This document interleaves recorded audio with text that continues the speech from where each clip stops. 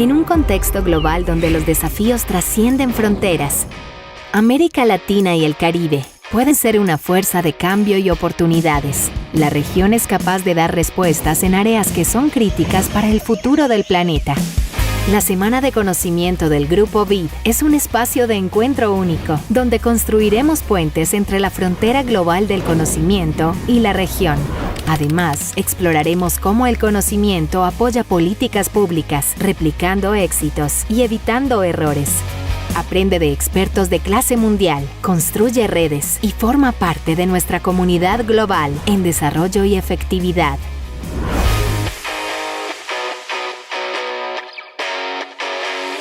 Regístrate ya. Good morning to this third day, this third session of our Knowledge Week, brought to you by the IDB Group for 2023, and for the first time in a hybrid fashion, because we're here in person with an extraordinary group of people, but we're also broadcasting online, and we have a few surprises for you today, so you have to follow this very closely. I will introduce this in Spanish, and now I will switch in English. Please share everything, share the knowledge. There are two hashtags, Knowledge Week IDB and IDB Knowledge Week. Okay? Good morning. Welcome back to another day of the IDB Group's Knowledge Week 2023.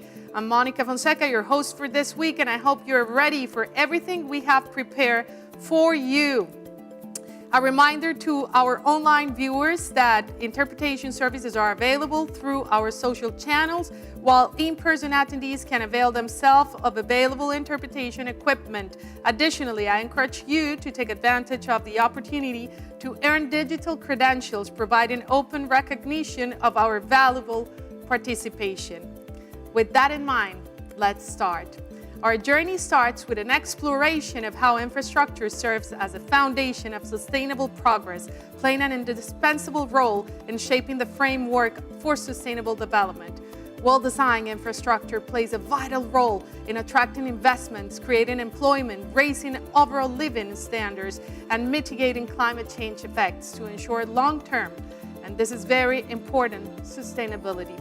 Get ready to embark on a visionary conversation about the importance of infrastructure for sustainable development. Moderating this dynamic conversation, we have Jordan Schwarz, the Executive Vice President of the IDB, accompanying in this great panel of experts by Lyda Fitz, Director of the Sustainable Infrastructure Office at the U.S. Treasury, Aurelio Bustillo de Oliveira, CEO of Enel Americas, and Marta Perez, Head of Infrastructure Debt Americas at Alliance Global Investors. Please, a round of applause. Thank you.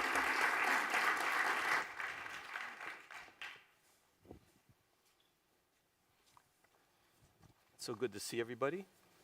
I'm Jordan Schwarz. I'm the Executive Vice President of the IDB. I'm not sure I was introduced, but just in case, I thought I'd. I'm very excited about this panel. People on this panel, including myself, have devoted their careers, our careers, to trying to resolve a puzzle, a riddle. And the riddle is something like this.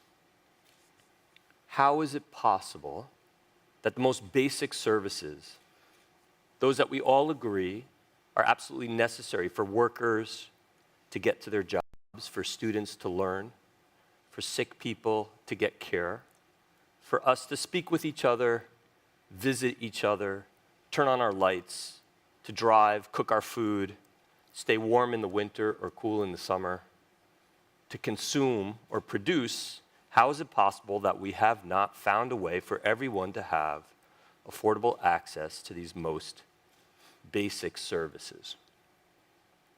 It is a riddle that King Hammurabi tried to address in the preamble to his code of laws over 3,000 years ago, where he demanded loyalty from all Babylonians, not only as a divine ruler, but because of his commitment to infrastructure, specifically constructing irrigation systems, putting up housing for the poor, and constructing water supply systems. At least since then, we've been trying to close this infrastructure gap. We've made great progress, but we remain short in some areas. And the goalposts keep moving when we think about what it is that we want from our infrastructure services and what it is that the consumers in our countries really demand and need from infrastructure services.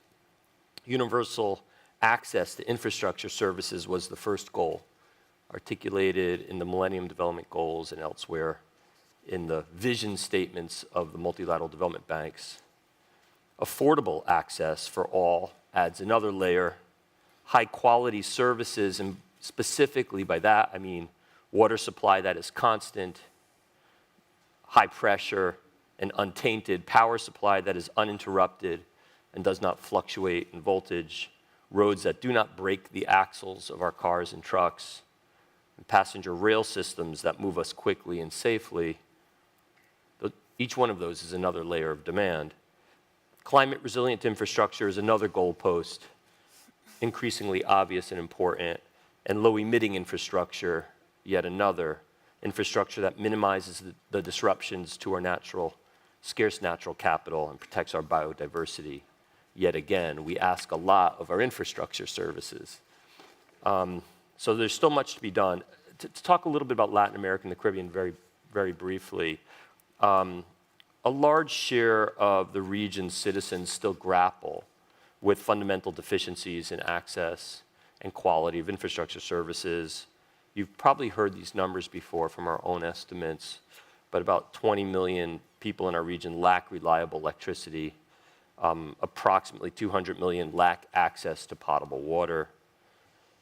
Just generally marginalized urban and peri-urban areas remain underserved by even basic bus transportation. And the quality of those services falls short as both water and electricity remain intermittent in several urban centers, and overcrowding plagues public transport due to inadequate service provisions. So it's unmistakable that Latin America and Caribbean must significantly increase its investment in infrastructure to bridge the existing gaps. Our estimates are that the region directs about 1.8% of its global domestic product to this endeavor, to investing in infrastructure and the capital accumulation that we use to define these sectors. But it's imperative to raise this figure to at least 3.1% of GDP to align with the infrastructure-related sustainable development goals by 2030. I think a theme that we'll touch upon is that the investment isn't good enough. When we have estimated what the economic returns are from trade infrastructure as an example, we find that those economic returns, 50% of those returns depend not on the physical investments and the capital assets that go into that financing, that come out of that financing, but 50% of the returns approximately are generated by the services over that, or the lack of services. So it's one thing to build the road, but if the road, the speeds of travel on that road are not maintained because the rights of way alongside the road have not been maintained, or the resources for maintaining the road are not in place, if the traffic over that road has to pass through borders, and the borders are inefficient and hold up the traffic, if the trucking services are not competitive, then the economic returns from the road itself are never fully distributed to the producers and consumers that we would expect from that investment. So the financing is important. Financing is critical. But what it is we're financing and how we operate, or our governments operate, and how our private sector operates over that infrastructure is equally critical. And so this is one of the topics that we'll touch upon today. So we represent among ourselves on this panel the power of the largest treasury in the world, the technology and know-how of a regional strategic investor, a massive provider of long-term finance, private finance, and even an MDB such as the Inter-American Development Bank, which is, after all, a humble intermediator of capital markets and knowledge. And so if any panel can solve this riddle of how we get all of this investment and all of these services to all these people who need it, and not only people, but to industry, to producers and consumers, this is the panel. So please join me in welcoming Lyda Fitz, Director of Sustainable Infrastructure Office at the United States Treasury, Aurelio Bustillo de Oliveira, the CEO of Entel America, and Marta Perez, Head of Infrastructure Debt for the Americas at Allianz Global Investors. It's so great to have the three of you here. I have a set of questions. They're ambitious questions. Each question is like a paragraph long. I count on your willingness and your patience, but your willingness to parse through these questions and to help us get into the details of how you see, from a strategic investor's perspective, from a provider of risk capital, and from a treasury that is concerned about the sustainability of the investments that are made in the region, how it is that we get to resolve the riddle of bringing basic services and greater amounts of infrastructure to our region. Aurelio, maybe I'll start with you, focusing on the challenges faced by the region a little bit. We know that in the region, about 17 million people remain without access to electricity, 17 to 20 million across the countries, about 4.5 million households. Another 75 million people lack access to clean fuels and technology for cooking. From your perspective, tell us about what the main barriers are that the region still faces in ensuring access to energy for vulnerable populations. So we start with the populations. Thank you, Jordan. Thank you, IDB, for the invitation. It's a pleasure to be with you in this panel. Let's look at the half glass full. I think Latin America is in a great position for the future, right? When you see every global crisis, Latin America has always the part of, not total, but part of the solution to crisis. If you see in the past, and I see this, and I think that we are in a very good position. Nearshoring, we have a very good and clean matrix that we can complement the world. It's, you know, this renewable is not a new thing for us, for Latin America. We've been using renewables for more than 20 years, so I think we are in a very good position. What are the main bottlenecks that we still have? You are very correctly when you said about infrastructure, and if you look more deeply, we see there is still a problem of productivity, and when I mean productivity, probably the security, violence, and so on. You know, Latin America is always this 7-8% of GDP of the population, but when you see crime and violent issues, we are 20% of the world. So this is a big issue. And the other thing is informality. So I think just to have a quick view, in a broad view of what could be the issues that we should face for a better future in the region.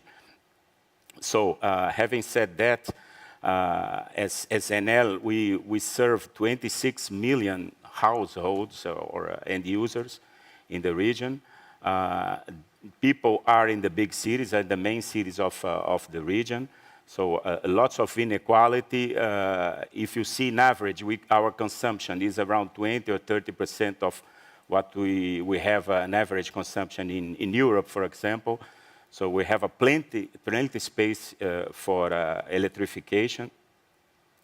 But at the end of the day, we need to focus especially in the regulation. We've been improving the regulation and the institutions in the region, but it's still a challenge in order to face and to better and to have affordable, especially affordable energy. I mean, we have a very good opportunity because we have a clean matrix, which is the cheapest energy, but we are not being capable to deliver this cheapest energy to the consumption, and we need to act through the regulations and to the energy policies, especially in the region. And last but not least, ways to to finance the projects. I think multilaterals are key in this prospect, because governments, they do not have all the money or the conditions, the reserves to improve this. So we need the private sector and also the role of multilaterals making the bridge in order to provide resources for this, to improve the project, especially renewables, in order to accelerate this.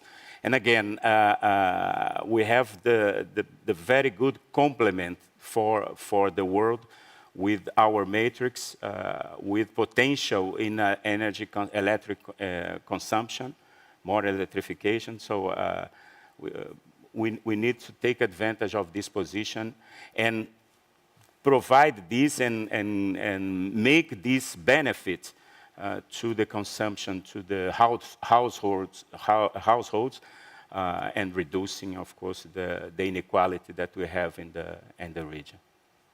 Extremely helpful. Thank you. I guess we started at the top of the pyramid looking at, Aurelio reminded us of the context in which investments are made, informality in the sectors, the instability or security risks, and brought us down to regulation and prices. And with, if I can paraphrase, a bit of hope that we find a way to transfer the efficiency that comes with a green baseload of energy that is available to consumers, so that we can increase electrification, as he called it, or the use of the service that's available. He asks us about private sector and the role that, and positions us to ask you, Marta, how is the region positioned to leverage the private sector financing to bridge this gap? Is there some insight that you could provide us? Sure. Well, first of all, thank you. It's always a pleasure being back here, and especially having such amazing panelists. I think there is definitely a need for infrastructure, the development of infrastructure in the region. I think when you look at the list of how countries rank in terms of infrastructure, Latin America is always in the bottom of that list. And that applies to countries even like Chile, so it's not just the countries that you would expect to be in the bottom of the list. However, I think as much as we see deployment of private capital into the region, there is not enough. And most of it goes to the same countries, right? And I think those countries that they are rated investment grade, they tend to have most of the money coming to them. A lot of that has to do with what the governments have done in terms of providing the regulatory framework that attracts this private capital to go there. And I think if we go through the region, you see countries like Chile where they develop the PPAs. Those PPAs are fully bankable, so people like Enel decided to set up an office there to send people to develop projects. There is every other year, if not every year, there is a new tender, so there is like a sizable pipeline of projects for people to actually move into the country, which means that then we will come in and we will finance those projects. Same thing with Colombia. I think if you think Colombia back in 2012, it was a market that was very local.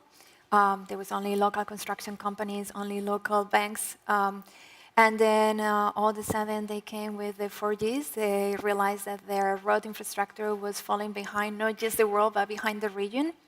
And they decided to come out with a very bankable and investor-friendly concession.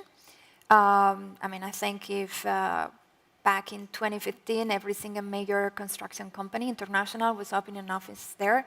Same thing with banks. And now, there is 22 projects that have been completed. So the road infrastructure in the country has improved. So we see a lot of private capital going into Chile, Colombia, Mexico, to a certain extent, Brazil. I think the biggest issue is the riskier jurisdictions, right? When you go to Central America, you go to the Caribbean, those regions tend to have smaller projects. The projects have structures that they are not as strong. And then, this is where you guys come in, and I think you guys have been doing an amazing job. Some of those countries are actually looking at what the other countries have done and why they are successful. So we can see how, for instance, Guatemala has now a new PPA scheme. Same thing with the Dominican Republic. I think the IDB just led the transaction that closed a couple of months ago and was oversubscribed. So that means there is interest for people like us to go into those regions and to those countries as well, as long as the structures and like the risks are properly mitigated. For us at AGI, we have deployed almost $3 billion into the region. We started covering Latin America in 2018, so it's a considerable chunk of capital for us, and continues being a very important region for us. We have now a development finance team that is going to be specifically looking into those risky jurisdictions and working with you guys to make sure that we provide the required capital for the infrastructure to be developed. That's extremely helpful. I'm reminded that when we've looked at what are the best predictors of the incidence of private investment in infrastructure, regardless of form of contract, and the volumes of investment, sovereign risk is the greatest single predictor, with all the component pieces of sovereign risk showing a statistically significant relationship between investment. And so Marta reminds us of the role of risk mitigation or risk sharing, and also the importance of scale, of bankable contracts and predictability, I suppose. And these are ways of addressing some of those risks that are adjacent to sovereign risk. Lyda, help us bring this together, or at least explain to us a little bit about the Partnership for Global Infrastructure and Investment, the PGII. The initiative aims at, as I understand it, mobilizing private investment at scale to develop high-quality infrastructure in low and middle income countries, so that's our region. And there have been several projects in Latin America. Could you share with us a little bit, please, what are the next steps for this initiative? What has worked well as you see it? What more we can be doing? What Latin America and the Caribbean needs to do better to attract more financing? That's a lot. I know, it's like 16 questions all in one. I'm sorry about that. But yes, absolutely. PGI, or the Partnership for Global Infrastructure Investment, was announced. It's a G7 initiative, with a goal of mobilizing $600 billion for infrastructure in low and middle income countries across 5 years. The U.S. set its own goal within that of mobilizing $200 billion over that 5-year period. So we have a third of the overall goal of the G7. And I'd say there are a couple of things to note. I mean, one is certainly the multilateral, multi-partner effort. I think we're all very clear. Anyone who follows infrastructure has heard a million times about the gap between public spending and the amount of need. So bringing together resources, certainly across the G7, but envisioned certainly with MDBs and other donors, including even philanthropies, to try and tackle this as a cohesive effort is one. Two, I'd say it's a broader definition. Jordan talked about the impacts of infrastructure, and some of us grew up thinking, infrastructure is roads and electricity. But PGI takes a broader definition in recognition of how important infrastructure is to health outcomes, to gender equity, how critical digital piece is. So we're really looking at climate-aligned investments, digital investments, and investments that impact gender and health outcomes. So bigger tent than I think we have traditionally discussed. Another thing that is different about this initiative is that you mentioned projects, and there have been some PGI projects in the region and globally. There are key ports and rail projects in countries that need a push, and certainly concessional finance and technical assistance. But PGI also looks at where we can develop corridors. And as Marta was saying, there's certain countries that just have smaller projects. Where can we look beyond borders? There's one of the earliest corridors was in southern Africa, Lobito, across 4 countries, girded by a series of rail investments that would connect these countries and then help build additional infrastructure off. I mean, we're all familiar with how rail can motivate and spur economic development around it. And this is it's very much in a moving state of financing both the underpinning rail, but also thinking forward for the associated investments that will now make sense across borders. And the PGI teams are headed out, have been out in the region, are headed out to see what corridors make sense in Latin America that would add on to initial project development. When I say 200 billion or 600 billion, a big portion of that is mobilized private capital. That's going to be a key part as we continue to try to make a public dollar go farthest. And so there's a lot of discussion with those private investors about what moves them. Folks who are already investing in infrastructure, but perhaps are investing in infrastructure in the G7 or just wetting their feet in a couple of countries. What could motivate them to do more? And Secretary Yellen had a discussion at New York Climate Week with a number of CEOs who came upon messaging, I think, that won't be a surprise. It's looking at risk mitigation. It's looking at more advisory services so that countries are able to prioritize investments along the overall ROI of what they're coming to and understand how to put out bankable RFPs. Co-financing, how can MDBs or other donor funding come in with private sector investment?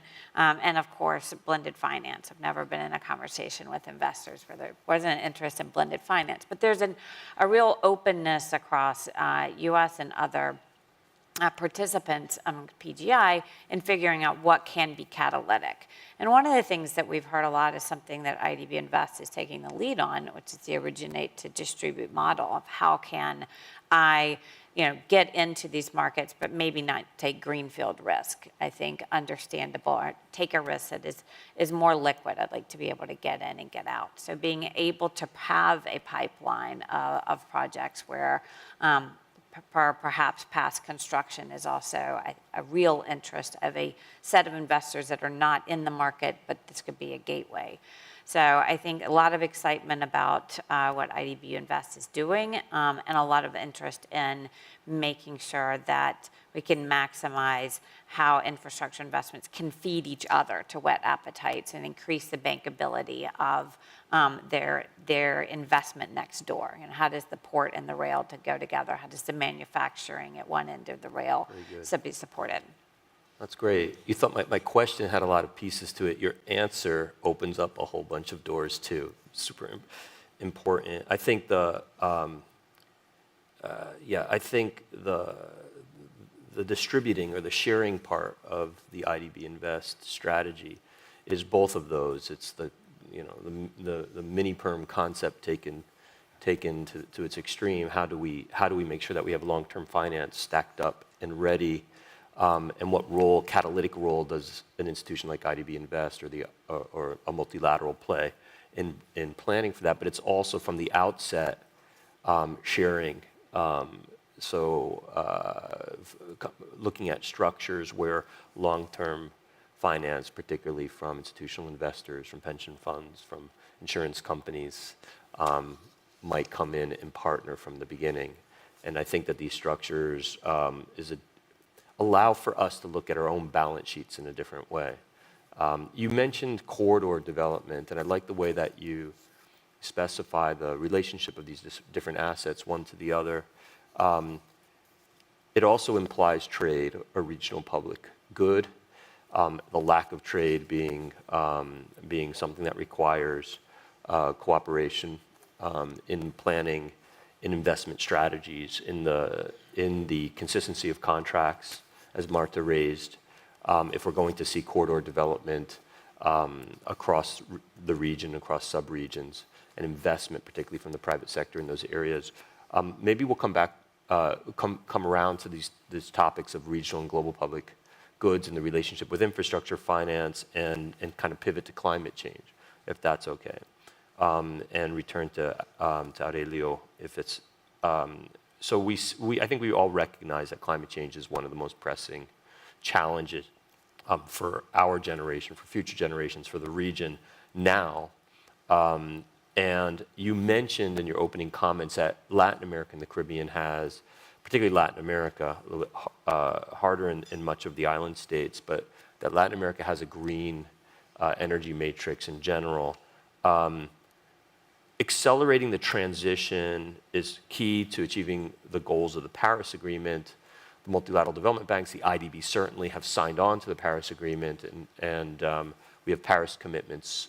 We are committed to 100% of our financing being Paris aligned. Where do you see the region standing in compared to other regions in the world, and what are the initiatives that are working in this regard? What guidance would you give us for building out, scaling, expanding these successes in transitioning and financing the transition of the energy sector? Yeah, Jordan, it's an interesting question. Again, we are in a very good position in terms of matrix, of clean matrix, right? Unfortunately, we are not being able yet to monetize this. Brazil recently created the carbon market. It's still under development. This is not the solution, but things like this, and also how to transform products with clean energy. We can contribute to other companies that they are in the US or in Europe. We can balance this production. No? So Latin America can be a very good place for industry production in order to complement with clean energy this production. No? We have a very good position in terms of green hydrogen also in order to export, and we have mining sector, all the needed, let's say, materials that we need for the energy transition. We have everything, or almost everything in Latin America. No? So for electric mobilities, battery, lithium, and so on. So this can be a very good way to contribute. We have the resources. I think we are in a very good position. We need to address things like regulation and so on. We have very good treatments, agreements with the US also to trading agreements in order to export, import. There's always a space for improving, but I think we are in a very good position. So, and the other thing is integration. We are not very integrated in terms of energy. I worked in the construction of a big transmission line between Brazil and Argentina that you helped us to finance this project in 1999, 2000. And that's the only one, or the biggest one, but still more than 20 years, we do not have anything similar. So we have different matrix, more thermal, more hydro, more, and we do not have, Chile, for example. Chile has a big issue of integration, of a transmission, you know? Right. And this kind of integration for the energy transition, I think it's a very good complement that we, for example, Colombia and Panama, we've been discussing this for 30 years or so, and never advance on this. This could be a very good way to complement hydro and thermal and give more flexibility to the grids. This is more from the let's say upstream side of generation, and of course in the consumption we still have we need a policy of more smart meters, of this kind of thing that we do not measure quite well the consumption. My meter in Santiago is from the 70s. It's a vintage meter, so because it's not allowed to put a smart meter. I mean, lots of issues. Like I told about digitalization. Or this is something that we have plenty room for digitalization, especially in the transmission and energy consumption, that we are not taking advantage. And if you amplify this with production, internal production, inclusion, and circularity, because we have lots of losses in terms of resources. If we improve this, we have plenty of room to work in all of these capabilities that we need. So we need especially modern and inclusive regulation. That's my point here. Very good. Thank you for bringing that back around to regulation. Marta, let me turn to you for a moment about the energy transition, and maybe you can give us a slightly different angle on the needs. Aside from the construction of transmission and the integration of systems and the benefits that would come with flattening load curves and being able to better utilize the different sources of energy in different countries and economies, in general, we see from the private sector a function in providing new technologies. Mm-hmm. Technologies might be the ability of a system to dispatch renewable energy, or it might be more at the micro level, at the system level, at the individual generation level. Given that access to finance in the region is particularly difficult for smaller firms, wonder if this is also the case for green financing, if there are particular barriers for these small providers or firms. Yeah. Well, that's a great question. I mean, I think for an institutional investor like us, we are no relationship-driven lender, so which means that we don't have to just lend.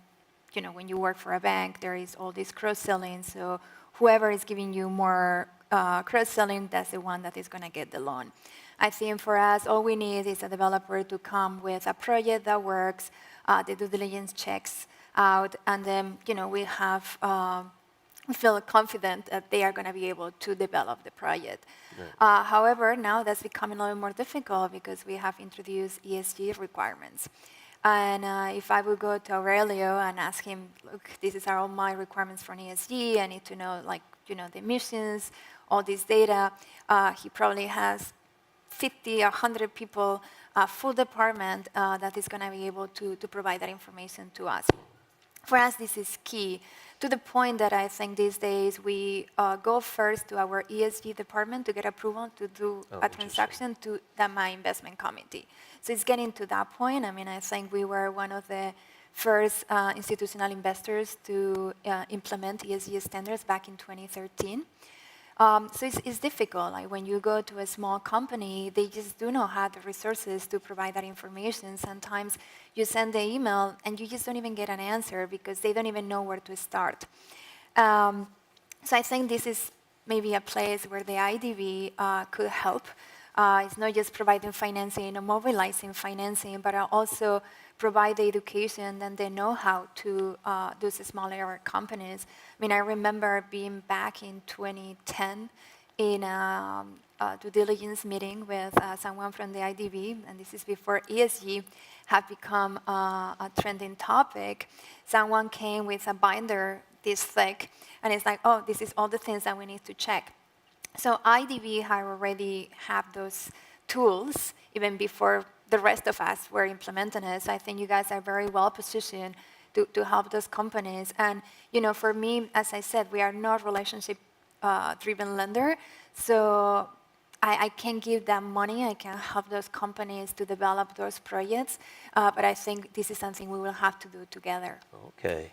They didn't warn me that this panel was going to be like homework for the IDB, but I think that we love working with you guys. Well, we love working with you too, but I think the point is well taken when we talked about intermediation of these institutions, the multilateral development banks.Maybe this is part of the function. It's it's support on the regulatory pricing side, and the public aspects of the investment, the transmission and other underlying infrastructure, but maybe even more so, it's helping to set standards and to build capacity for those and you guys have the tools, because you've been doing it for many, many years. We have. It's interesting, I was reflecting as you were talking about this, just as an analogy. There's a period of time in the United States, and I think also in Europe, where poor directors in the country came to recognize that the cost of dredge spoils management. That's so you dredge to maintain your harbors or to deepen them, your shipping channels. What do you do with all of this soil from the bottom of the harbor that is contaminated, has maybe been part of an industrial area for 100, 200 years? The cost of placing that dredge spoil and managing it and mitigating it environmentally was the single greatest part of their cost structure. It wasn't building new terminals. Wow. It wasn't labor or pension liabilities. It was actually the environmental management. And this is part of the maturity of an industry. When you get to the point where you need to address environmental and social standards, and this becomes a defining aspect of the operations of your business and a defining aspect of the network industry, as Aurelio was describing it, maybe it means that we're looking at a maturity of the investment in the region. It's, of course, costly and difficult, but it's also a signal that we're focusing on the impacts of the infrastructure in all of their elements. This is a natural segue to you, Lyda, because the U.S. is giving a big push to the energy transition and to climate action. It's articulated in the Inflation Reduction Act. And it's only in its first year, I know that, but we were hoping that, since it's led by private firms, announcing these investments of over $100 billion, clean energy, maybe you could share with us what the Inflation Reduction Act represents for the energy matrix in the U.S. and how will it impact the value chain of renewable energy? Absolutely. So the IRA was a big deal, is a big deal, involves many, many parts of the U.S. government and parts of the private sector, and I would say globally. So with the Inflation Reduction Act, our ability to make good on the president's climate goals has changed markedly. Previously, we were on track to achieve just a 29% in emissions reductions by 2030. But estimates now put us between 35 and 41% reduction. So a big change across the entire country. That's nearly double the share of clean electricity generation from 42% this past year, 2022, to 72 to 81 projected by 2030. So again, a doubling. And then accelerating the electrification of vehicle fleet across the country, with the share of zero emission light duty vehicles reaching between 50% and 65% by 2030. So a large shift. That will certainly take those are projections, it will take a lot of ongoing work to make those, but the effort is actually to see if we could increase them to get to a target of 50 to 52% reductions by 2030. And I think what we are seeing is that not only is this drive, which is focused on decreasing our emissions and increasing the clean energy value chain manufacturing in the U.S., will also have a lot of global impact on price curves for some of these, for the entire clean energy value chain, but in particular, estimates of reductions on pricing for clean hydrogen, for sustainable aviation fuel, for direct air capture, are all expected to have much steeper declines based on the volume of this investment. And in fact, Department of Energy calculates for every ton of emissions reduced here, it could impact another 2 tons of emissions reduced globally based on declining costs of the technologies needed. And I'd say while this IRA primary instrument is tax incentives that drive U.S. manufacturing investments, those manufacturing investments and the resulting market will also drive investments elsewhere. And in particular, I think we're expecting wind, heat pumps, hydrogen electrolyzers is 3 areas where additional manufacturing capacity will clearly be needed outside the U.S. And we are seeing other, G7 and other countries following suit in some similar types of tax incentive schemes that will further drive, I think, the demand signals that we're already seeing have some of the impacts that you indicated in terms of investment. So we are anticipating that, obviously we're focused on reducing our own emissions, but that there will be positive benefits for others on the same effort. Very good. I think the benefits, if I may, push their way upstream for the Latin America and Caribbean region. Aurelio had mentioned in the beginning the minerals required for the transition.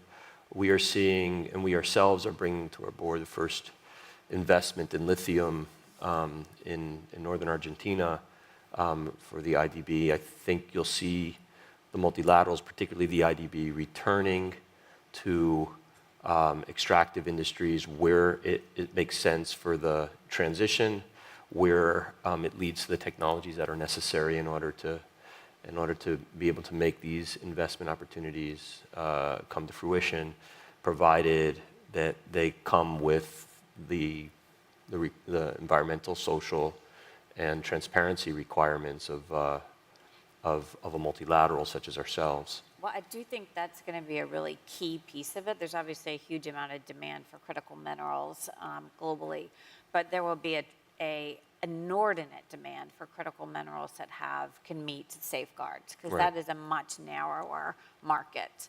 And so countries that can produce in a verifiable clean value chain will definitely have a huge competitive advantage. Okay, we'll have to do a whole other panel on water resource management around extractive industries for the energy transition. Let's see if we can pull together every single aspect of infrastructure production into one area. This is really important and interesting response, Lida, thank you. Reflecting on the U.S. experience a little bit, maybe I'll ask Marta and Augusto what role financial regulators and policymakers can play in creating an enabling environment. We talked upon regulation from the consumer regulatory perspective, pricing in particular, and the standardization of contracts. But what about from the perspective of financial regulation? Maybe there's something that we need to explore in that area. But if there's anything on the regulatory side, financial regulators in particular, that you'd like to provide us with some advice, I'll carry the message forward on behalf of the investment community. I mean, I think that's going to be key as well. Everything that comes with regulation, and I think at the end of the day, is the policymakers, the ones that they are going to help us to deploy the private capital into the countries, whether it's financial regulators or when it's, other type of regulation. But I mean, we have seen how it worked really well for some countries and how some other countries that used to have a lot of private capital deployment because of the regulation changes. So, the questioning of the rule of law, they kind of push away investors. And I think that's a key lesson for the new governments that they are going to come into the region to ensure that from a regulatory point of view, there is a very stable and strong systems. Okay, in that case, you're focused on pricing, really. You focus on upholding of contracts. Yes. Okay, yeah. Interesting. This is consistent. I get the Yes, nod. totally. All right. Totally consistent. I think the regulators, they need to open their mind and not use traditional measures to what is changing very fast. Yeah. Innovation, digitalization. So the remuneration of those assets, it should be fair for both sides, and be very open to and require accomplishments, targets of quality. We have hours of failures in Latin America, per year in average. Here in the US or in Europe, you have minutes, but in Latin America, we have hours. So this is CapEx, this is investment, this is technology. So we need to quality of service regulation along with exactly. So this is with the price this is a very very operative issue, but this is an example of things that should be improved in the countries.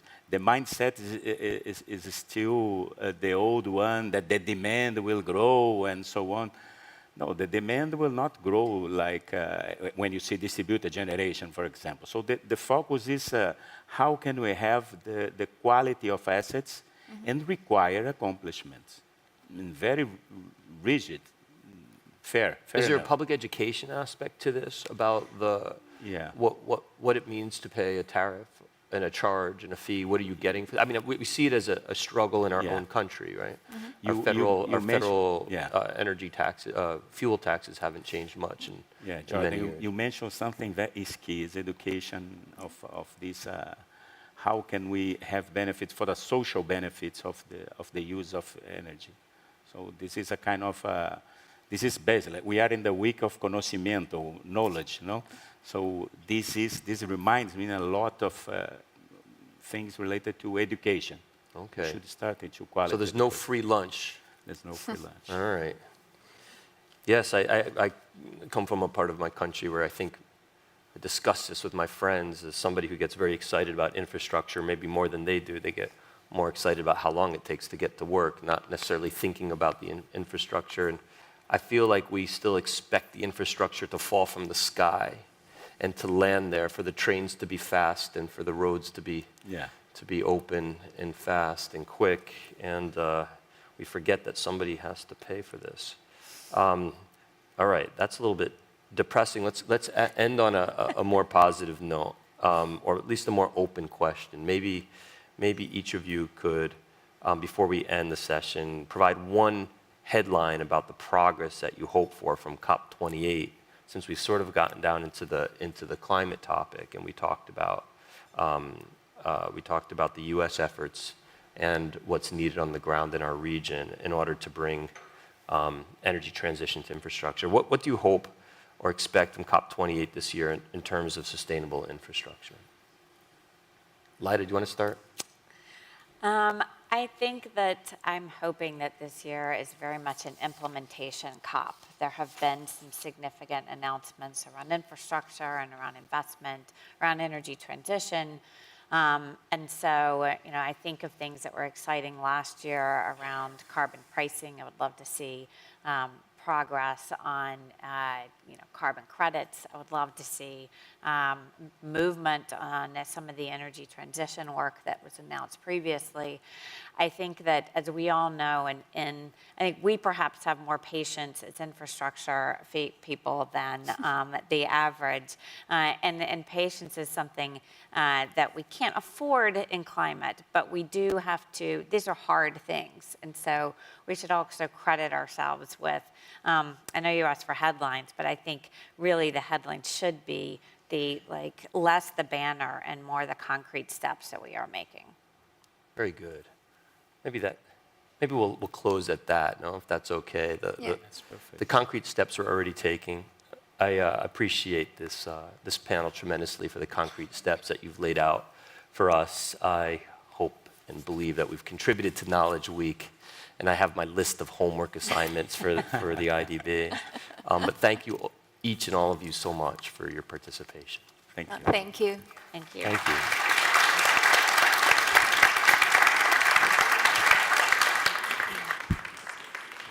Thank you very much. I know you have an appointment. That's why I was outside, saying, thank you very much. Have a lovely day. Okay, we're going to continue. Don't go anywhere. We don't have a coffee break yet. Now we're going to have a one-of-a-kind masterclass in infrastructure networks. We have Albert Laszlo Barabasi, network scientist, and Robert Gray Dodge, professor of network science.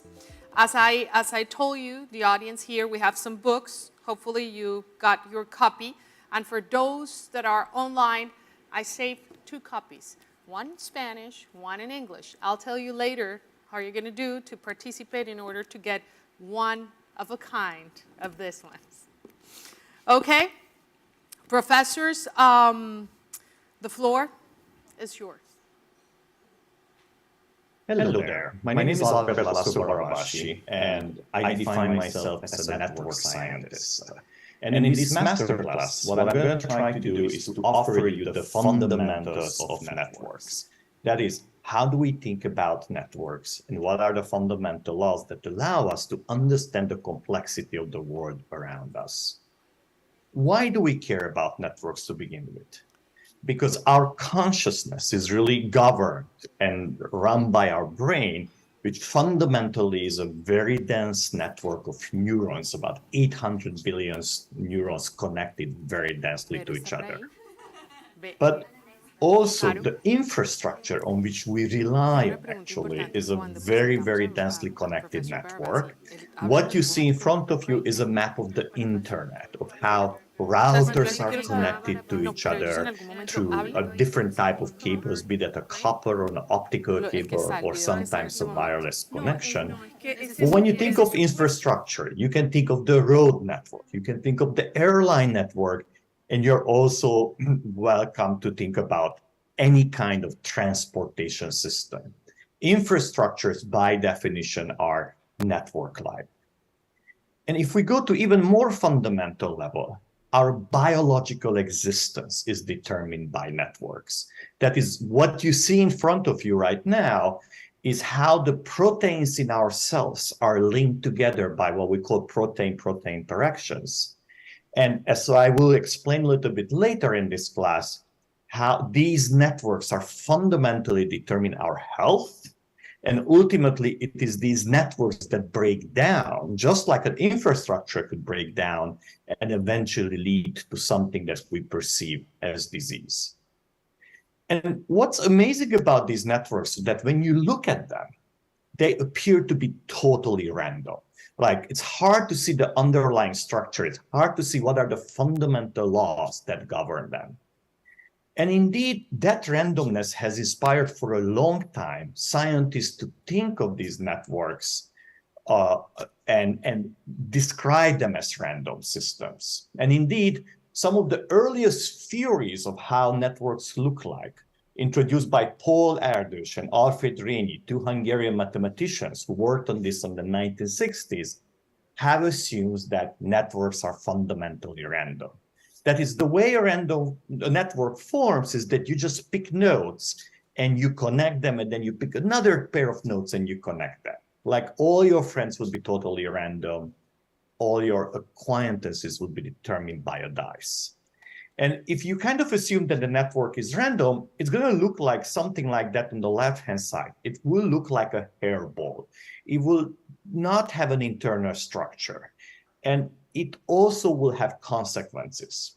One of the consequences of randomness, that if you count how many links each node has, in science we call them the degree of a node, then it will follow what we scientists call a Poisson distribution. You could think of it as a bell curve or a very close cousin to a Gaussian. This is what you see on the right-hand side. And this has a particular meaning because in a random network, and if the world would be truly random, even though there would be differences of how many links each of us would have, fundamentally would be very, very similar. That there would be very little variability between my friends and your number of friends and so on. That is, if the world would be random, it would be a very uniform world where all of us would be alike in terms of popularity, in terms of number of friends, number of business partners, and so on. In 1999, I had the pleasure to kind of study one of the first very large networks that could be mapped out. And that network was the World Wide Web. You know, the name says it's a web, right? The documents are the nodes and the URLs are that connect them to each other. And we ended up mapping out a big portion of the World Wide Web. We're talking 25 years ago, right? And the map provided something like this, which didn't look anything like the network that I showed you earlier. It didn't look like the hairball. It seemed to have had some kind of structure. And it was this moment when we started a very interesting journey that eventually led to the field of network science or network theory. What was our expectation? How would the World Wide Web look like? Well, because on the web, we put our content up, our interest up, and we all have different interests. Some care about soccer, some about art, some about science. The links we place on the pages follow that interest. And it's totally unpredictable what you or what I would put on my web page. Hence, it should be random.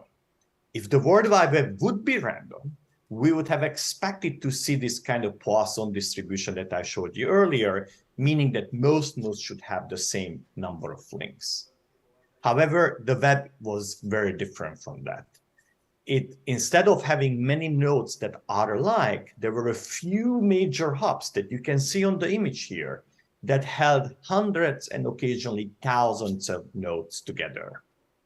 And so by studying the World Wide Web, we realized that really real networks are not random and they're not democratic. Rather, naturally, a few major hubs emerge that hold many, many small nodes together. There's a particular mathematical formula behind it that we call a power law, and we ended up naming these networks scale-free networks. And it turned out that it wasn't only the World Wide Web that had this hub-based structure. I'm showing you again the map of the internet, which, remember, this is an infrastructural network where routers, computers are linked together by physical cables. And you can see the fundamental features of a scale-free network on it. There are major hubs like the one here in the middle and the one on the right-hand side. These are routers that connect an exceptionally large number of other routers, while most routers only connect to one or maximum two other routers. So this hub-based structure, soon after we made the World Wide Web discovery, was discovered to be present on the internet as well. And it turns out, as subsequent research has showed, that it's also present in the organization that you work in. What you see here is a map of a company, not a mid-sized company in Hungarian standards. It's coming from Budapest, where the nodes are the individuals and the links of who is really talking regularly with whom within the organization. And you can see a few major hubs emerging here in the middle, like the blue and the purple one, that individuals with an exceptional large number of acquaintances or friends or relationship within the company, professional relationships, that really hold the whole company together. And these examples that I gave you so far have something in common. Those are all human-made networks, whether it's an infrastructure system, the communication network like the World Wide Web, or the organizational network. They all have hubs, but they're all somehow made by us, which is kind of begging the question, is it possible that hubs are the consequence of something that we humans do? And in order to answer that, we have to look at networks that we did not create. And we have many networks like that. These are the networks within our cells. The metabolic network, which is the network of reactions that processes the coffee or the breakfast that you had. Or the protein interaction network on the right-hand side that tells us how the different proteins within our cells bind together to form tiny machineries and together to achieve their function in the cell. And around 2000, my lab made two major discoveries: the fact that both of these networks, whether you look at the metabolic or the protein interaction network within our cells, follow the same scale-free infrastructure, which means that there are few major hubs that hold many, many small chemicals together. Like, for example, in the metabolic network, those hubs are ATP, ADP, water, carbon dioxide, which are chemicals that participate in a very, very high fraction of reactions. But let's step back for a second and ask ourselves, how is it possible that such a different networks like the World Wide Web, like the infrastructural network of the internet, like organizational networks, and the 4 billion year old network within our cells, how is it possible that these networks that have nothing to do with each other have the same architecture? These are what we call scale-free networks held together by a few major hubs. And this was actually one of the biggest mysteries early on in network science, is that these networks that are so different, why do they have common laws? And I focus here on one particular law, which is the existence of the hubs. In the last 20 years, we learned that there are many, many other characteristics of networks that are common across very, very different systems. So why do we have hubs? And why do all of these networks have the same architecture? And the answer is for that is because they're all were born in a very similar way. You have to build a network. Networks don't emerge out of nothing.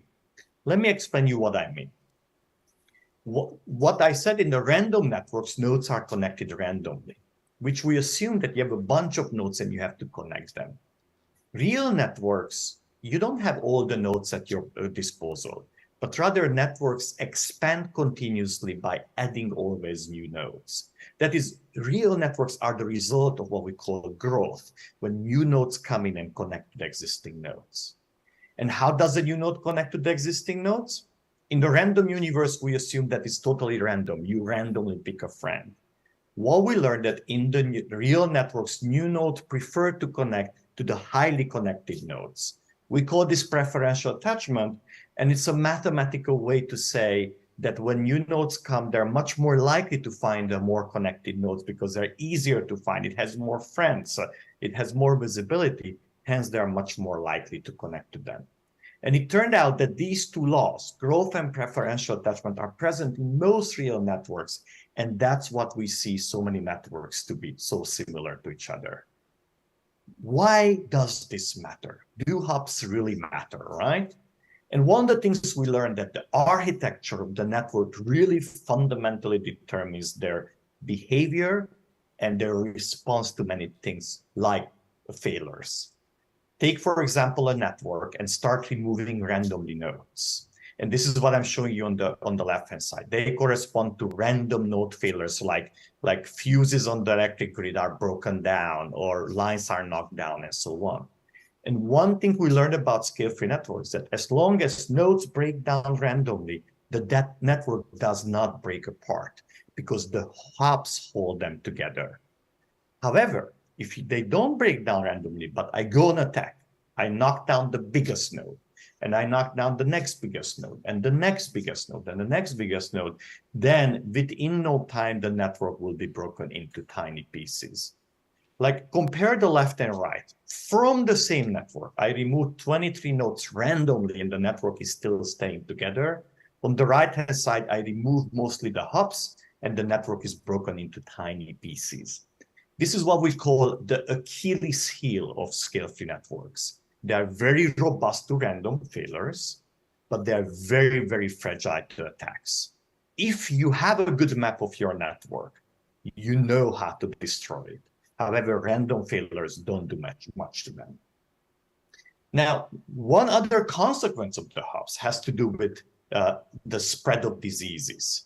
What you see actually is an old video from 2009 done by my colleague Alessandro Vespignani, who was the very first to actually predict the spread of H1N1 out of Mexico and how it's going to actually spread to the rest of the world. This was the first time where network science was used to predict the spread of a disease. And I would go even further than that. It was the first time that we had a worldwide simulation that could accurately predict the spread of a particular virus way before that happened. And obviously, Alessandro Vespignani, when COVID became the modeler for COVID. And here are some of his videos that show how the COVID-infected patients are spreading the disease around the world. And he became, at that moment, the White House modeler and also for WHO and many other organizations.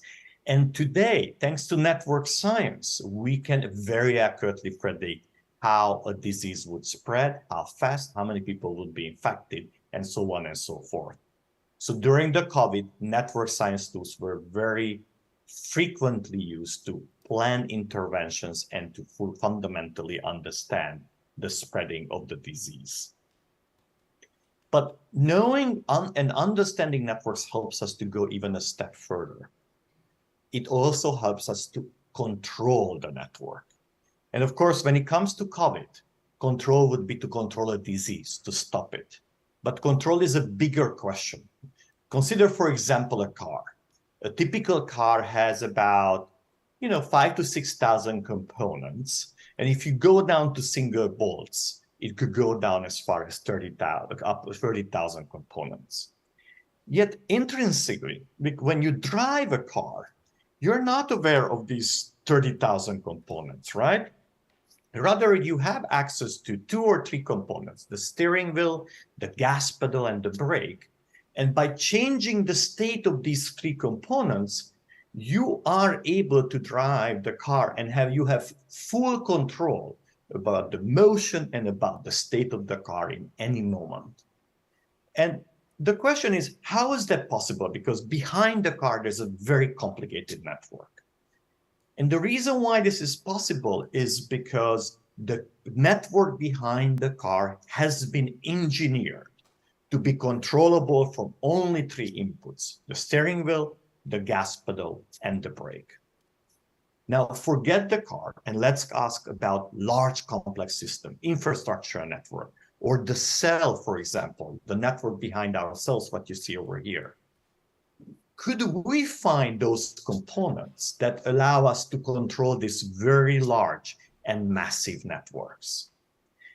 And this is defined as the control problem in the network setting. And indeed, in the last 15 years, we ended up bringing the tools of control theory to networks, allowing us to precisely identify what are the nodes in the system from which you can control an arbitrary system, be that a cell, or be that a brain, or be that an organization.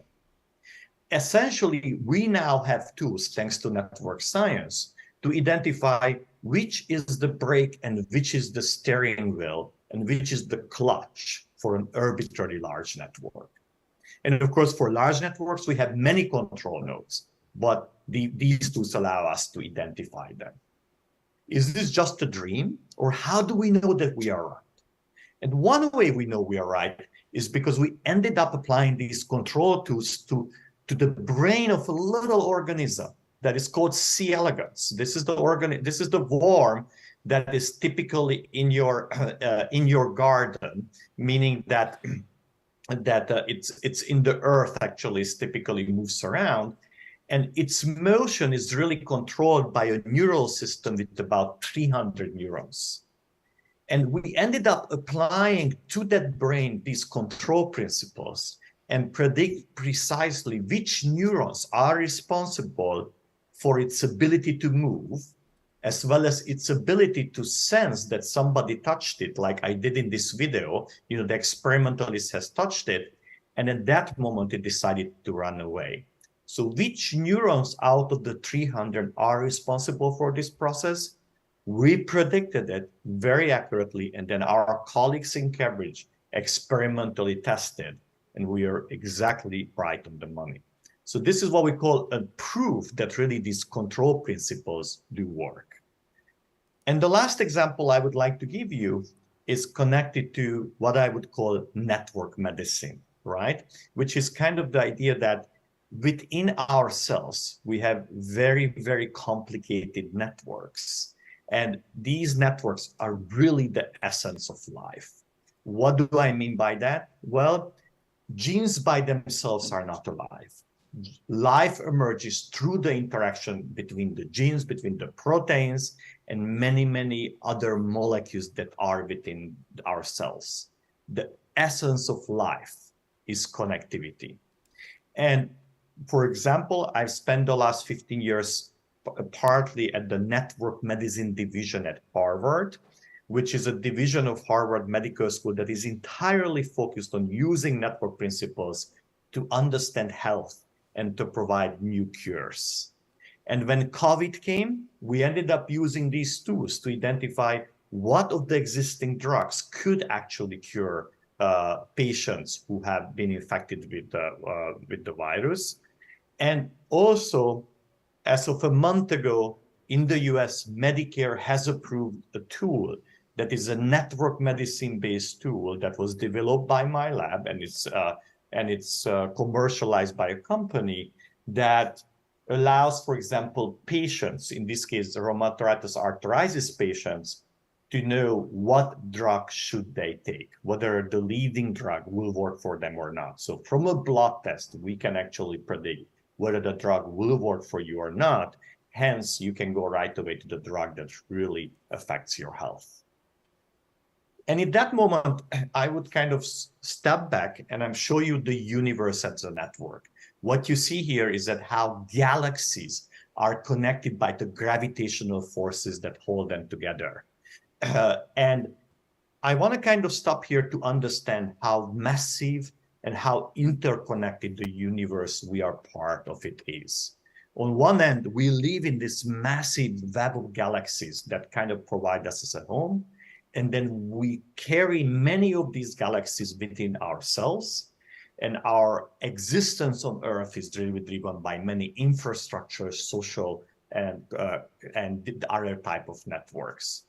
And what I would like to challenge you is, if you really want to understand the world around you, you have to start thinking networks. You need to understand the principles that govern the networks around you, that offer you possibilities and sometimes hold you back if you don't understand them.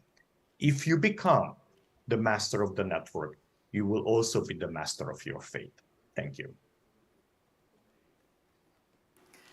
Questions, doctor. How can policymakers use network science as a tool to guide policy analysis and decision making? That's a wonderful question. And I have worked often with policymakers. How do we think about networks? And there are many layers how we can approach it.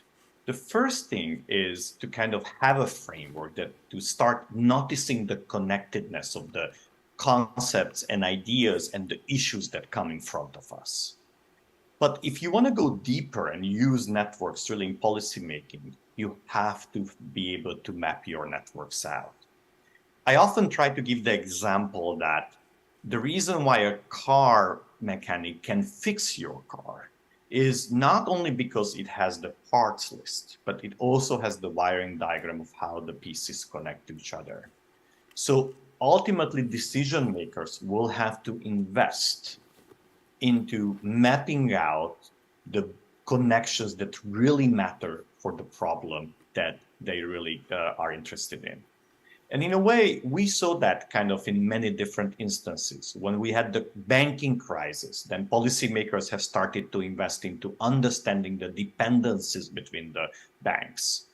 When we had COVID, then policymakers have started to invest and put public resources into understanding the mobility of the individuals, the travel patterns, and how that leads to the spread of disease.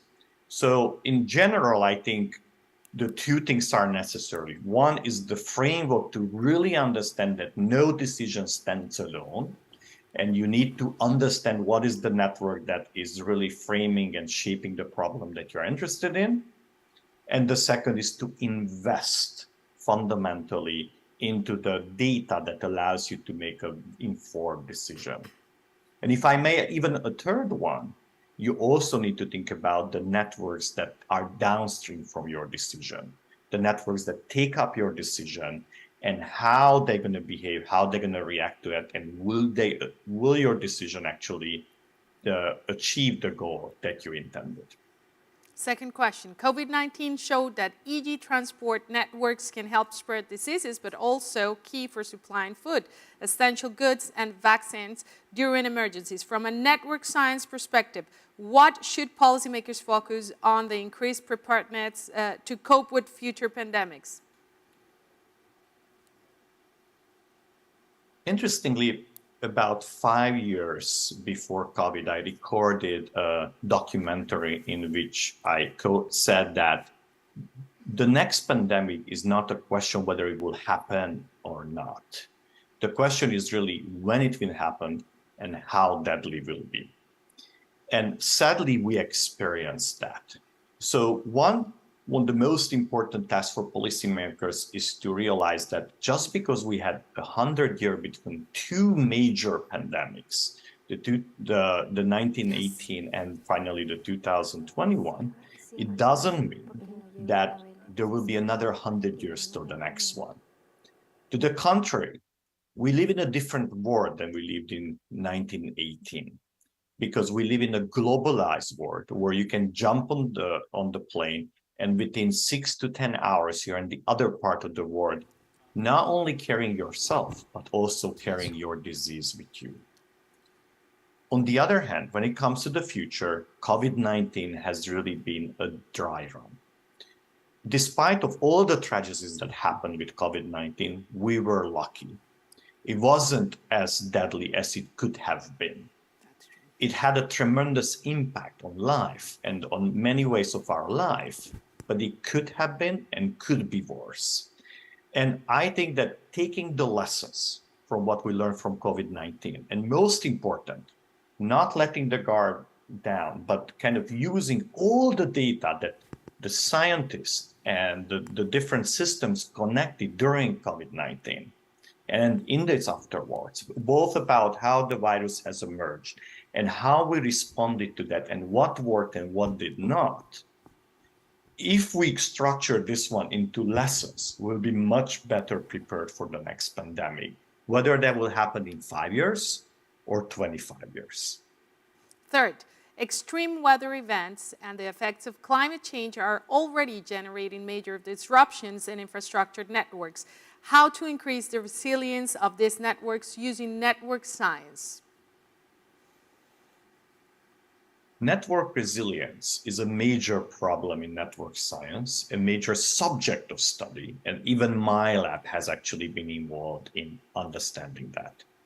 What is the difference between resilience and robustness? Robustness is how networks respond to failures. Resilience is how networks adapt to failure, how they change their internal behavior, their internal activity, and adjust to the changes in the environment, whether that means that some nodes go down or some links disappear or simply the conditions change.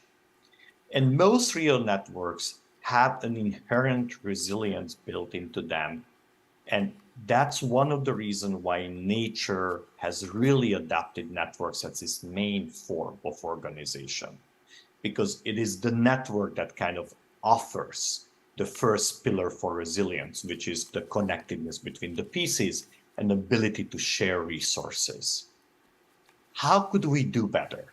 Indeed, climate change, economic crisis, wars, and other type of disruptions are probing constantly the infrastructure systems that we are part of and on which we depend on. Just think about the fuel crisis that has emerged in the aftermath of the Ukrainian and the Russian war. And one answer, obviously, in that case, is to find other forms of infrastructure that would not make us dependent on any one single infrastructure. Energy is a good example. We are seeing a massive transition to electronic cars and electric cars and many other mechanics that is electric-based, and effectively allows us to have a dependency on multiple resources and hopefully one day phase out, for example, many of the forces that create climate change. Before that happens, we need to build systems that are more resilient. Could we do that? Absolutely. Do we have a chance? Not always. Let me give an example. Could we design a power grid that would be much more resilient to failures, whether they are thanks to the high heat or whether they are thanks to random breakdowns? Yes, we could. Could you build one once we design it? That is a different story because the current power grid is effectively landlocked the way it is, and the infrastructure is very, very landlocked. So fundamentally, the question is not scientific any longer. We know how to build more resilient systems. The question is, do we have the societal will to really go down that path? And that's why I often say that the emergence of a more resilient infrastructure and the more resilient society is no longer a scientific question. It's a societal question where decision makers and leaders have just as important role as scientists do. Professor and artist Albert, thank you very much. I guess you saw that beautiful pieces of art, of course. They're made by him. Well, we're going to take a 5-minute break and we'll be back very soon, okay?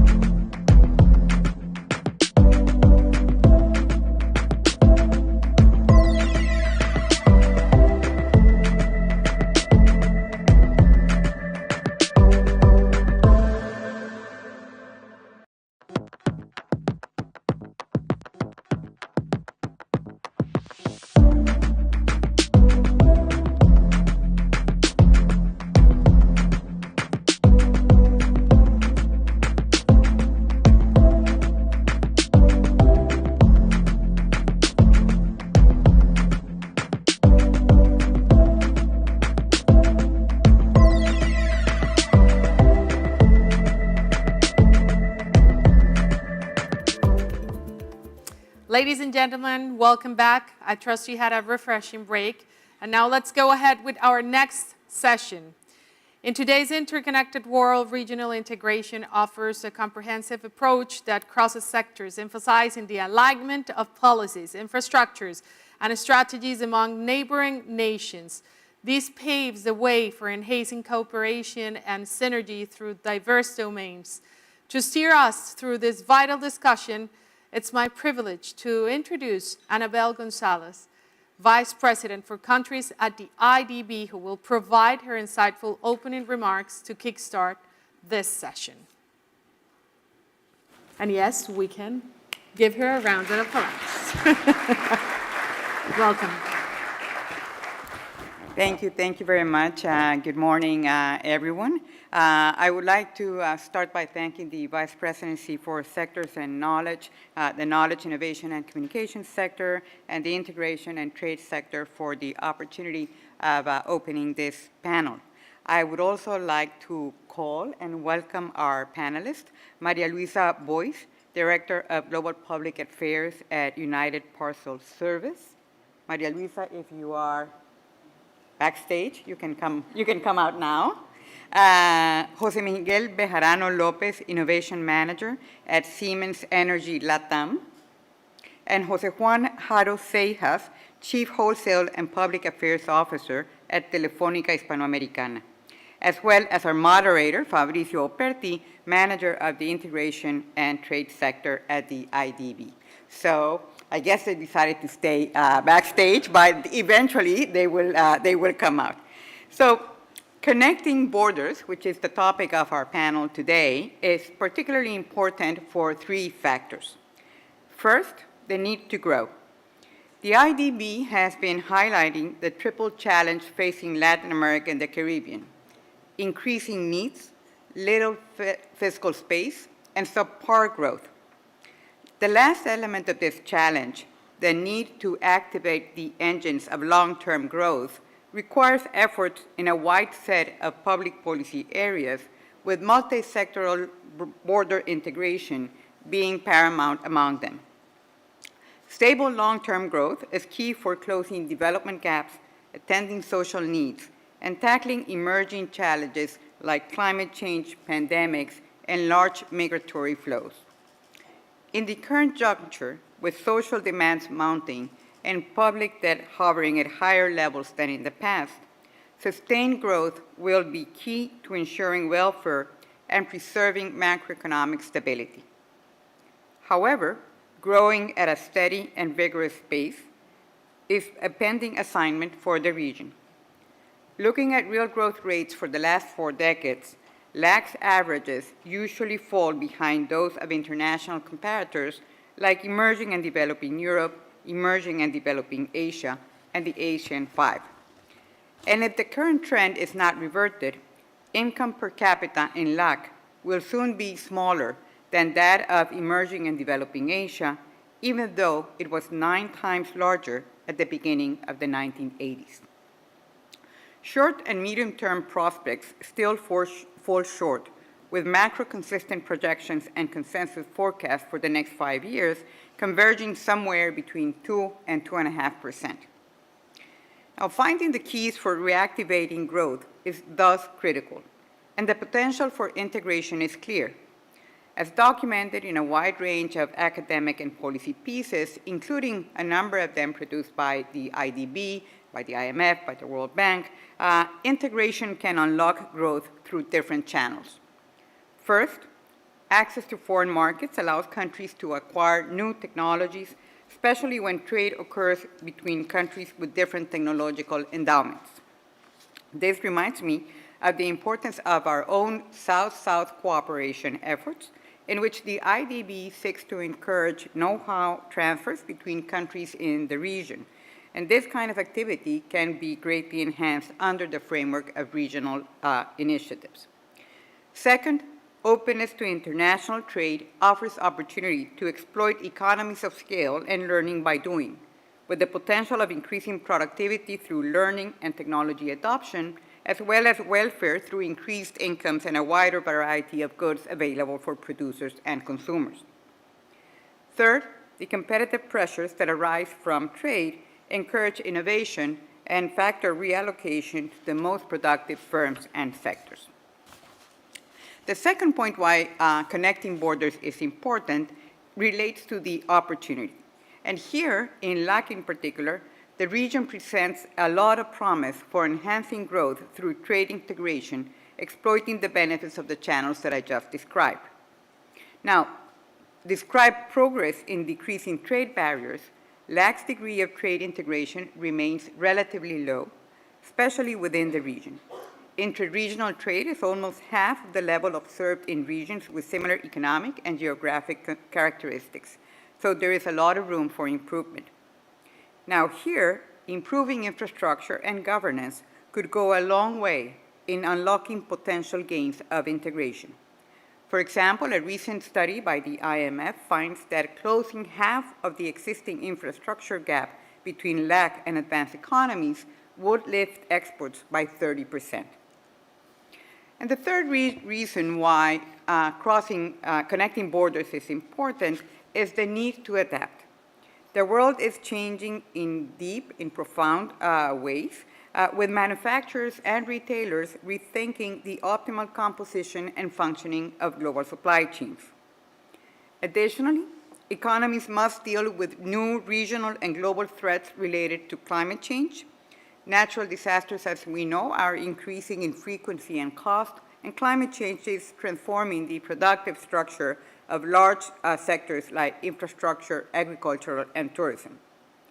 And finally, social needs are mounting, and distributional concerns must be at the forefront of public policy decisions. So all this makes the integration challenges more complex. Integration efforts need to adapt to this new context of multi-country and multi-sector challenges. Now, this requires adapting the hardware, not just building the infrastructure that connects country, markets, and communities, but ensuring that the new infrastructure is smart, complementing technology transfer efforts, and climate resilient, aiming at preserving natural capital and supporting decarbonization endeavors. But it also requires adapting the software, not only developing regulatory frameworks and institutional arrangements that facilitate the flow of goods, services, and production factors, but incorporating inclusion and equality concerns in policy and regulation design aimed at eliminating domestic barriers to take full advantage of the removal of external barriers, procuring that even the most vulnerable and remote segments of the population benefit from the returns of free trade. Now, integration is a complex process, intrinsically linked to the ability of governments and markets to coordinate, and the size and difficulty of the emerging challenges calls for renewed and innovative coordination efforts. And this is where institutions like the Inter-American Development Bank play a key role, bringing to the table academic and applied experts in dialogue spaces like the Knowledge Week. And this is why today's discussion is so important, allowing us an opportunity to listen from practitioners as they shed light on the role played by the private sector in the transportation and distribution of goods, the interconnection of energy systems, and the role of telecommunications for global and regional integration.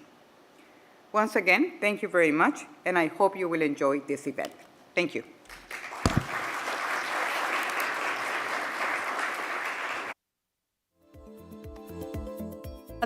Muchas gracias. Bueno, señores y señores. Very well, ladies and gentlemen. Speak in Spanish. Thank you, Annabelle, for sharing with us your remarks. Leading this important session on regional integration, let's welcome Fabrizio Operti, Manager of the Integration and Trade Sector at the IDB. Joining him, we have a distinguished panel of experts. Maria Luisa Boyes, Vice President of Global Public Affairs for United Parcel Service, UPS. Jose Miguel Bejarano Lopez, Innovation Manager for Siemens Energy in LATAM. And Jose Juan Jaro Cejas, Chief Wholesale and Public Affairs Officer at Telefónica Hispanoamérica. Let's give them a warm round of applause.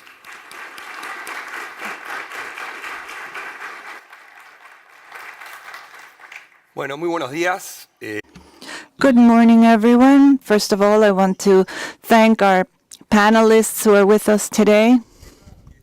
We'll be talking about an issue that is very important and very close to our hearts here at the IDB. And in fact, our president, Ilan Goldfein, has really highlighted this matter and made it the core of some of our conversations. And that idea is integration. Integration is part of the DNA of this institution. In fact, the first president, Felipe Herrera, referred to the IDB as the Bank for Integration. And I'd like to start by highlighting the importance of integration, not as an end in and of itself, but as a platform, as a facilitator for development. And that's what we do, development.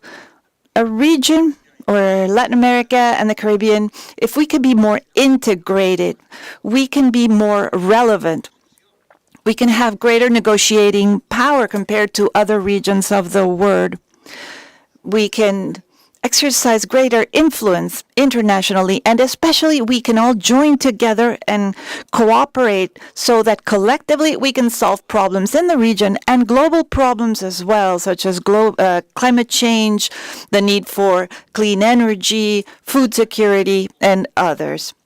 In our panel today, we're talking about connecting borders, and precisely it's that movement of goods, of services, of people that requires infrastructure. And that's why this panel is so important. Digital infrastructure, energy infrastructure, commercial infrastructure, and it has to be stronger, more solid infrastructure so we can be a better connected region. So from the sector of integration and trade, I'm an interlocutor with the entire IDB because many colleagues are part of this interdisciplinary agenda for integration, because this requires a lot of different elements coming together. So in terms of understanding the concept behind integration as physical, digital, energy infrastructure that is necessary to facilitate everything that we were saying earlier. That's the hardware.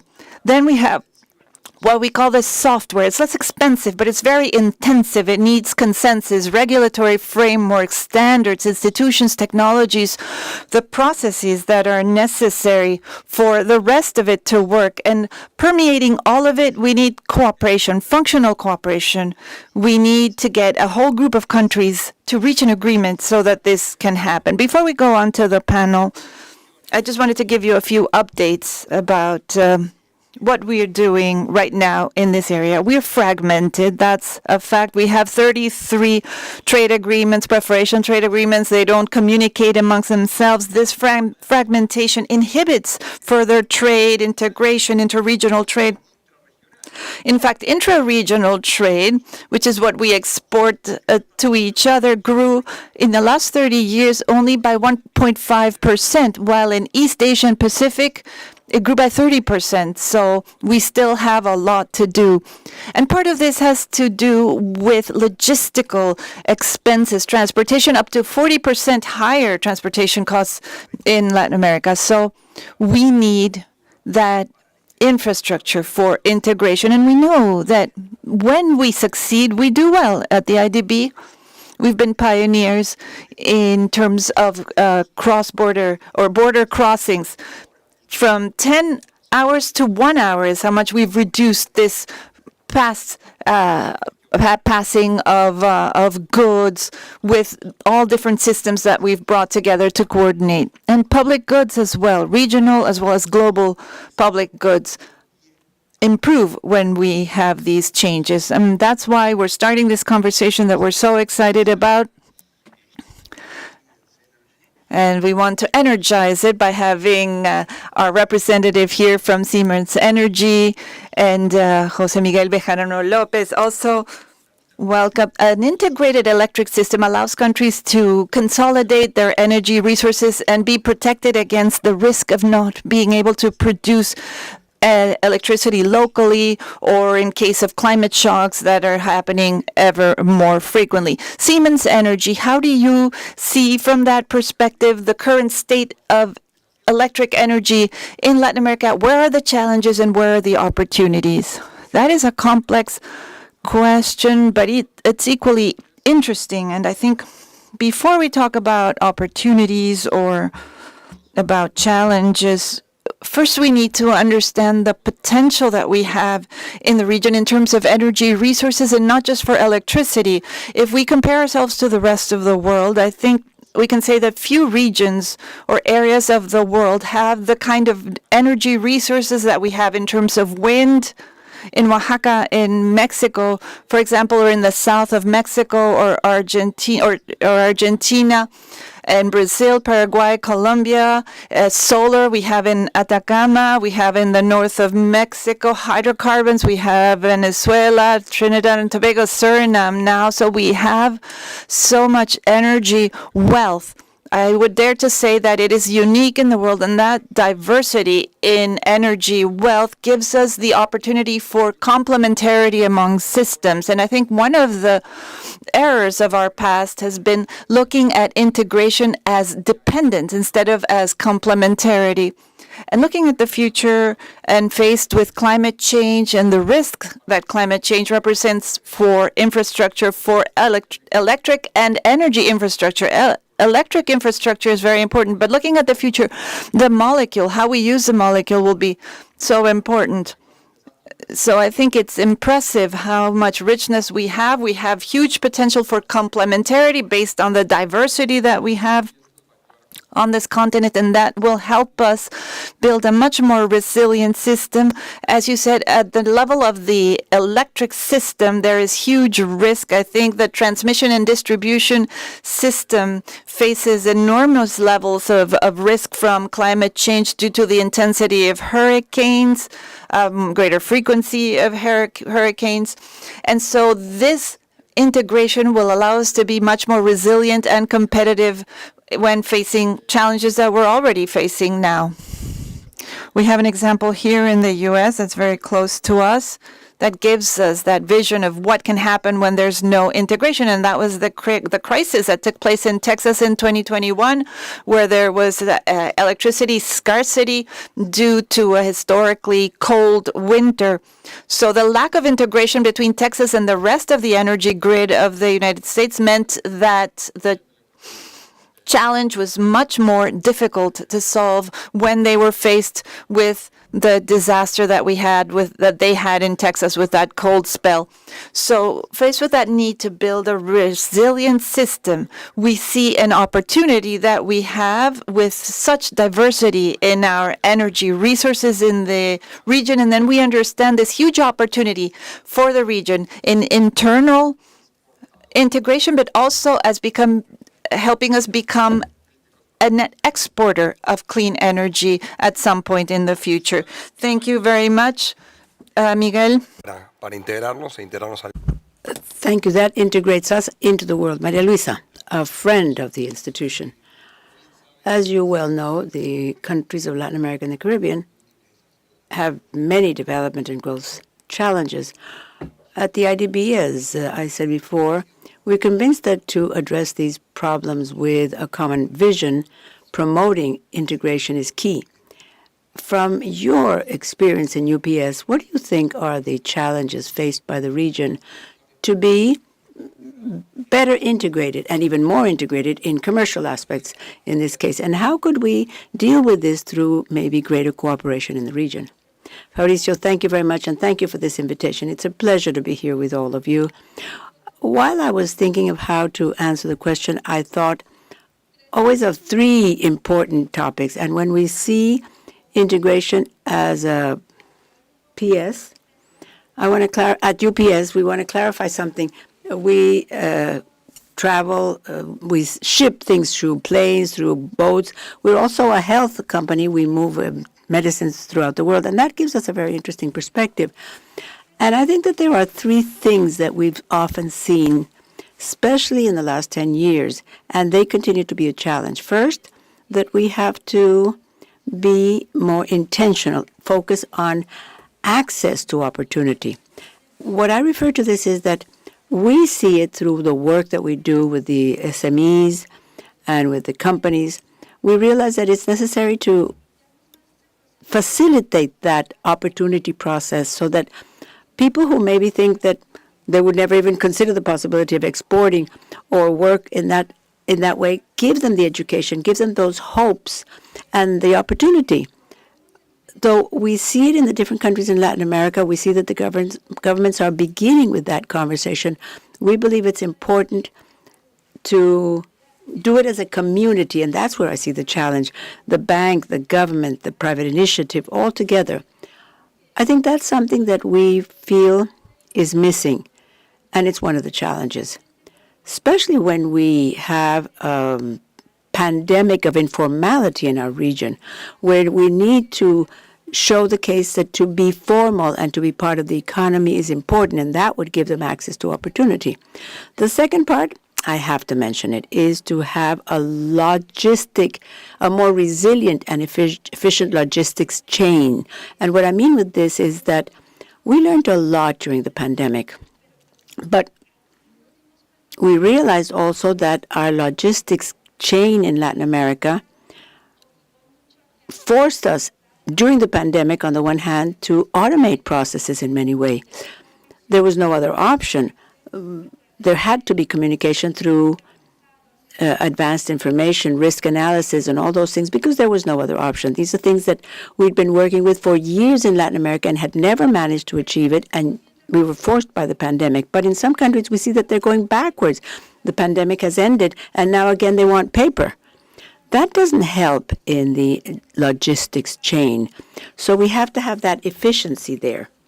And resilience insofar as the importance of working as a group together, the importance of communicating amongst the countries. Sometimes, I'm going to say, for example, that from Colombia, Costa Rica, or Argentina, or Mexico, it's always more expensive. It's cheaper to go to Miami and return to the other countries. Technically, that makes no sense. But it's something that we're trying to analyze to see how we handle that logistics chain so that we can be more efficient and more resilient, so that we can talk and have a plan of action ready to respond. Hopefully it doesn't happen again, but if we find ourselves in another situation, we should be ready to handle it. And we see that a lot in the health areas, which we work with, medicines, medical devices. We need to have that resilience and that knowledge of how we can handle it with simplified regulations, and which makes sense. And the last one may sound funny, and that's that we cannot assume anything. I'd never written it in English. Don't assume. And I'm not going to tell you what assume is, because it has another meaning in English, and I'll explain it later. But we cannot assume things. Something we've learned, which leads to those integration challenges. We shouldn't assume that there is digital infrastructure ready for everyone in all our countries so that they can sell online. That's not true. If we see the problems we found in our countries in the rural areas, we'll realize that it's an enormous problem. The infrastructure doesn't exist. Or if it does exist, because they all have a phone, but the data use is very expensive. And how can you have a business if you don't have the money to pay for the use of data? The little money, as they call it in Colombia, platica. So you can't just assume that the digital infrastructure is there. You can't assume that everyone knows how to do it, because I have it on the internet. I have 20,000 pages on internet that tells me how to handle the process. An evident example is of a person who wanted to export to U.S., and it was some food that was regulated by the FDA. And one of the requirements is that you must register your warehouse, the site, your warehouse online. And the person was trying to explain that they didn't have access to a computer, so how am I going to register online? And the person at the FDA couldn't understand that this person couldn't do it online, because everybody has access to internet. So for me, that's a very graphic example of not being able to assume. And what I often find is that we focus on, we have access to thousands of people, and we've invested in so many other things. But we have to be very careful there. And the last thing is that we cannot assume when we speak of sustainability in our region. When we speak of trade, we can't assume that the people don't care or that the people care a lot. We have to, what we've learned, because we have a co-exporters program, and we've learned that the SMEs want to know what's their impact on the environment, how can they measure it, and how they can implement it without implementing it and being out of business because it's too expensive. So we all have to work together. Those are the ones. Thank you very much, Maria Luisa. You've mentioned many elements. The importance of logistics, which is very important, and not to assume is evident, and the platforms. And that brings me then to a brief announcement, especially for the entrepreneurs who are seeing us, which is connectamerica.com, with whom you've helped a lot, so that you can navigate in this world of information and contacts in a reliable way. And it grew exponentially during the pandemic. During the pandemic, there was an acceleration of the digitization. But there has to be connectivity. And without connectivity, we can't assume. So that's an enormous bridge to what I'm going to ask Jose Juan and his experience with Telefónica in Latin America and the Caribbean. Jose Juan, what do you think are the key factors that actually limit our region from increasing its connectivity, which is so necessary, and that the benefits of the digitization reach all the furthest corners of the continent? Why is it so important for a company like Telefónica to do this? And the coordination amongst the countries, which is so important to achieve all these goals. Thank you very much. The first is to, of course, thank you for the invitation of the IDB. For me, it's an honor to be here.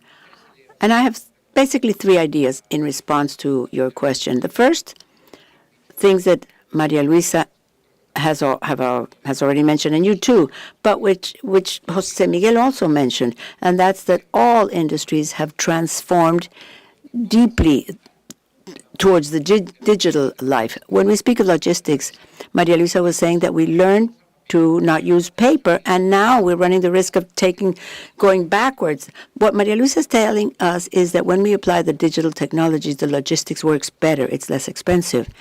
It's more efficient. It's more effective. But the same happens with energy. When we speak of smart grids and the digital systems and artificial intelligence managing energy resources, we hope to come to greater efficiency and to do things better. These two ideas can be transferred basically to almost any field of human activity.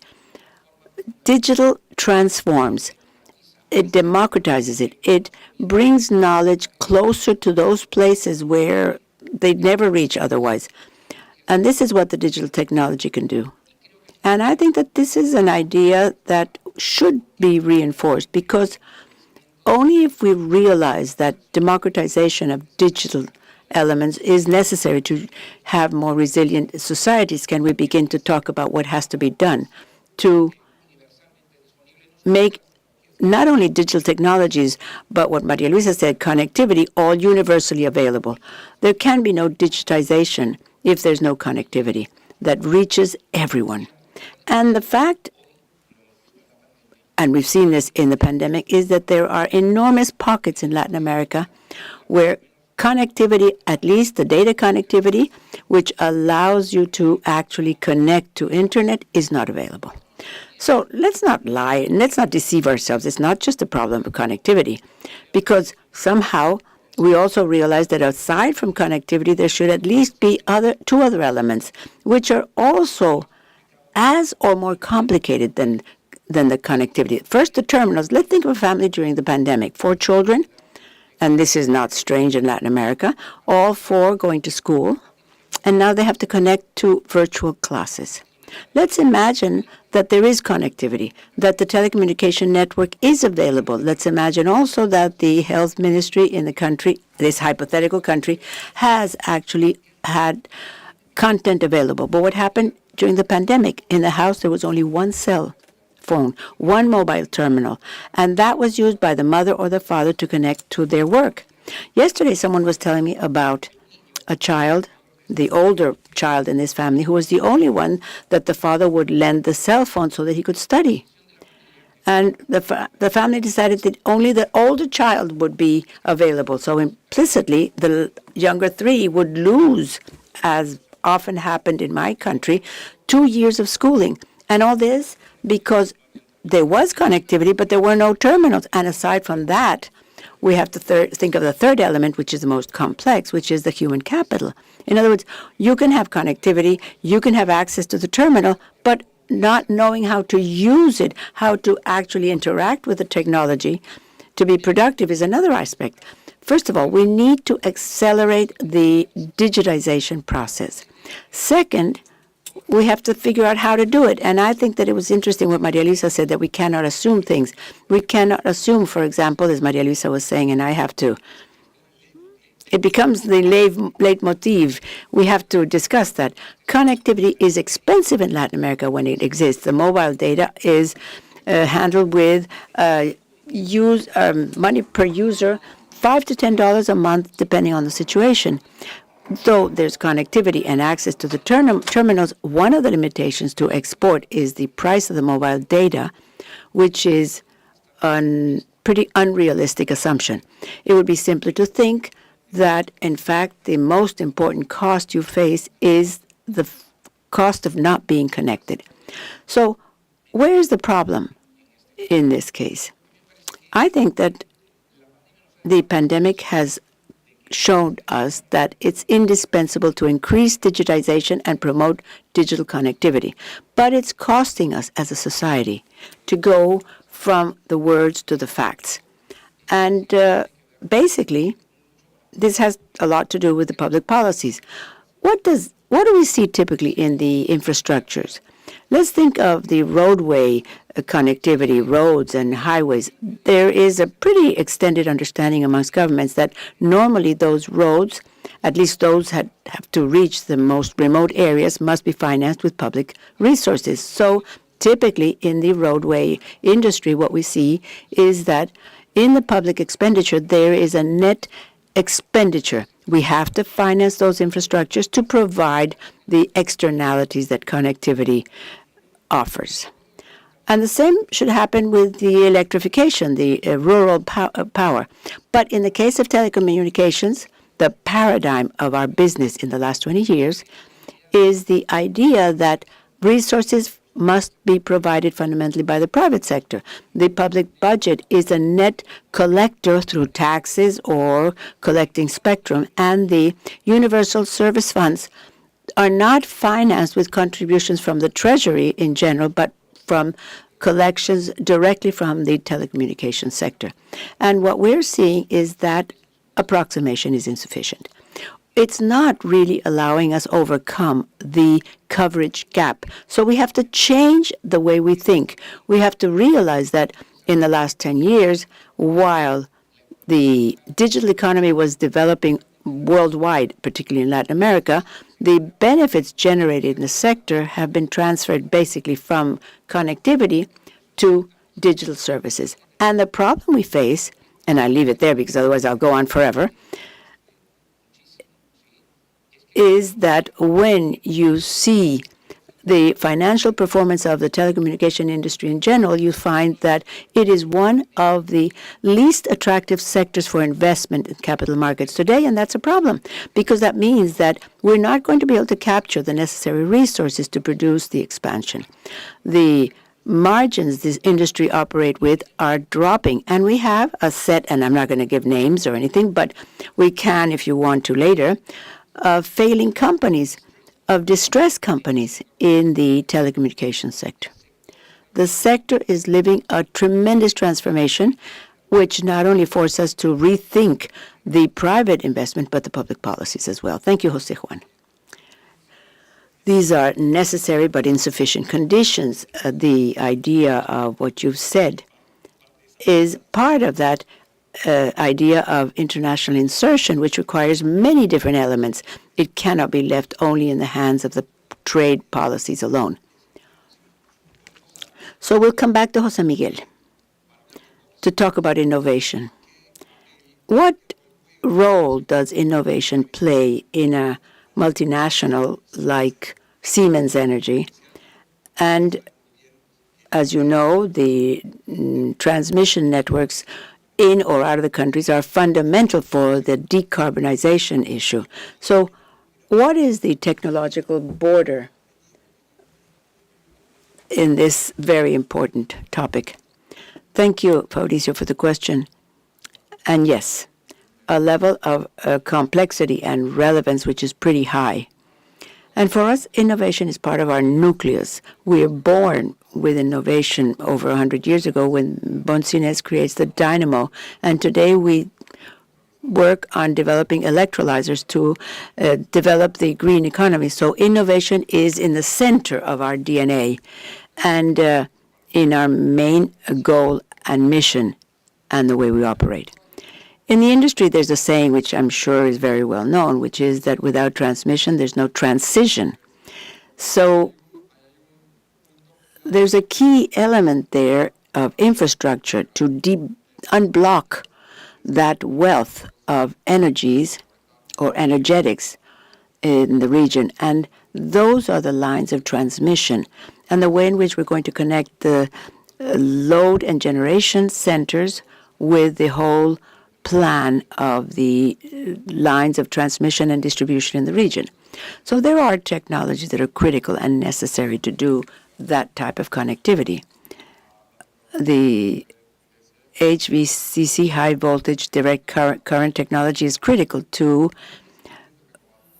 have thousands and thousands of megawatt hours which are isolated in different areas in the region. Again, Sur Chileno, the Chilean South, and the and the Argentinian South. How do we connect the eolic power, which are unique in the world? The plant, an eolic plant in the south of the continent, is over 40% when the technology or the eolic turbines on average are about 20%. Just to give you an idea, it's double the capacity of the plant. So the efficiency and competitiveness of those megawatt hours that are concentrated in those areas, talking about climate change and the energy transition, have to be unblocked somehow. And as I said, without transition, no transmission. And one of the milestones to bring out those centers of renewable energy will be the high voltage direct current and the infrastructure behind it, on the one hand. But on the other, we also have to consider other capacities in the region in integration, which are quite critical. And we are moving electrons. The electrons movement is very relevant. But how can we begin to move more and better clean molecules and more efficiently green molecules? In the Magallanes area in Chile, we have an emblematic project there where we're producing synthetic methanol to replace the diesel consumption in Germany. It's not even for internal consumption in Latin America. It's actually to take advantage of the eolic capacity they have in Chile through electrolyzers who produce green hydrogen with a synthetic plant creating an hydrocarbon, synthetic hydrocarbon, which can work in any motor of internal combustion. So the goals with the European taxonomies and the commitments that we all acquire in the Paris Convention also lead us to find the movement of that molecule together with the use of the electricity. So there's another potential there that's very interesting. And sometimes, and I ask myself, are we exporting synthetic methanol so that the fleet of cars can be decarbonized in Germany?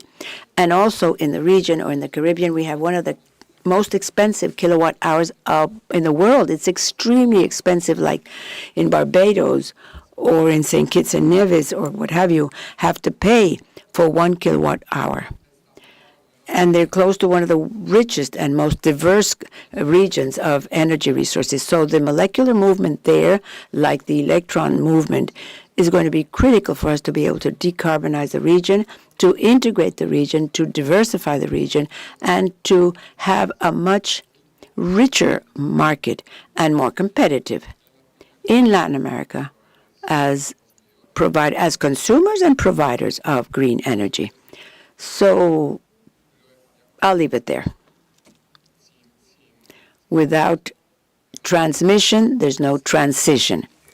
Without integration or innovation, there's no development. So it's all interrelated. Very interesting potential.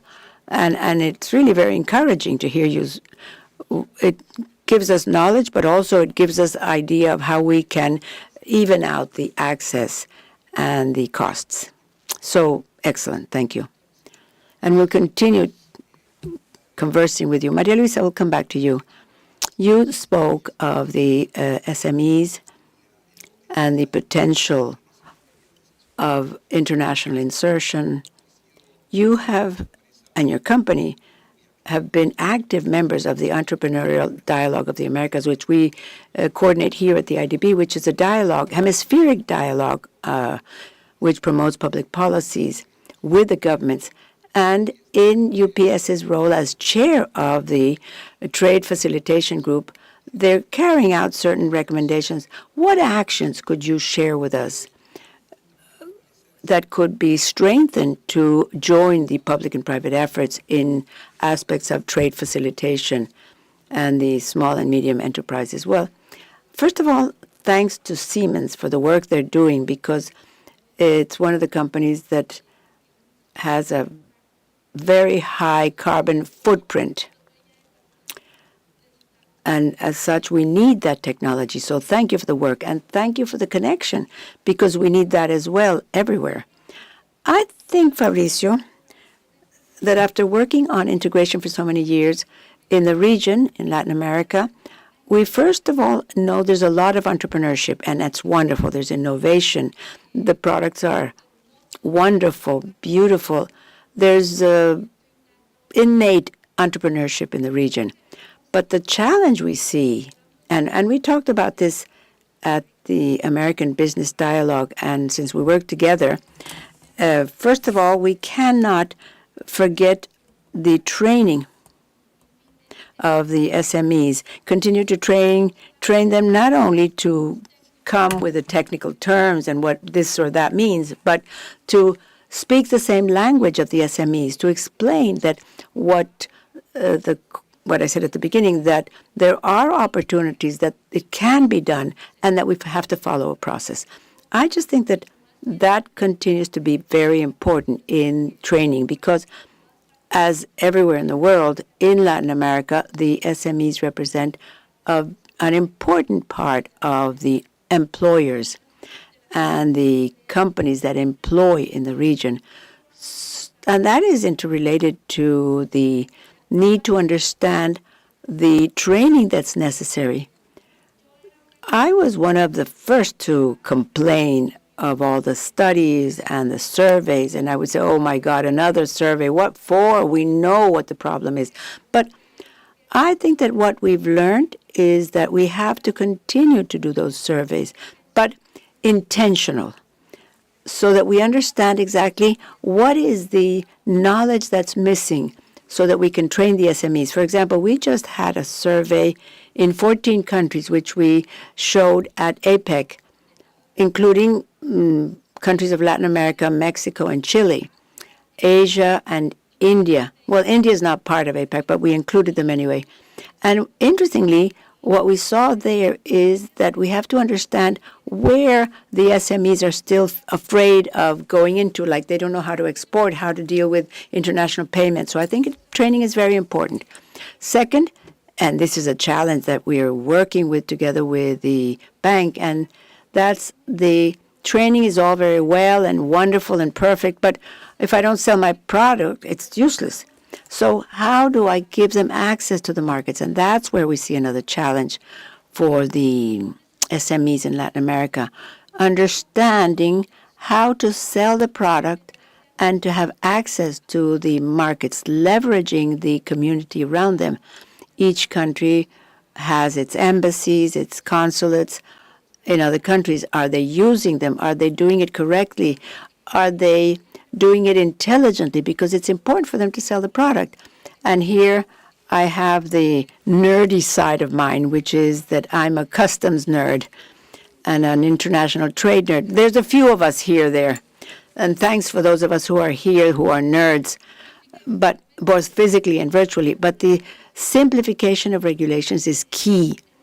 In a project we were working with in El Salvador some years ago, not recently, about 5 years ago, we saw a group of 30 entrepreneur women who went for training. They were very interested in selling their product, but the export process was so complicated that they decided to give it up and not export and find other ways to succeed and find ways to feed their family differently. We cannot continue that way. We have to make it more efficient. And simplify regulation doesn't mean eliminating compliance or regulations or safety and the things that the countries are interested in, or not paying taxes. All of that can be done, but let's do it in a simplified manner, because otherwise we're not giving them any choice to find a way to succeed. And I think that that is very important. Another thing we've found, which the SMEs need, and this is something that the IDB in their recommendations has included, and it's a challenge, and I'm going to say it with all due respect, it's a challenge because we have constant changes of governments every so many years, and we lose the continuity. And even if it's a good idea, it's useless because it was the last government, so we have to eliminate it and start from scratch or manage it differently. And that has an impact on continuity. And the investments of SMEs, well, they say, okay, I'm going to jump into this, I'm going to export, I'm going to do it this way, but we have to have the consistency. You can change the program's name, that's okay, but let's continue with the program and let's maintain the continuity. I think that that is something which we have to do more intelligently in the region, because I'm afraid of the numbers you shared with us at the beginning, how much has been done in Asia, and also in many places, Africa has exceeded in many things over Latin America. And I say this because we always used to say that all the investments in Africa and Latin America was helping, but it turns out that now Latin America is staying back on many things. So we have to have greater intentionality here. I'm not saying that Africa is not, we're also helping Africa. But what I say is that we have to have a clear outlook as a region of how we help the SMEs. And finally, the informality. I mentioned it before, but this is a problem which continues to exist. And here, I think we worked with that with the bank. But if you can't sleep from 1 to 2 in the morning, I recommend you read the recommendations that we published in the bank, which are very good, but these are very specific recommendations that help us think how we build each case for the SMEs in Latin America, showing that it is worth being in the formal sector. Yes, you pay taxes, true, but you can see the yield of these, and that'll help them grow more. We have to continue as a community emphasizing that message. Thank you very much, Maria Luisa. What you were talking about regarding continuity of public policies, that's so important, and that's why institutions like the IDB can help. We have a certain level of continuity and consistency in terms of foreign trade. We're talking about single window. We're talking about the role in promoting exports. We can play a key role, and these are clients that continue. Sometimes the emphasis changes, but that continuity in public policies is essential. And I also want to be constructive and optimistic, see the glass half full. We have huge potential in certain sectors, productive sectors, clean energy, certain links in the supply chain in terms of food. There are certain matters where we can be hopeful. Certain statistics show significant increases in investment in some of these sectors as well. So let's continue pushing this agenda. Jose Juan, I want to double click with you on some comments you were making earlier, and also bring in the role of the entire IDB group, and in particular our private sector. We have two main branches there, Bid Invest and Bid Lab. With our colleagues from Bid Invest, actually, and you, this internet program, Internet para Todos, Internet for All, was implemented. How can this be extrapolated for other countries to close connectivity gaps that we suffer, especially in the rural sectors? Yes, thank you very much. I think for us, Telefónica, it's a pleasure to say that we are partners of Bid Invest. I could mention so many names and bore you because I think people matter so much. So personally, I am tremendously grateful to Bid Invest because they dared to believe in this idea. And the idea was a personal dream, of course, but it was a shared dream by all of us at Telefónica, which was to find a new mechanism to connect those who are not connected in rural areas. And it was an adventure. It was an adventure that started from absolute humility. What's happening with Latin America is that in reality, and this happens in all the countries, there's huge inequality. And this means that we have two different realities. In the urban centers, we have optic fiber. We're going from 4G to 5G. But in the rural areas, technology usually does not advance at the same rate, and available technology is usually what is established by regulatory obligations. So if I have to install 2G, then that's where we stay, and that only allows for voice services. And then when we move to 3G, urban areas do that, and then there's greater obsolescence in rural areas, and the same happens when we go to 4G. So we discovered in Chile that we had a portion of our network that was had been left behind. And then competition is exacerbated in urban areas, so you put your investment resources in that sector where you have greater exposure and where investments have a greater return. So it is a rational decision. And what we thought, and this was the working hypothesis, was that probably other agents such as development banks or entities interested in expanding connectivity could think it would be a good idea to put resources into evolving that network. So that's how we got started. What happens if we decide not to do things in the usual way?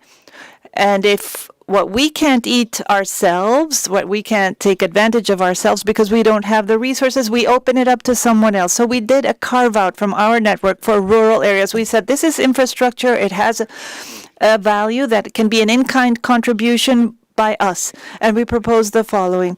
This obsolete network can be evolved very quickly through the IDB to 4G so that internet services can be provided efficiently.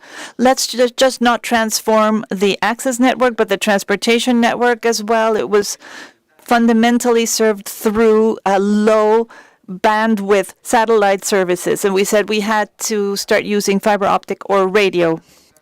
So we put on the table a business plan that was accepted by the IDB, by CAF, and by Facebook as well. They had a program called Facebook Connectivity, and they wanted to expand here. And 4 years later, we have Teresa Gomez here. She was with our operations first woman CEO of a telecommunications company in Peru, taking on this risk. 16,000 villages that before the pandemic had no connectivity are now connected. We've benefited over 3 million Peruvians through this effort. And what's more important, this network, born originally as just a contribution by Telefónica, is used by Intel today and others. So the vision we had to become an infrastructure operator that was neutral, open, has become true. And we've discovered as well that the state now looks at us with much more positive eyes. It has changed some standards to facilitate the process. We're capturing revenue that we hadn't foreseen with mining companies, agriculture companies that operate in this area and see great value, like UPS and Siemens, in making sure that connectivity reaches every corner. Because there's no transmission without digital connectivity, I would say. And this is something that sometimes we don't pay attention to. And where are we now? we are working on another dream, expanding that Internet for All program in Peru, expanding it to Colombia. I think it's a possible dream. I think it requires different people to come together with a commitment. But if we find people like Teresa and her team, I'm sure we will achieve it. And it's a dream also that if we are capable of showing the feasibility of this dream in Colombia, then we can actually expand it to the whole region. Yes, we're also very proud to work with you in this type of initiative that are so important for development and the growth of opportunities for our citizens. We're running out of time. So for closing, I would like to ask you to share some thoughts that are common to all three of you about what's public and what's private. We have public and private at IDB. We're a sort of bridge sometimes between these two worlds. So just 2 or 3 elements that you can mention from that public-private coordination that's so important in your respective areas, energy integration, logistics, etc., whatever you think is fundamental, essential for a better region. We'll start with you, José Miguel. Well, 2 points I'd like to make. First of all, the opportunity that we have, not just as a country, but in terms of multi-sectorial integration. José Juan mentioned it, so did Maria Luisa.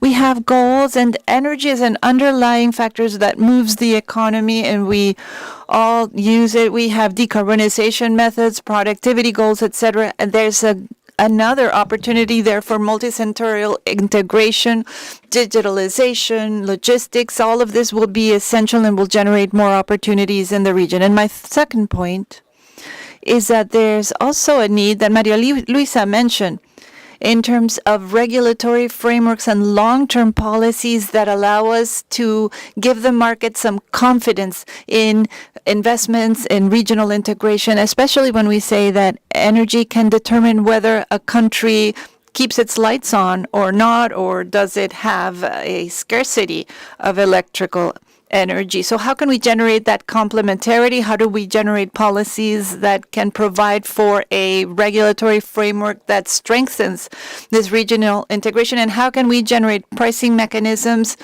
infrastructure development and infrastructure innovation programs also to trigger all that talent to be used for the development of the region? Great, thank you. Go ahead. Well,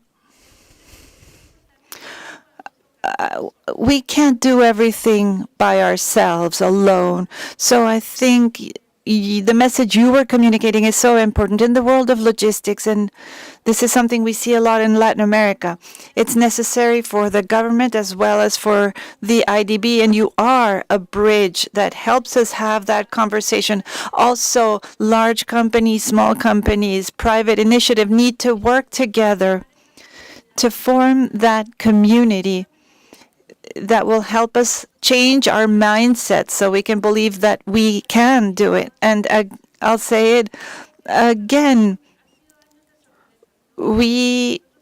let's not assume anything. We've had so many surprises, and you've heard me say this before. In the pandemic, the first 9 months of it, as a company, we saw changes in e-trade that we thought would take 5 to 10 years, but they happened in just a few months. In Latin America, when did we ever think that our grandparents would use their credit card online on a computer? I never thought even my parents would ever do that. They always tell me, why do you use us as an example? But there they are.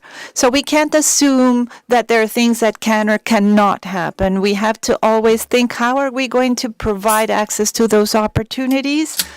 And I learned it's not the cost of the data, it's the cost of the infrastructure as such. How can we work together to help this region move forward? That will help us reach success. Thank you.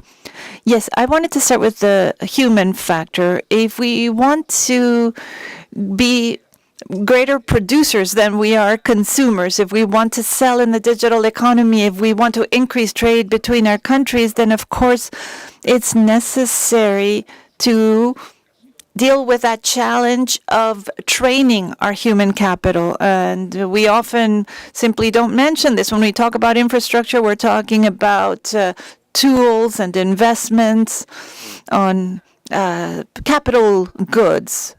The most relevant and important capital in the digital economy is human talent.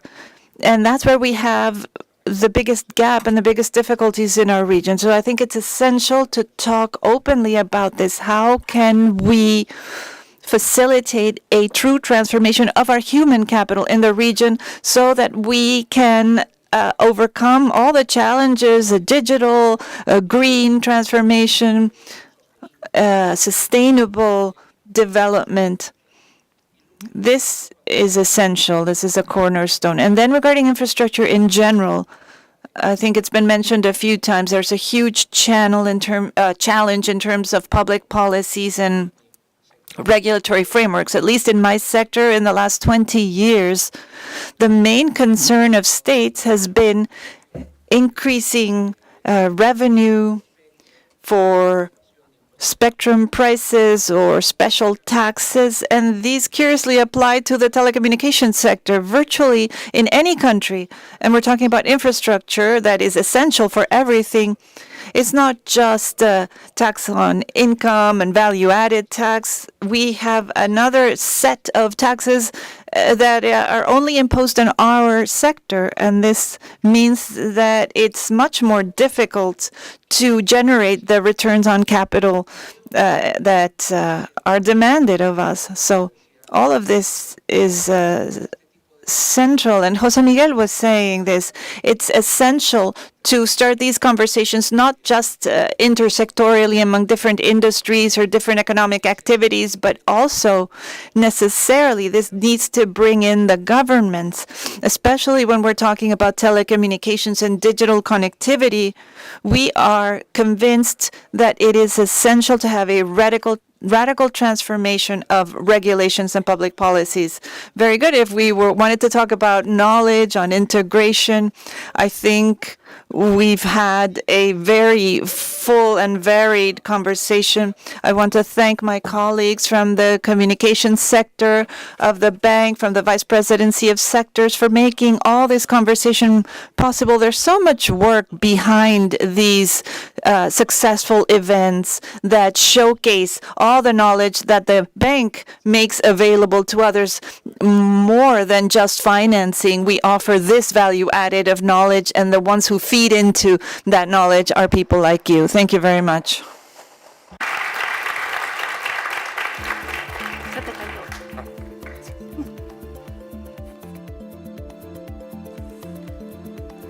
Thank you very much. We enjoy that conversation. Okay, here for the in-person, we have just a few minutes. So please have your break, but I need you back at 12:30, please. We have some tech stars that will be here at 12:30 beginning. So please be my guest. And for you, we'll be back at 12:30 exactly, so we can continue with this Knowledge Week 2023.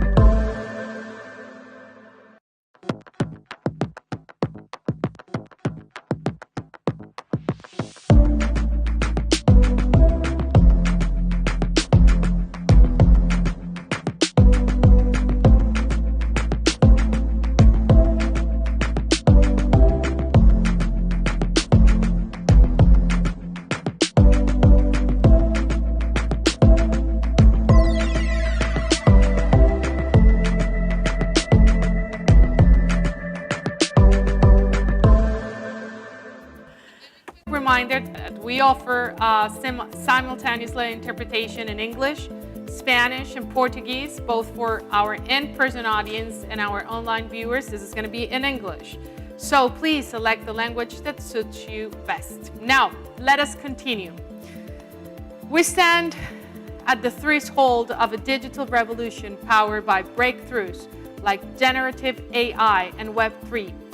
This promises unparalleled innovation, yet it also raises vital concerns about security, privacy, and equal access. Striking the right balance is crucial for a sustainable and inclusive digital future and present.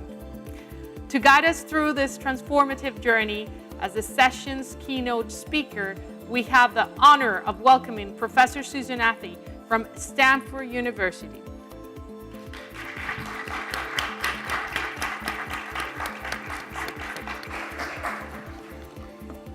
So thank you so much for having me here. It is a big honor to be here, and it's of course to try to talk about all of these issues about AI and the future of technology in 15 minutes is a little overwhelming. So I'll try to start out with a few kind of the high-level approaches that I think we've been seeing and things I've been building at a sort of an institutional level, and then I'll give a few examples of specific ways that we can use technology in new ways. So to start with, let's think about some of the really big questions that we need to ask as society and the social sector about technology, and specifically beneficial technology, how we can make it useful and beneficial for humans. So a first question is just, what is this new technology and what does it do? And I think across all of the new technologies that have come out, when first, it used to be big data and machine learning, and we've had blockchain and a lot of Web3 technologies, for each of them, it's been, I think, very important for regulators and investors to understand what exactly are they, what is the function, and is this incremental, or is this something that's going to make new things possible? And for the last 20 years, especially in AI, in my view, a lot of it has been incremental. So you see videos of robots dancing and doing tricks, but then you go to actually see what firms and organizations are doing in practice, and it's often much simpler than that. 99% of the effort has been in getting data organized, and you're often limited by your ability to implement anything fancy by engineering constraints and so on. So the reality versus the vision has been very different. But then there are some things that just become possible that weren't possible before, and I think that's what's made the last year so exciting with generative AI, is that it's for things involving language and communicating through language with humans, we've a bunch of things were just not possible, and now they work. So that's very exciting. On the other hand, I think you can get the misimpression that this technology is going to be as game-changing for traditional applications as it has been for language. And I have to keep reminding people that actually, we haven't really gotten better at using numerical data for things. There's some incremental innovation. One of the things that I think, though, is different is that we now have a little bit of an analogy or a way to describe what we're doing that I think earlier only insiders had. So I think now people understand that AI, in the case of generative AI, is building a representation of language, and that you can boil a paragraph, something very complicated, down to a vector of numbers, and then that can be used in a different application. And so this idea of a foundation model, as we've called it at Stanford, is, I think, very powerful, and it does apply beyond language. It can apply to images, but it can also apply to numerical data. So, for example, in my lab, we're building foundation models for careers and representing careers. So the leap forward isn't as big with that kind of smaller data, millions of resumes rather than all of the text of humankind. But the idea that we might build a foundation model using one data set and then fine-tune it on a government administrative data in one country or another country, and that there's a pipeline where you use big data sets and learn something and then transfer it.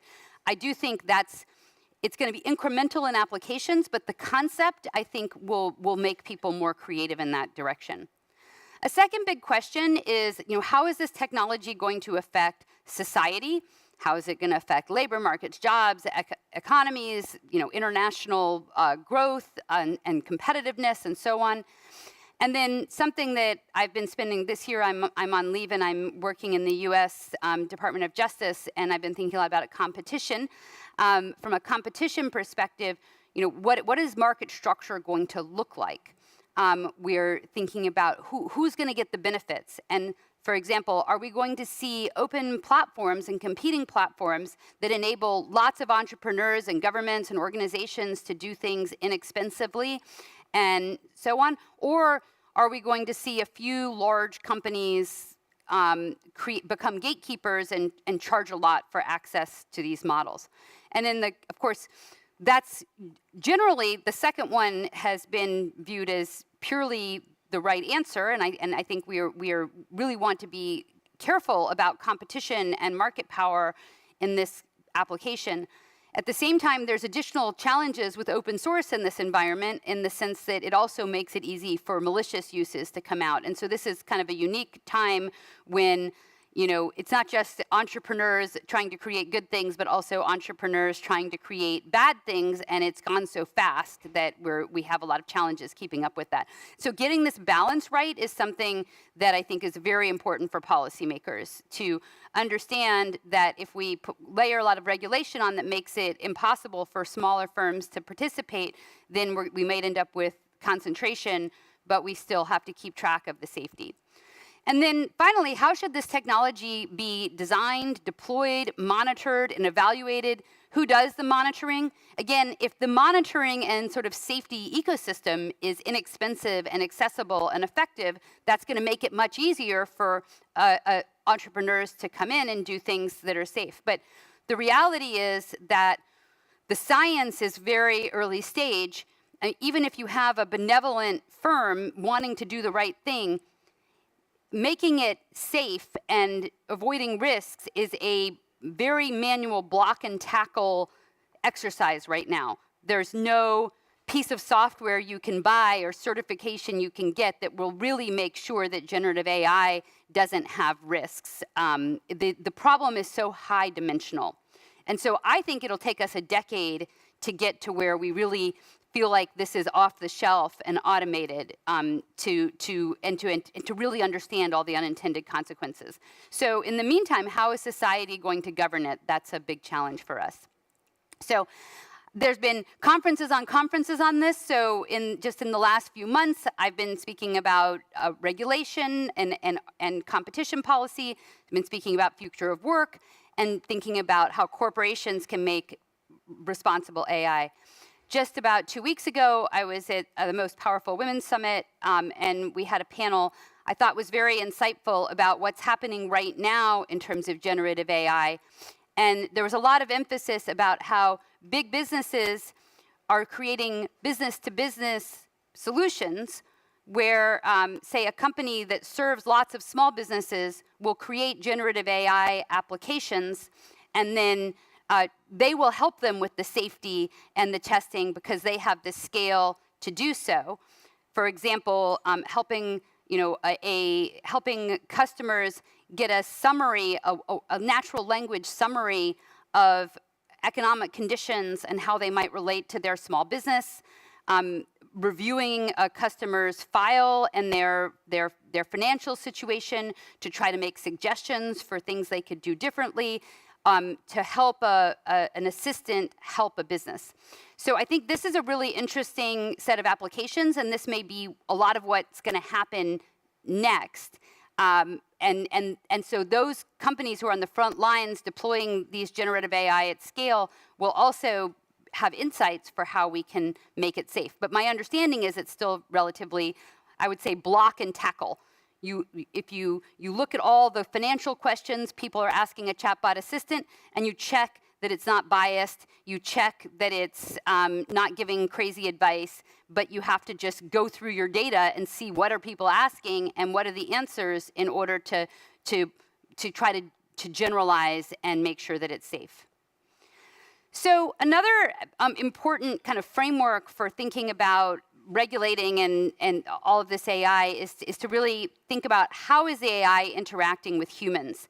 And I think we're very early stage in even having taxonomies for how this works, and also thinking about the concerns about how it works. So if we think about different ways AI can be used as an assistant to a human. Like if you put into ChatGPT, it gives you advice, and then you go and make a decision.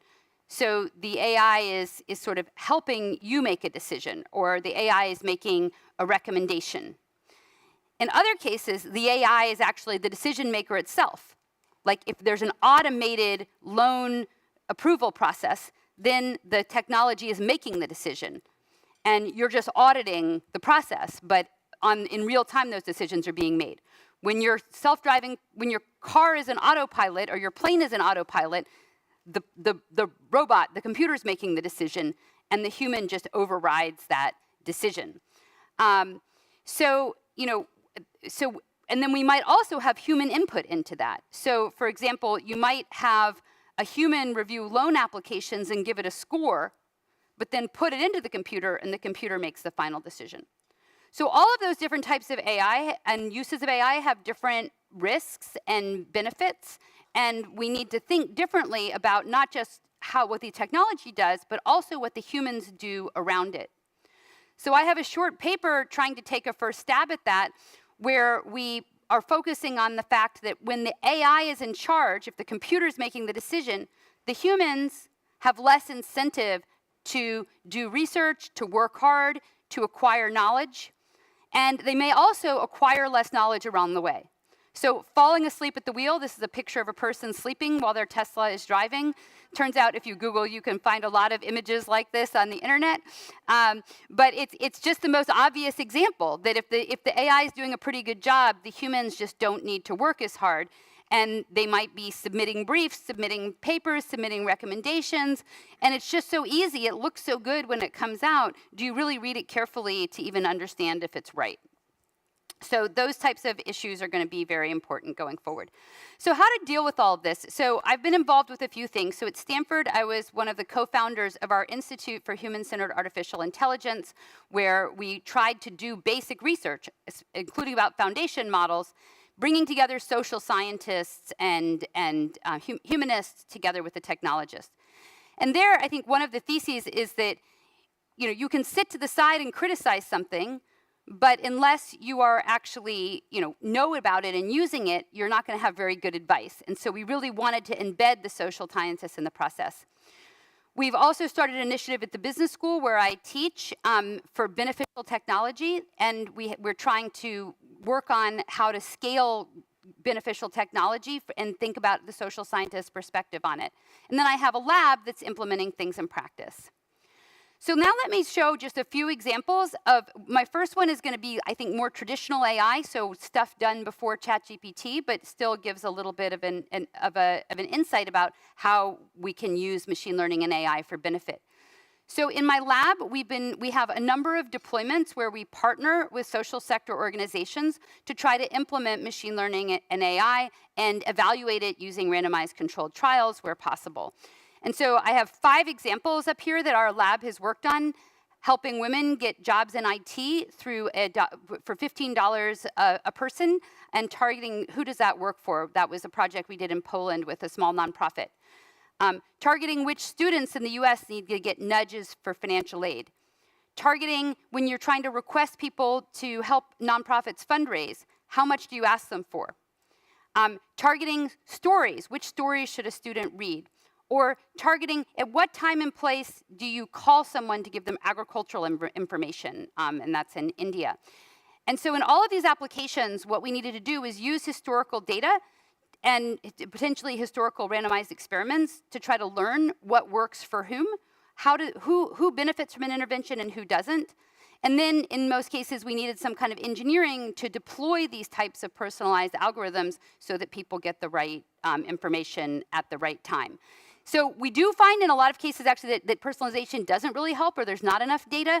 So you do need sufficient data to make these things work. And one place that foundation models and generative AI will really come in is it might become possible that previously you didn't have enough data to understand what people wanted, to personalize things to them. But in the future, because you can build on models, build on much larger data sets, that personalization will work better in a lot of different settings. So I'm just going to quickly highlight two examples. One is with an edtech provider in India that helps children learn to read English, and it's kind of like a Netflix or a TikTok for reading. So they recommend stories for students to learn to read. And they were using a human curated list of stories, so everybody got the same list, and it wasn't personalized to people's interests. And so what we did is we used historical data to learn the students' interest, what they seemed to like reading, and then we created a recommendation system, kind of like would be used for TikTok or YouTube. And we then ran a randomized trial to see how that worked. And we found that it increased engagement in the part of the app where we implemented it by 40 to 60%, depending on the measure, and it overall increased their reading. Then we tried to see how we can get people to use the app more in general, and we used gamification. So we created a leaderboard, and we randomized schools. Some schools had this contest where the people who read the most were going to get books at the end, and other schools did not have that intervention. And so we looked across these new users, and we found that during the contest, the students read a lot more, which is not surprising. But we also found that after the contest ended, that there was still 35% more completed stories for the students who had been in the contest, and they were also reading more difficult stories. So this led to lasting positive habits. The last project was using data from Kiva, which is a peer-to-peer lending company for developing countries. And there we used AI a little bit more deeply. What we did there is we tried to understand the role of profile images and how to make profile images better so that lenders would want to lend to the borrowers, but also how to make sure that in so doing, we didn't create inequities. So profile pictures are important. They engender trust. They help lender engagement. But you worry that they might also lead to discrimination or inequities. And so there's been a lot of research showing in a lot of the commercial platforms, in Uber and Airbnb and so on, that when you show the pictures or you show the names, that people discriminate based on those characteristics. So if you just told Kiva, hey, promote images that seem to perform well, hey, use AI, look at those images, and if there's, say, the images looks good, show it to more lenders, you might also make inequities worse. And so what we did is we extracted image features using AI, using computer vision, and then we categorized them into style and type. So style is something like smiling or taking a close-up shot, and that's something that you can change in principle. And then we used the data, and we found that smiling and close-up shots got a lot more lender engagement than people not smiling. But we also found that women smile a lot more than men. And so that led to more lending to women that would lead to more lending to women on the platform. If you promoted images of smiling in order to just maximize lender engagement, you would hurt men. And men were already getting less loans than women on this platform. So we used then generative AI, you see these pictures, and we changed the pictures so that they only differed in one dimension. So we took pictures and we put a smile on the face. Or we changed the gender of the picture, but kept the context fixed. And then we ran a randomized experiment to see how people really felt about these characteristics. And we also could look at whether like fake smiles or real smiles mattered. And we found that indeed these characteristics were very impactful on lender behavior. So then we looked at alternative policies and showed how to do a efficiency equity trade-off in terms of optimizing the platform. And one hypothetical policy that we propose is if you can just tell everybody to smile more or get them to upload multiple pictures and choose the one that has a good smile, that would improve both equity and efficiency because it would close the smiling gap for men. But this is really a proof of concept, and I guess just to close, I want to say that doing these proof of concepts is sort of how I feel we can take the ball forward. We take a specific application, we think it all the way through, we come up with a framework, and then people learn from those case studies and try to generalize from them. I think that's where we are as an industry, as a society right now. And so I'm excited to see if we have more investment in this kind of work and this kind of research by the social sector that might also influence the for-profit sector to do things well if we've made it easy for them. So that's where I'll close. Thanks very much.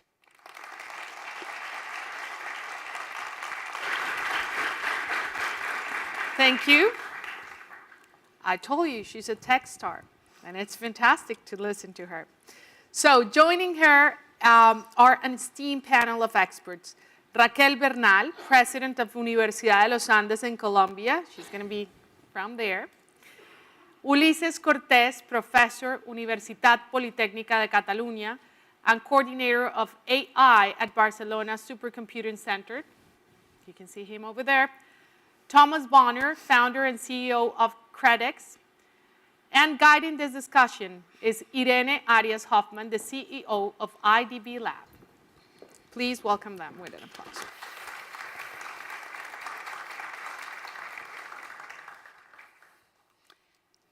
Good afternoon, everybody. Buenas tardes.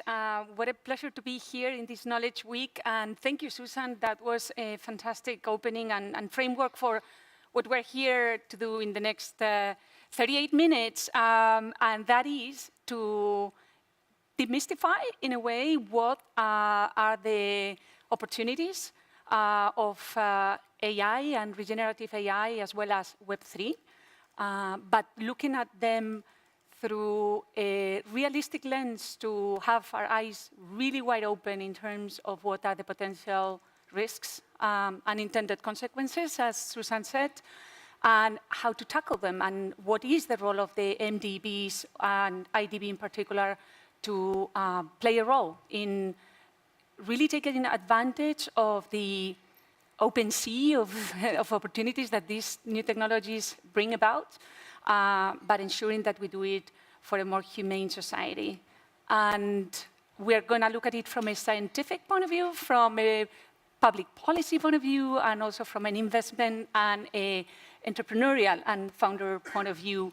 And it's really a pleasure to be with you, Susan, who you've been introduced, Thomas, the founder of Credix, who's an investee company of IDB Lab, one of the more than 600 startups in our portfolio, and growing in the fintech space. And Raquel, welcome from Uniandes here to bring us your passion perspective of how to use this for to close the gap in terms of education and other social inclusion angles. And Ulises, thank you for bringing us a very unique perspective from the Supercomputing Center. So let's get started. We are going to first dive into trends and what's out there, and again, what are the opportunities. And we're going to start with, since Thomas is here, we're going to start with Thomas, who will speak to us more from the Web3 angle, and what are the different perspectives. Yesterday, this Senate office building, there was the launch of this book. It's the sequel of the bestseller, Blockchain Revolution, by the same author. And there was a crowd of blockchain skeptics from regulators and Congress people, but also passionate people about the potential of this technology. I think you are one of the passionate ones, Thomas, but you are doing it for impact in real life. So tell us about it. What do you see as the opportunities? Perfect. Thank you very much. And first and foremost, thank you to the IDB for having me and Credix here. And Susan, thank you for the amazing keynote up front. Was very, very inspiring already. So as most of you can see from the hoodie here, right? I'm the Web3, the entrepreneur representing here.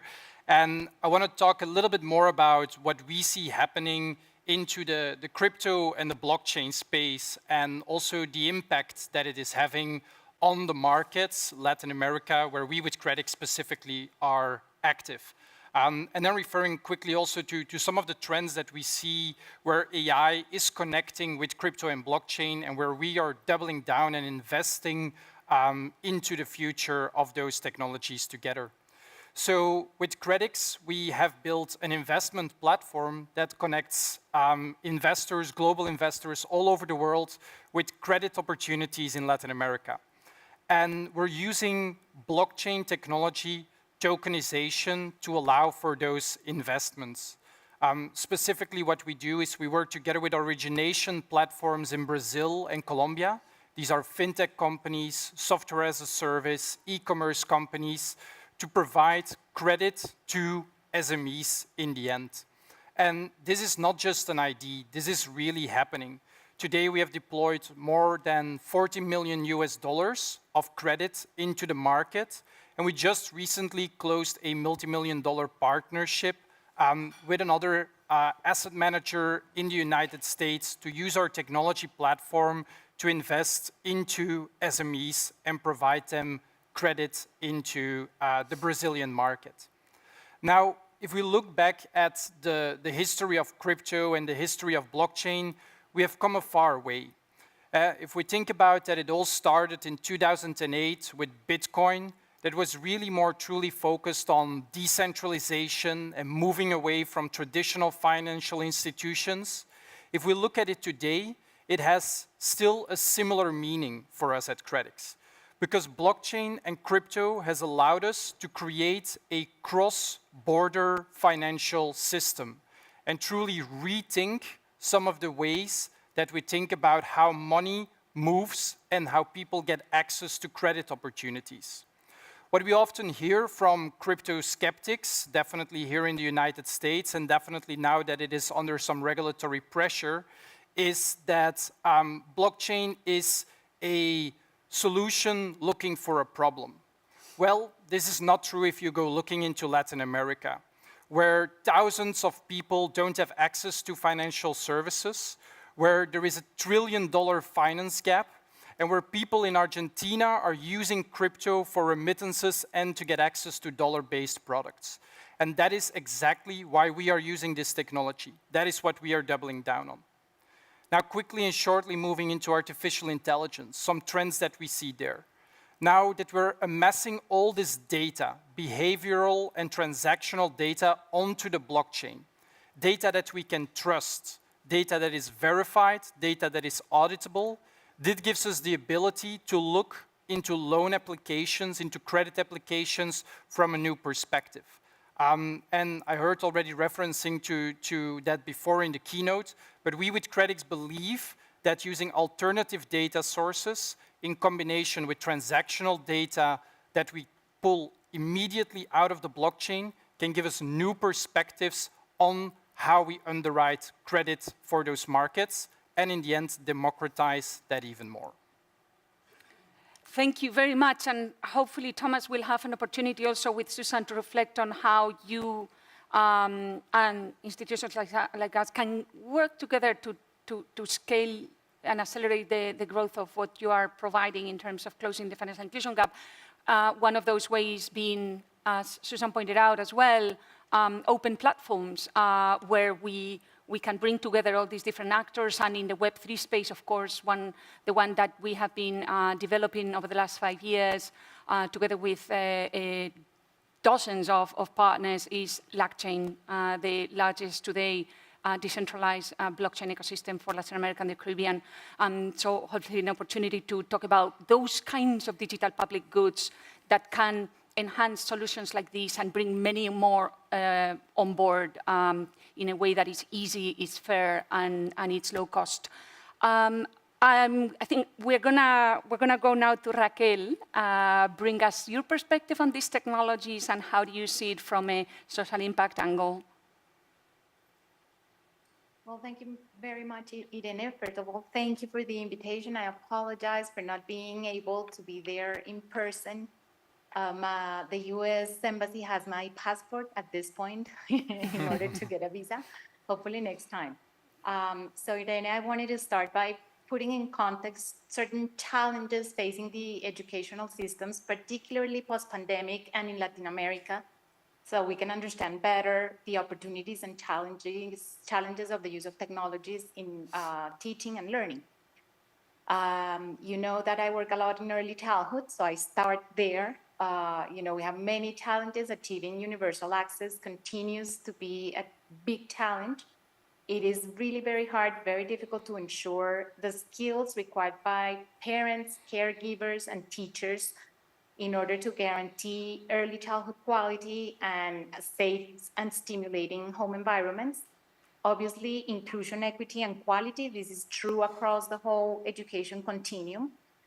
And we have huge gaps, in language, mathematical thinking, starting very early on. So here in Latin America at age 5, already there's a gap of a year and a half in receptive language of kids among the wealthiest households and kids in very poor households.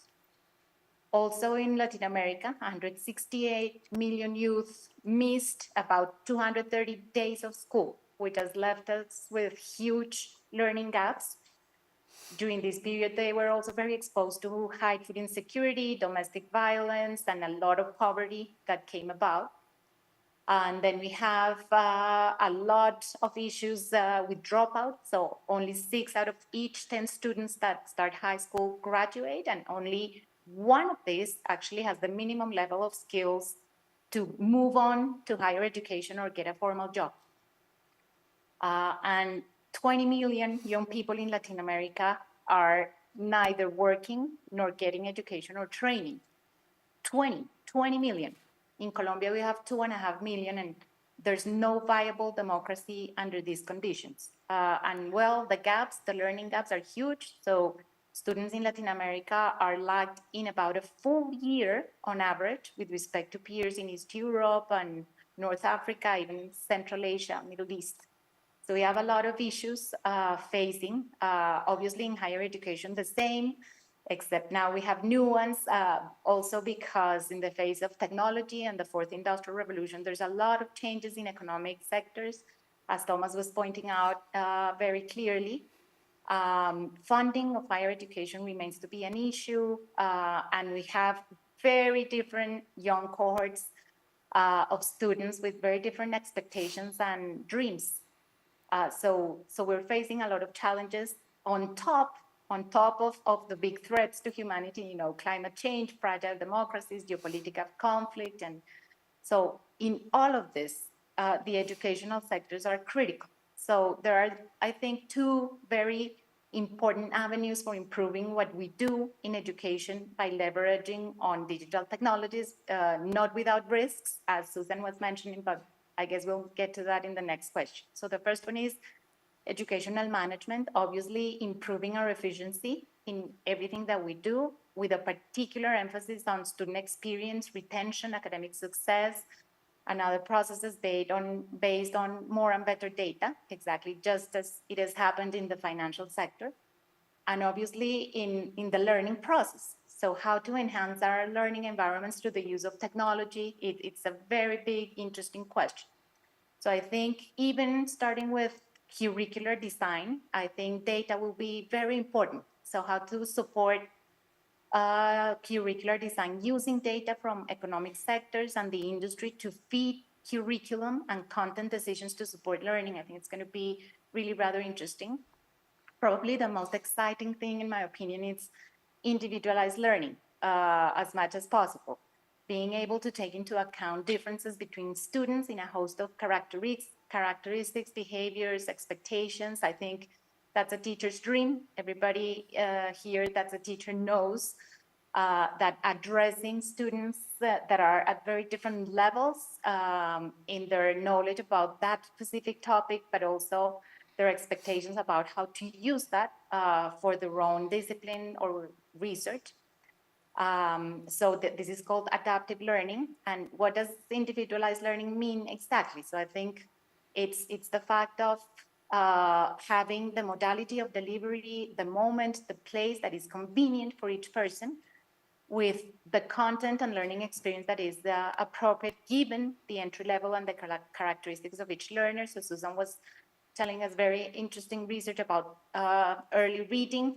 This is a fantastic example of how to tailor to very different characteristics of children. I think supporting interaction, communication, and collaboration in learning, I think, can be very easily done in educational and learning processes, and that is something that we should take advantage of. Of course, providing feedback, follow-up, and evaluation of learning results. This is always a very important part of the learning process, not always very easy for the teacher.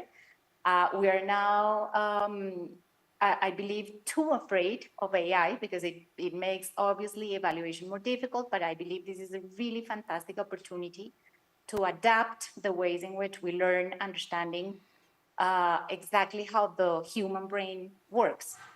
And there's a lot of other things that we could support based on data analytics. For example, detecting risks timely for students that are at risk, not only academically, but also mental health, which has become a very, very big issue, not only in universities, but also in education institutions all along the continuum. And I think supporting learning by doing through simulation of real life situations and practice facilitated by technology, AI, VR, I think it's going to be very important. I think in this context of economic sectors and labor markets, experiential learning is going to become very important, and technology is going to be a huge, huge support for that type of learning. And something that I think it's going to be very important is inclusion and accessibility for populations and under special conditions. One thing that's very important is that leveraging learning on technology must not mean sitting the students behind a screen. And I think post-pandemic, people are very afraid of what occurred during the pandemic. I don't think that's what we ought to be doing now that we know better. The learning process represents a host of inherently human behaviors and emotions. So, it implies autonomy, it implies our ability to build our own rules, to do our will while respecting our peers and our community. The learning environment implies that we need to find and pose our own questions, be curious, understand what we think that we don't understand, explore, connect. And it doesn't seem to me that technology will be able to do this in and of itself. I think the learning process has to be very human and still will be very human in the future. And I see technology as a complement, as a support that will help us make some basic tasks easier. Data will help us, no doubt, to help students through their learning journeys, but the process must continue to be centered in the human being. I think that's an important topic that Susan also hinted to, in the sense that, what's the role of the human being in relation to technology? I think the learning process is one very significant case in which this is going to be really critical. Thank you, Raquel, so much. And I think that, Khan Academic Kids and other related companies are in working with you in the lab. And I'm sure that after we hear from Ulises, you can reflect back on some of what Raquel mentioned. Thank you for that comprehensive view on the opportunities, particularly for closing the education gap. I think you've already given us some pointers for the last question, which was going to be the call to action in terms of how MDBs in particular can make a difference here. And Ferdinand Regalia is here, and I think he'll probably agrees with some of the recommendations that you just started to get at. So thank you, Raquel. Let's take a view from a slightly different angle. Ulises, tell us how do you see this and the trends that we should be aware of? First, thank you for the invitation. I'm sorry I'm not there, but I decided not to travel just to be in line with our sustainability plans here in Barcelona. Was too short participation for so long trip. And, okay. So, well, I'm not only involved at the Supercomputing Center, but also I'm a member of the board of the European Association of Artificial Intelligence, and we are very worried in these days trying to find out how these new technologies will be impacting on our junks. And yeah, already was said that it may have a negative impact. And one of the things that we are thinking is that, yeah, although the technology seems promising, we have to find ways to regulate who has access to these technologies. Already we are having a lot of issues with youngsters misusing the technology, and that's problematic. Basically, we already have two large cases, one in Mexico and one in Spain, of youngsters using Dale-like technologies to produce pornographic images of women. That's an issue. The other problem that we are facing is how these new technologies will impact in labor. And again, we have to have an eye on the less favorite groups in society. And most of the repetitive tasks that can be, let's say, substituted using these new technologies will again affect mainly women and other vulnerable groups, especially people with some disabilities. So we have to be sure that these technologies will be used in the appropriate way. And one of the main issues that we are seeing is that there is no clear regulation of who is signing these technologies. So if you want to build a house, you need to be registered as an architect. If you want to build a bridge, you need to be registered as an engineer, and then you have a responsibility. Now, almost everyone with a small knowledge of computing or programming can provide these technologies put on the web. And that's something that is important. And the other thing is that it's so easy to use it, it's so affordable to use it that no one is taking care about the global warming impact that is having. So yeah, the number of accesses to, let's say, ChatGPT, just to give a name, is I'm not claiming that they are causing all the problems, but you see they claim to have 100 million access in one day, 10 minutes media. So that's, of course, a very large, let's say, carbon imprint on the environment. That's one side. The other side is that, yeah, of course, we have a lot of advantages with these new models. In special, we are pursuing to have a public model for Spanish for all Latin America and other for Portuguese, because it's important to have public models that are controlled by the governments in order that the translations, other technologies or products that can be grown from these models are regulated by the states. So we know that the variety of words, it includes all the possible variations in all of languages. That's very important. And with that effort, we have to recall that we have more than 100 original languages in our countries, and those should be protected also. And we have to make a big effort from the academia and from the government to those mediums of communication get preserved, at least for the Latin American countries or the Iberican countries. So that's one other thing, is that we are trying to produce models from scratch for medical applications that can be used to give support to clinicians in far apart regions where you don't have specialists. So it's not to displace clinicians, but give them support immediately there. So you don't need to reproduce all the facilities there, but at least they have a way to discriminate easily those people that have big problems and then have to be mobilized into better hospitality centers. So that's the kind of tools that we are thinking that could be interesting. There are other things that we are promoting. One is an observatory for climate in Latin America. So it's needed to use supercomputing and artificial intelligence to capture all the data on climate change and give good advice to the governments in this issue.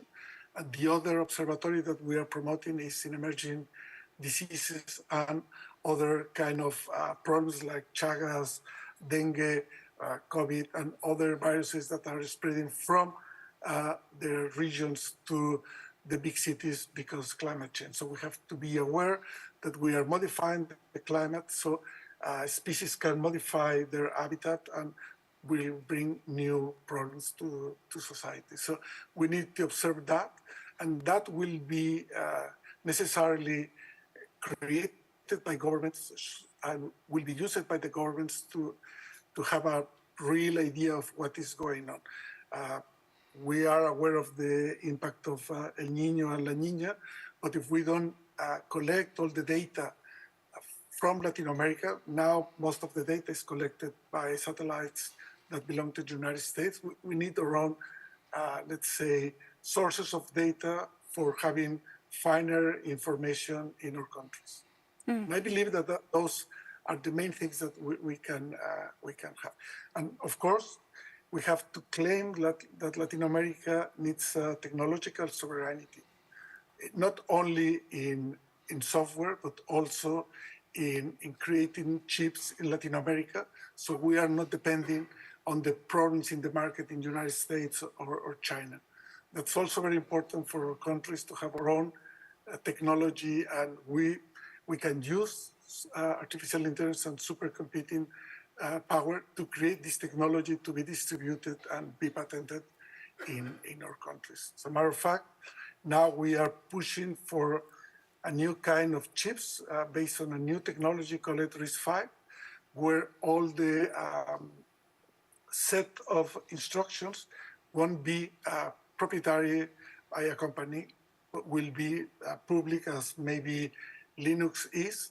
So every country can print their own chips without depending of patents or other obstacles to be independent in that Thank you, sense. Ulises. That's really, I think, fascinating, and I thank you for adding this additional perspective really into the entire value chain and how to think about this to make sure that we build resilient networks, and then also what are the potential uses and benefits, including for climate, but how to think about it. And as they say, oil is the new, or data is the new oil, and I'd say code is the new infrastructure, and your call for standards, again, it's getting now into the area of the recommendations of what we can do.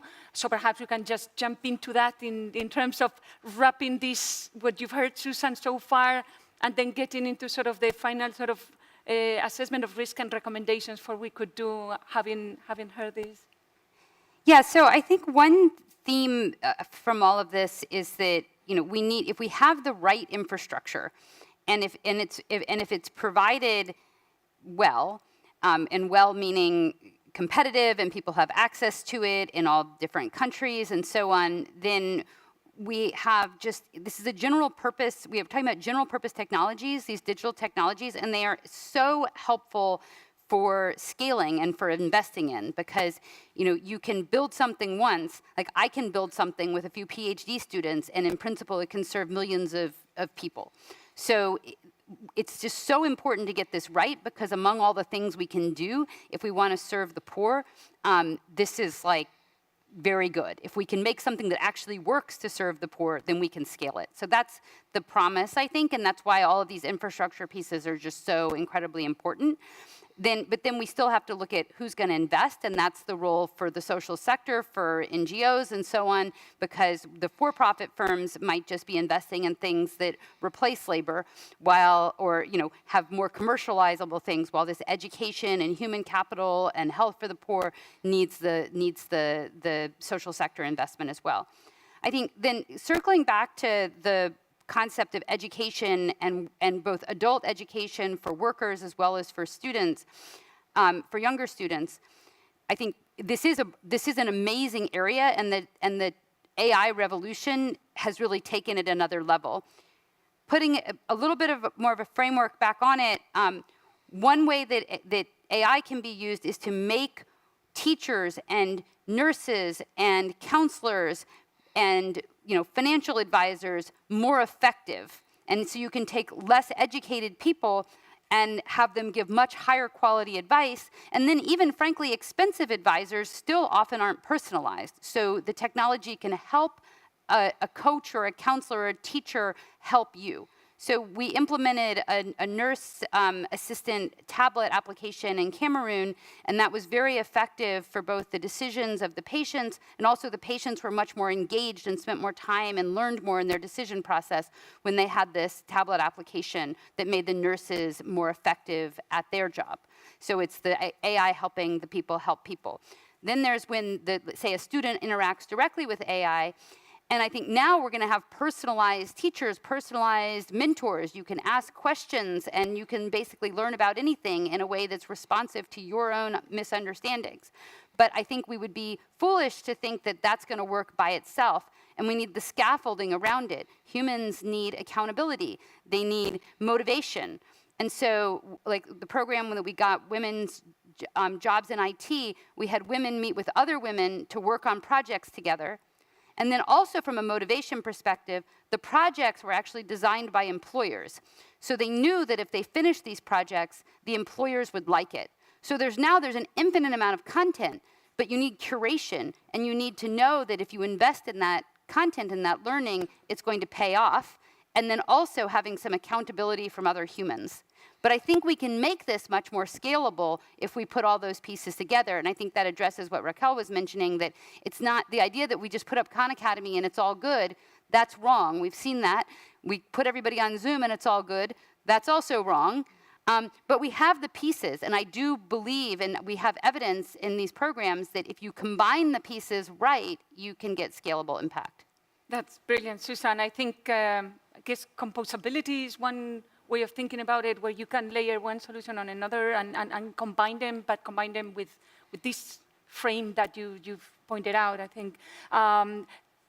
We have about 7 minutes left, so we'll go very quickly through with Tomas, then Raquel and Ulises, more in terms of kind of your final thoughts and your call to action around this topic.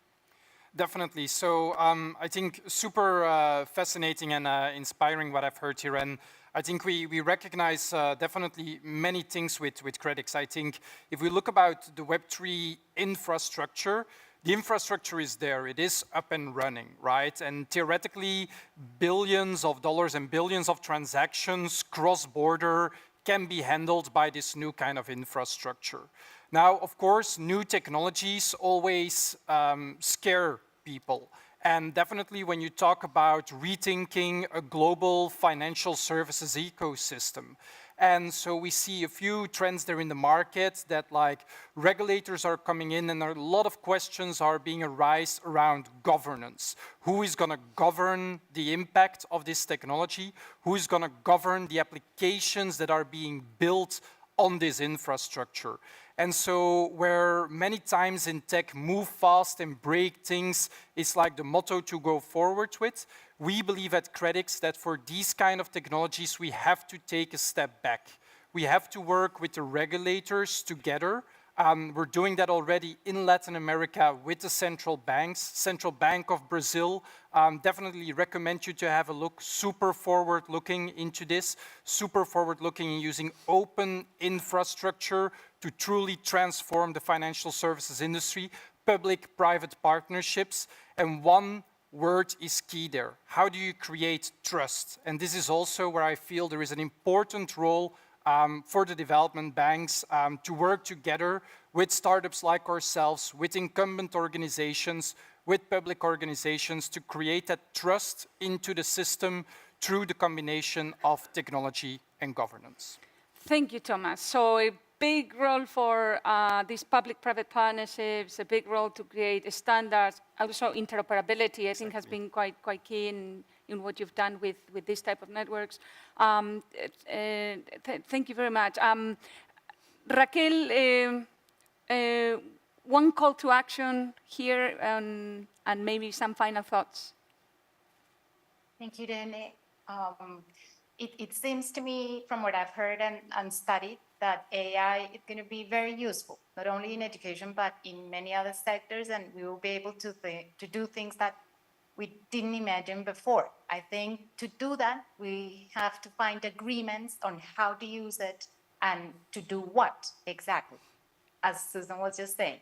It seems to me that now, right now, probably in a decade, Susan, it will be different, but now it is a fantastic facilitator, great text and code editor. It processes large amounts of data. All of these things very important. And I think the issue is not AI itself, but how we decide to use it now and in the future. So we need agreements to use it responsibly. How was it used? For what was it used? What did it produce? And how are we going to use that input for the learning process, which is exactly, Susan, what you said. So the AI helping people help people. I like that sentence. So for our common rules and agreements about how to use it specifically in education, I think we need teachers to appropriate the technology and master the rules, not only in the classroom, but in everything we do, including our own research. And I believe that how we use it in our research, and it's new for us, we are not digital natives as our students, it's going to have an impact in how we use it in our classroom. We go through the learning process, or we have to go through the learning process that we want our students to go through. In this, I think it's very important, the transparency, the responsibility, and the informed use of the technology are very critical to move forward, at least in education, but I believe in most sectors, economic sectors that I can think about. Thank you, Raquel. And the human-centered angle, I think, obviously speaks very much to the approach that Susan was talking about and certainly should guide us. Ulises. Yeah, so two things. Director already pointed that most of the people that lives today is not a digital native. That's a concept that I dislike a lot. We propose for the Spanish AI strategy and also for the Mexican one that we should provide from the universities have to do it, not public companies, a master's for all teachers in primary schools and secondary schools, because if we have that on board, they will teach the kids what the parents can do. It's not the same to learn or be very agile in using a technology than understanding the technology. We don't want populations of users. We want people that is able to create technology by innovation through knowledge. To use things is not enough. You need to understand the basic concepts. And I believe that if that's something for the governments, but you need money to do that, and you need the universities to do that. And it's really important. I believe that that's something that we should not forget. I think that in Silicon Valley, it may work, this idea to move fast, even if you break things. For a responsible use of AI, you need to understand what you're doing, which are the implications, and then put the technology in the hands of population.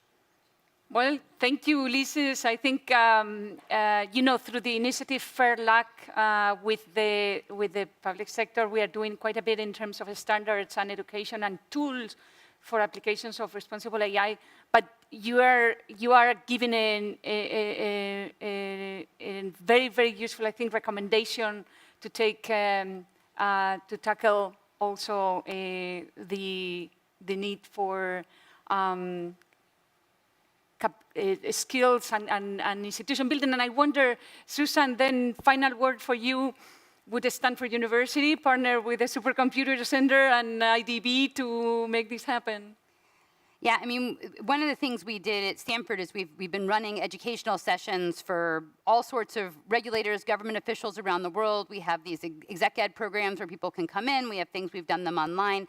And I think that really would be a final message for me, is that this is going so fast, and really nobody's an expert right now. And so we have to educate each other, share best practices, for governments, industry, universities, but on the other hand, people watching who are out there on the front lines, nobody's an expert. This is more accessible than it's ever been. Actually, coding has become less important. Technical knowledge some of it has become obsolete.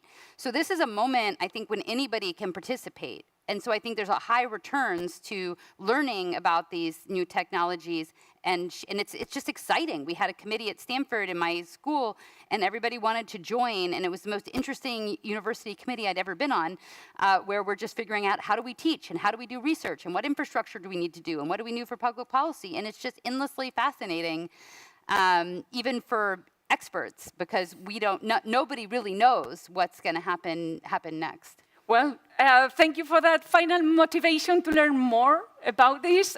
Thank you very, very much, Thomas and Raquel Ulises. Thank you, Susan, and thank you very much to the KIC team and to my colleague Judy Schwarz, who helped prepare for this panel. And enjoy the rest of the Knowledge Week. Thank you.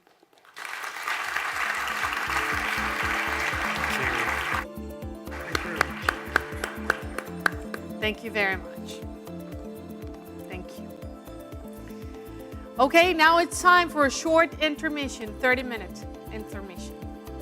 Let's reconvene at 2 p.m. Washington, D.C. time, where we have a very special session you won't want to miss. For our online audience, we're eager to hear from you. Drop us a comment and share your favorite session so far. Your feedback is invaluable.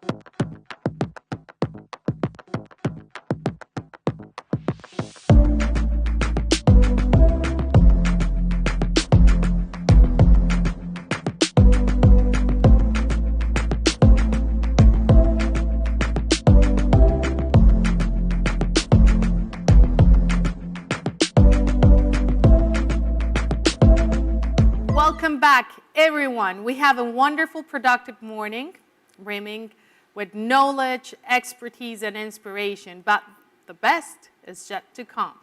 Our final session promises something truly extraordinary, the chance to hear influential stories from individuals on diverse paths of life, all united by digital transformation. Guiding this conversation is Agustina Calatayud, lead transportation specialist at the IDB.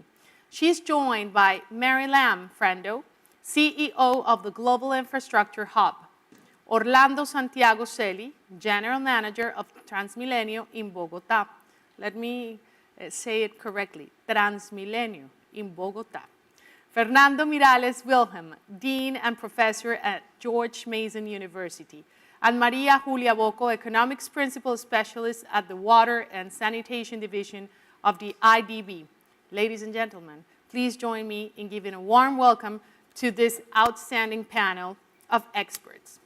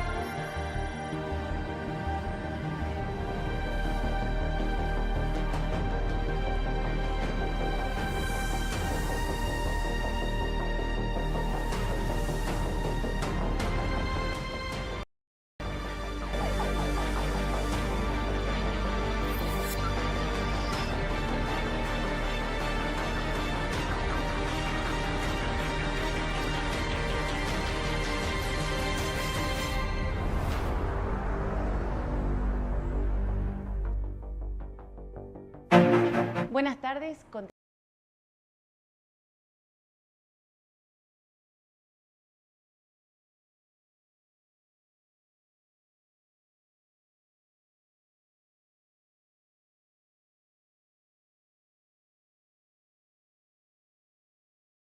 Private and academic sectors with connections from different corners of the world to become acquainted with the technological advances in transport, energy, water, and sanitation that are bringing about a radical change in the quality of services for citizens, promoting efficiency, inclusion, and environmental sustainability.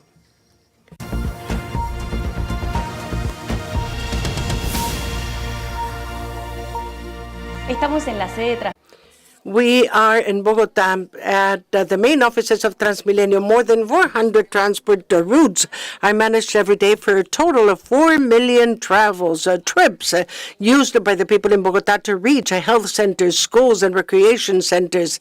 The Transmilenio system is a key for the city of over 7 million inhabitants, where 1 out of every 3 daily trips are done in public transportation.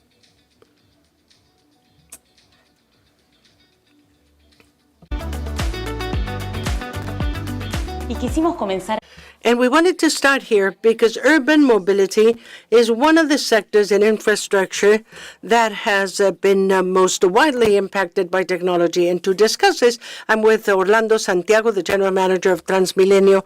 Orlando, thank you very much for being with us during this Knowledge Week of the IDB. Hello, Agustina. How are you doing? Thank you very much for the invitation to participate in today's session.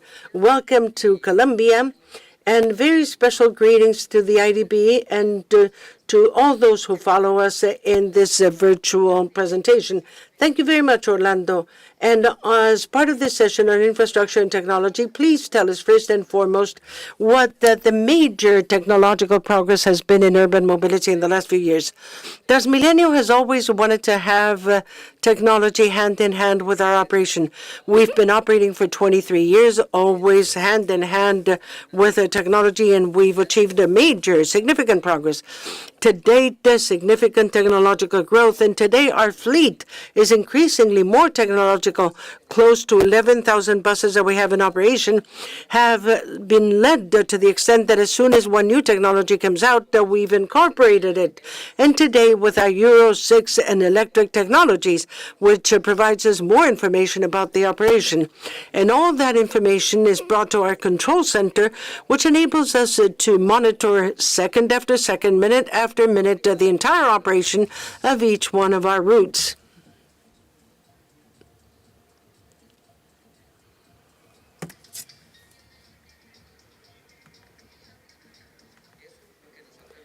This is what has enabled us to do the following: 4 million trips every day. And out of these, we not only get data, but we transform this into information. Maybe one of the best applications that one can make of technology. Excellent, Orlando. And in a while, we'll take a look at the control center. Let us go so that you can see the control center, the brain of the operation of the Transmilenio system. Orlando mentioned the most recent advances in urban mobility. And in other areas of transport, we see changes at an international level, some faster than others. But citizens in Latin America and the Caribbean are also seeing these changes. And so we ask people in different countries what their views are about electrical vehicles, shared trips, autonomous vehicles, amongst others. And this is what they said.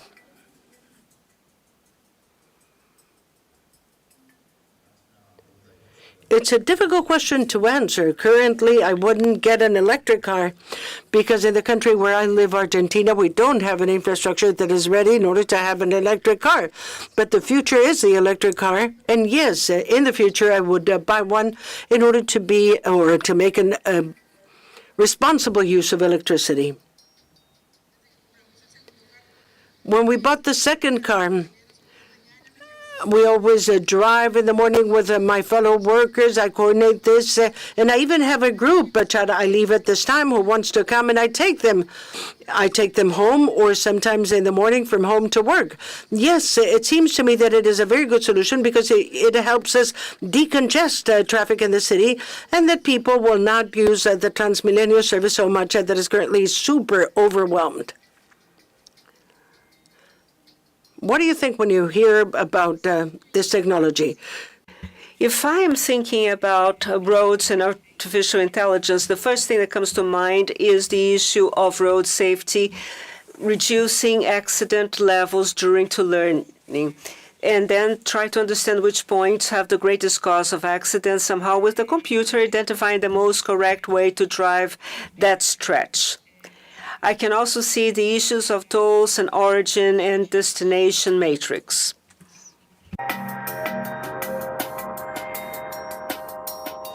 En las mañanas, cuando voy camino al trabajo, dura aproximadamente 35 minutos. Y en las tardes, cuando regreso, in the evenings, when I return, 55 minutes, which is a total of an hour and over an hour every single day. And during that time, probably what I do is read a book, watch a movie on my way to work.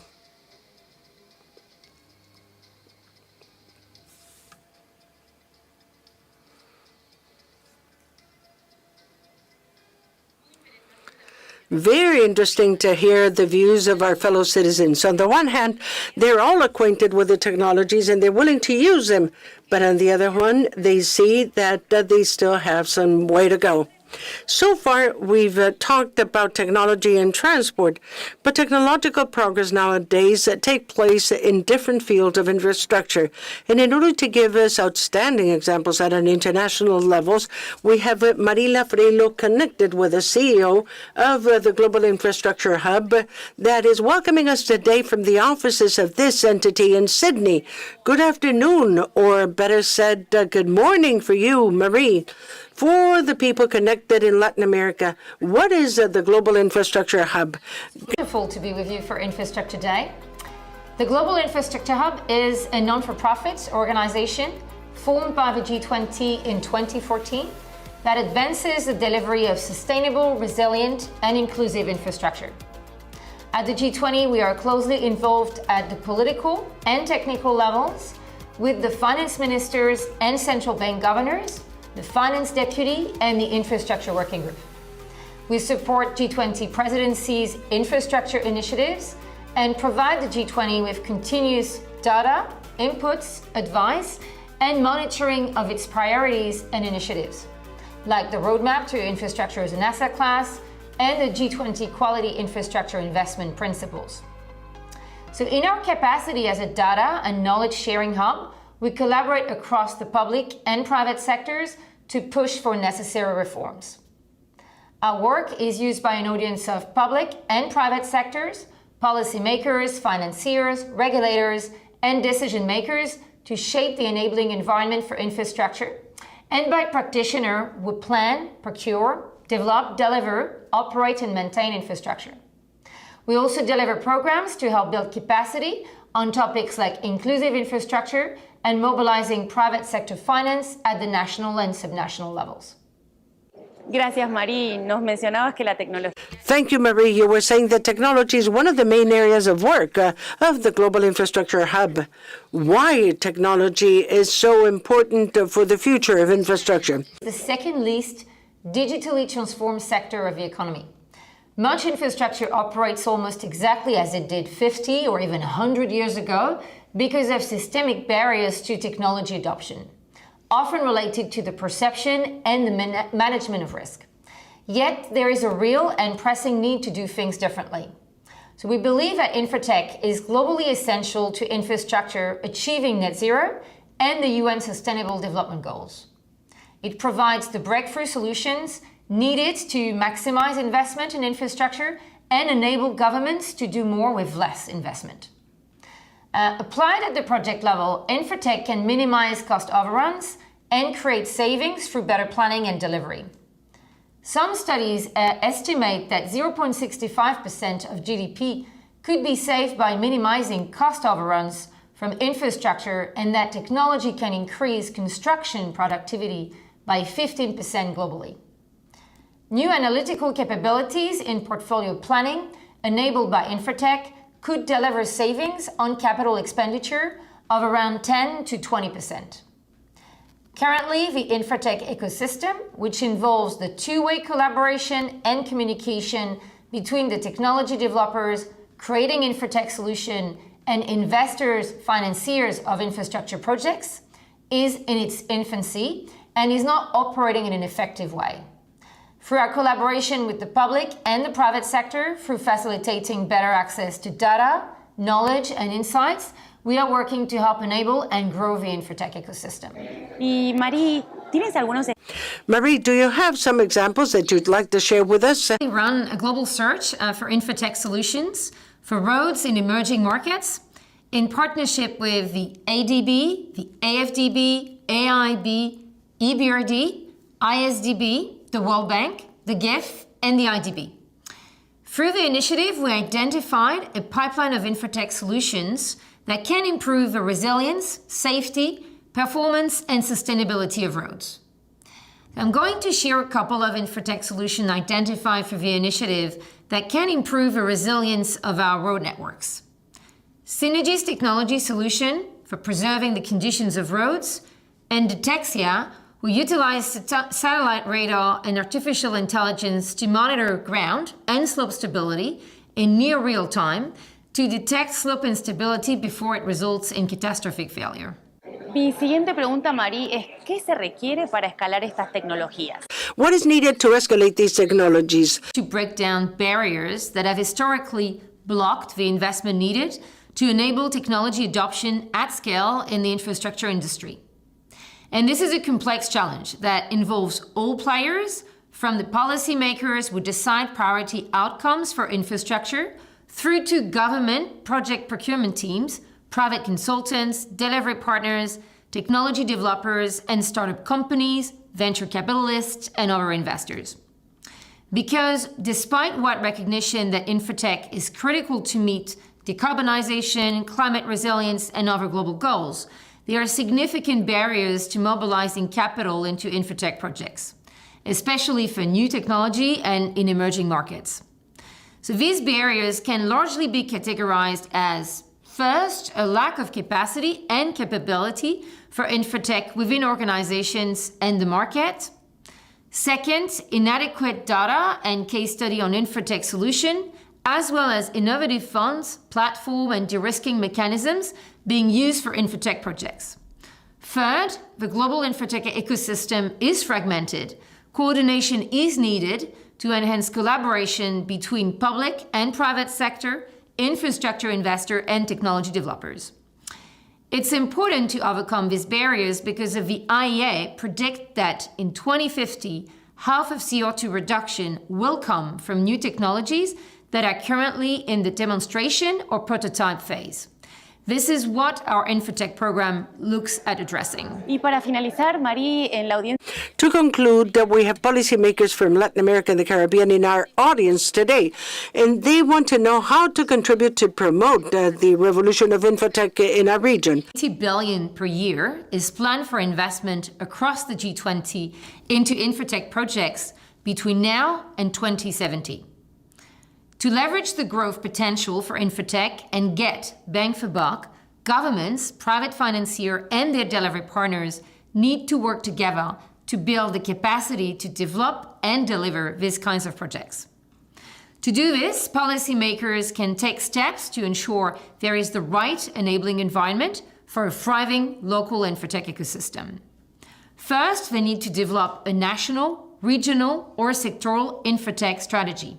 Our research has shown that strong national policy is the common enabler of infotech adoption. Second, invest more to help infotech solutions break into the infrastructure market. It is a monumental challenge for technologies to cross the valley of death to their first commercial operation. They need access to mentoring and pilot programs, as well as networks and partnerships to break into the infrastructure sector on a viable scale.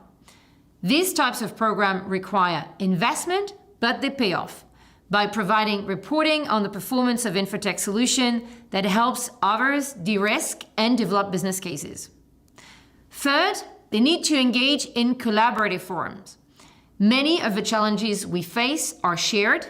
Collaboration and knowledge sharing are critical to accelerating the adoption of infotech. At the Global Infrastructure Hub, we have developed a Global Infotech Knowledge Hub to provide the data, knowledge, and community to support policymakers to grow the global infotech ecosystem. So please have a look at our website and get in touch. Thank you.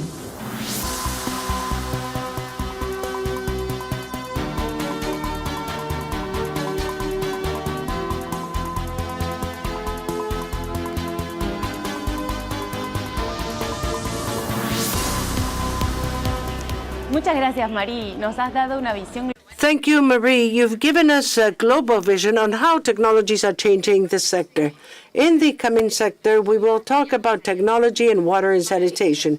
And for that, we have connected from the IDB holders in Washington, D.C., Maria Julia Bocco, the lead specialist in water and sanitation, and our outstanding researcher, Fernando Miralles. Please, Maria Julia. Thank you very much, Agustina. Good afternoon to our panelists and to those who are with us in this session. And thank you very much for the opportunity to be with you during this Knowledge Week. It's a pleasure to be here with Fernando, a colleague, a friend, a well-known scholar, and also professor and dean of the George Mason University. Fernando is a hydrologist and a water resource engineer interested in research and modeling of surface water and underground surface, climate interactions, hydrology, vegetation, remote detection applied to the processes of the hydrological cycle, and water quality, and modeling of the relation between water, energy, and food, very much in fashion with this topic of innovation in infrastructure. Welcome, Fernando, and thank you very much for being with us. Thank you, Maria Julia. It is always a pleasure to be with you at the IDB, with you, where I feel like being with family, with friends. And to kick off the conversation, please tell us why it is important to have innovation in the water and sanitation sector, which many times is understood solely and exclusively as tubes and pipes. If you see, the world is in constant change and growth. The cities grow, the population grows, And the standard of living per person is growing, and this points to a greater need for resources, and therefore we have to be more efficient with the use of resources such as water that is so important. The amount of water in the world is set, so if you think that we want to use more and the amount is set, we have to be more efficient. We have to innovate in order to be more efficient with that use and to attain all the goals that we want to achieve and even raise our standard of living. Which ones do you believe are the most important innovations in recent years in the water sector? And if you can give us a couple of concrete examples. Well, about a decade ago, there was a poll on what had been the most important invention in the history of mankind. And the most important invention agreed by people was the WC. And so that tells us something because it saved a lot of life. It eradicated many diseases. It helped us maintain a clean environment. So a whole set of objectives were achieved with that, and that's important. So the environment of which water is an essential part will continue to depend on these innovations. Increasingly more, we have technologies that allow us to clean the water more efficiently, to use it more efficiently, to recycle water, to reuse it, in order to be able to grow more food, to generate energy. So water will continue to be an important source of innovation in the times to come. How do you believe that international development agencies and organizations can support and incentivize the adoption of these innovative practices in the sector? Well, I believe that if you take a look around the world, the main role played by development institutions is key in order to improve the environment, to attain the SDGs, to have better food, better hygiene, better water, better energy. And I believe that a great part, particularly in developing countries, that pushes this, particularly in Latin America and the Caribbean, development institutions play an essential role. No doubt the bank has a very distinguished and very effective background in this regard. So along these same lines, how do you see the future? What would you say to our young people, particularly thinking of Latin America? How would you describe the future of the water sector? Do you believe that we can be optimistic? Are you an optimist, thinking that we will be able to overcome certain challenges, such as the greatest one perhaps, which is climate change, that has such a huge impact on the water sector? Well, I am an optimist by personality as well as by the evidence that I've seen. And I can say that if you perform an analysis of the greatest indicators for human development, life expectancy, levels of violence, of diseases. In the last 50 years, we see a tangible reform, and sometimes it is easy to get lost in the ups and downs of the bad news every single day. But when you see things in the long term, there have been significant improvements. Development institutions, particularly the IDB in the region, has done significant work in moving forward with the development objectives for people like us who grew in the region, who've had a certain danger in life. We've seen that improvement, and we've seen the role played by bank institutions, by the institutions such as this bank, in these improvements. I'm an optimist, and rightly so. Mentioning climate change, which I believe is important, it's a sort of significant look into the future. We need to have specific actions.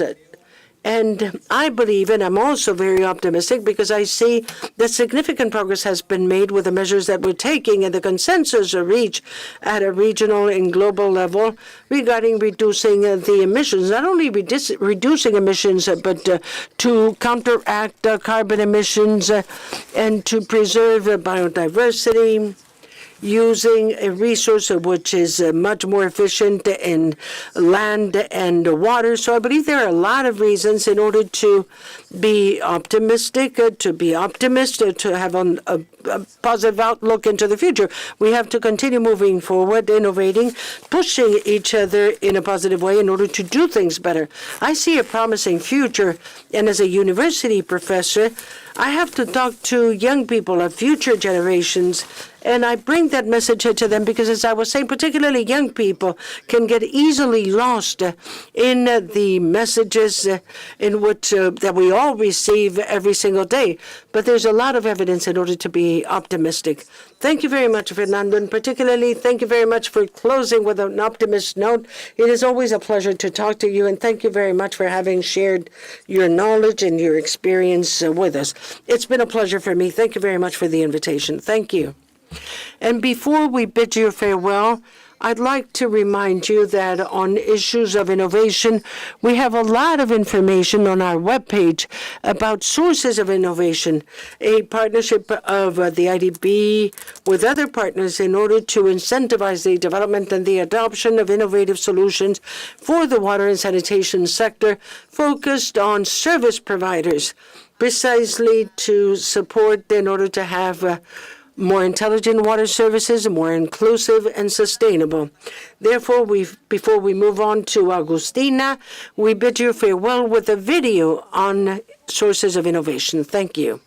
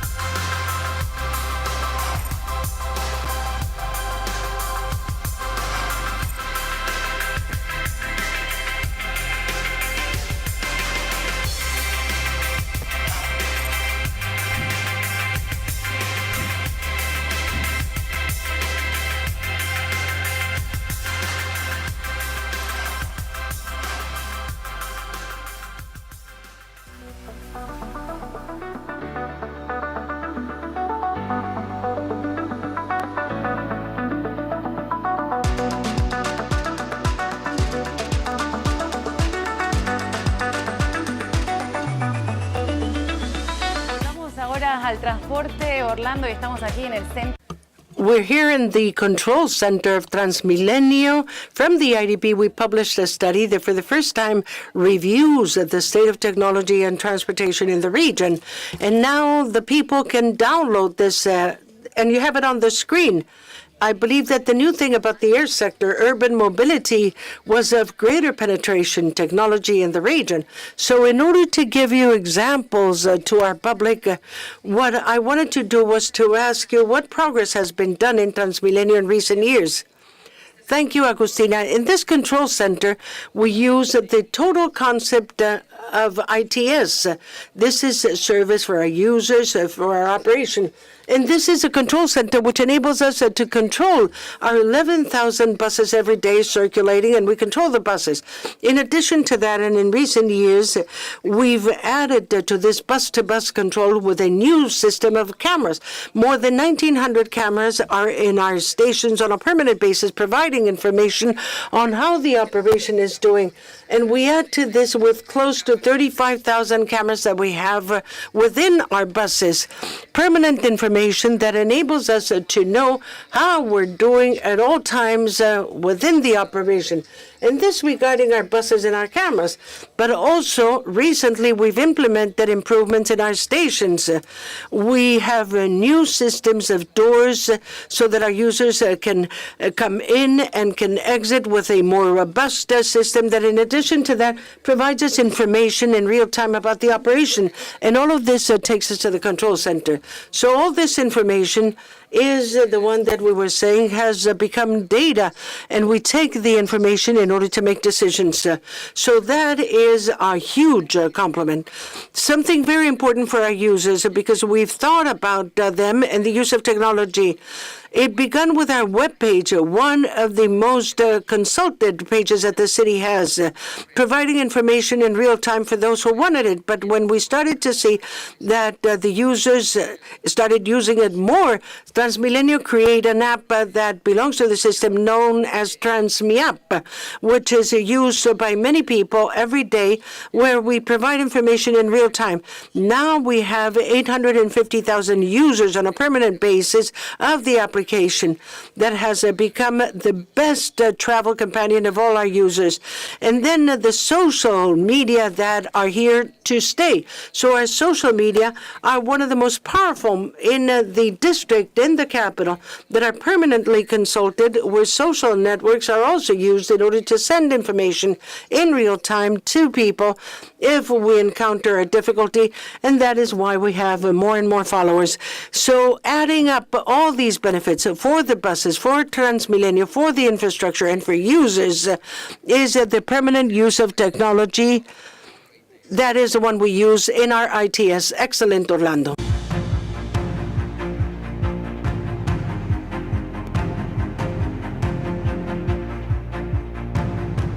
Precisamente Orlando nos hablaba sobre la gestión y coordinación de procesos, y uno de los productos más sensibles y que exige una coordinación perfecta es la exportación de flores, donde Colombia es líder. Si estás en Estados Unidos, probablemente el 60% de las flores que veas en tiendas y supermercados son de Colombia. ¿Quieres saber el trayecto que han realizado estas flores? Te lo contamos en este video.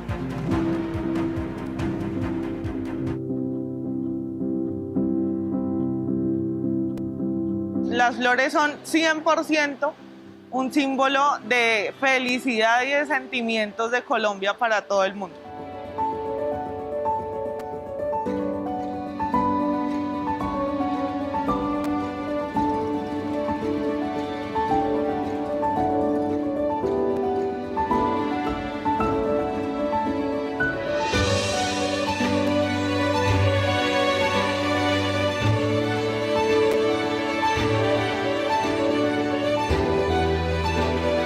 Para mí una flor me da alegría. Para mí una flor es la que me hace pensar que tengo que hacer bien mi trabajo para poder tener el sustento de mi familia. Nosotros le ayudamos a la gente a expresar los sentimientos con flores. Y eso hace que ese trabajo y ese amor que tenemos con las personas la transmitan a las flores, y ese cariño se va al resto del mundo.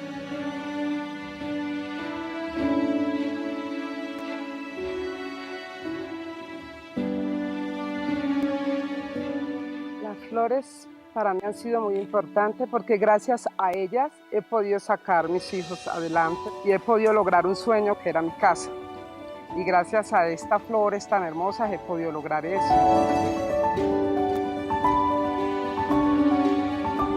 Inicié haciendo mis prácticas como pasantía y me fui enamorando desde el día 1 que llegué a una empresa de flores, y de ahí descubrí que mi vida quiero construirla alrededor de un cultivo de flores.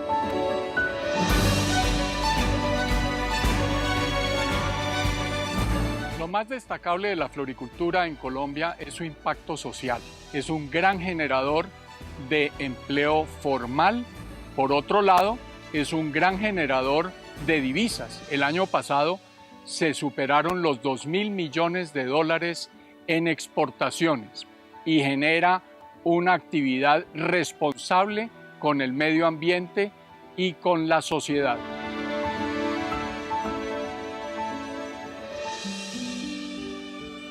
La floricultura es mitad agricultura y mitad logística. Poder llevar un producto tan delicado a 100 países en un tiempo récord. Countries in record time and in perfect conditions requires logistics coordination, which has to be practically perfect. We reach the most demanding markets, like not only United States, but Europe, Japan, and Korea.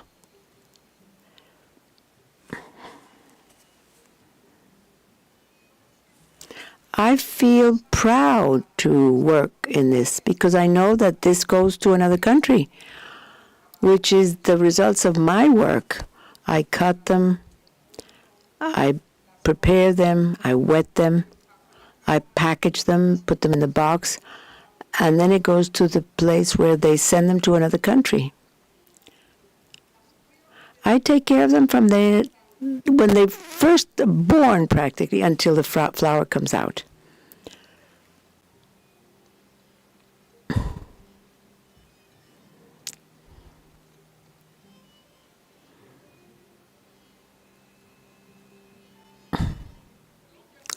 Colombia complies with the highest standards. That's why today we have a social and environmental certification, which is called green flower. We reduce the use of agrochemicals up to almost 50%, the use of underground water, promoting the use of rainwater, and that requires tremendous investments. And socially, we have programs and work for the welfare, not only of the workers, but of their families and communities where the flower crops are located. Plan Pétalo, Petal Plan, seeks to use different plans and programs and work in teams together with different public and private entities so that the coordination and the teamwork allows us to improve exports of flowers.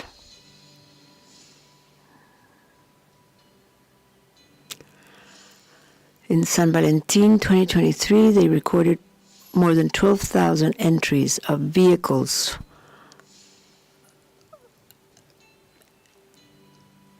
for shipment.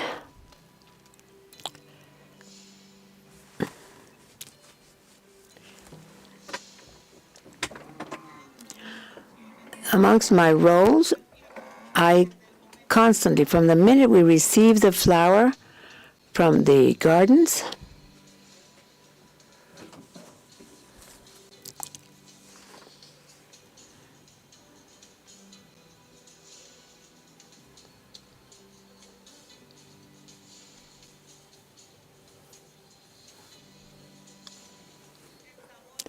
we guarantee the right temperatures in the 2 cold rooms we have, as well as the appropriate time for the flower because of the temperature.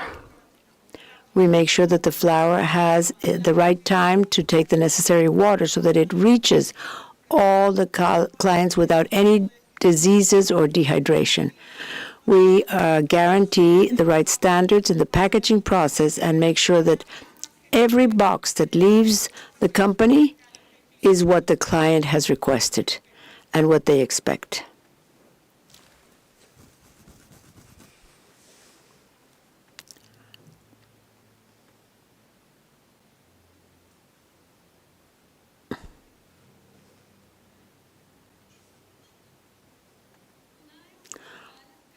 Once the boxes are in the vehicle, the door is closed, and then it has a refrigeration system that keeps the cold chain constant to preserve the quality of the flower.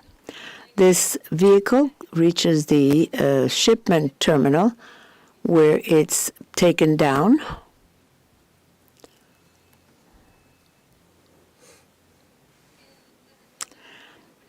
The air shipment operators take the boxes, measure temperature, measure weight to ensure the quality throughout the travel time. El Dorado Airport, the most important airport in Latin America for cargo. The International El Dorado Airport has the concession to manage passengers and cargo. And we deal with exports throughout the San Valentin times when the flowers are sent, close to 320,000 tons that are exported mainly to the United States. We are responsible for placing the ships. Usually at the low season, we have between 26 and 24 planes a day. During the high season, we go up to 35 to 38 planes, with peaks of up to 50 on the most important days.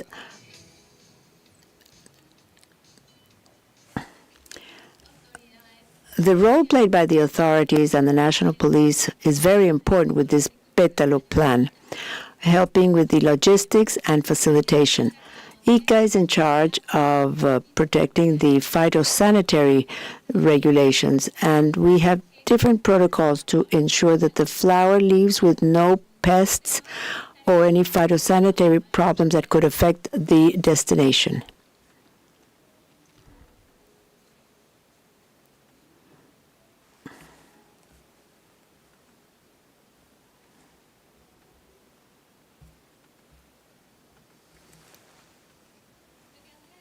What Dan does is to make sure that all the information of the exporter flows in the best possible way, ensuring that it's the same from the beginning to the end.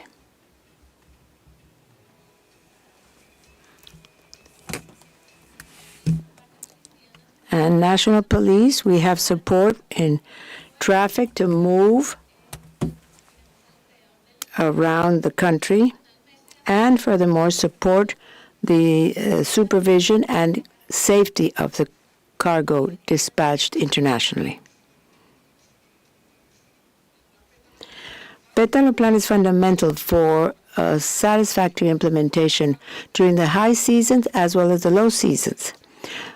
The organization and operation required from the crop to the arrival in international markets, with the harmony of times, temperature, which have to be minimal during the process so that the product can arrive in the best possible conditions.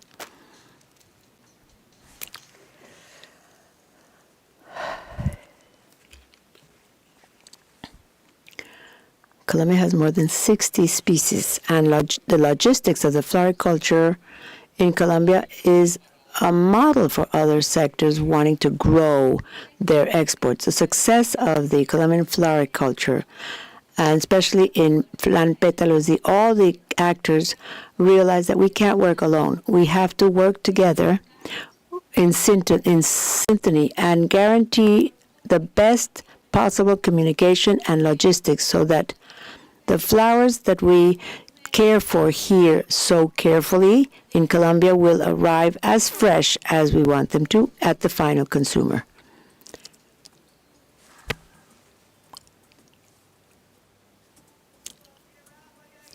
Land, air, and sea.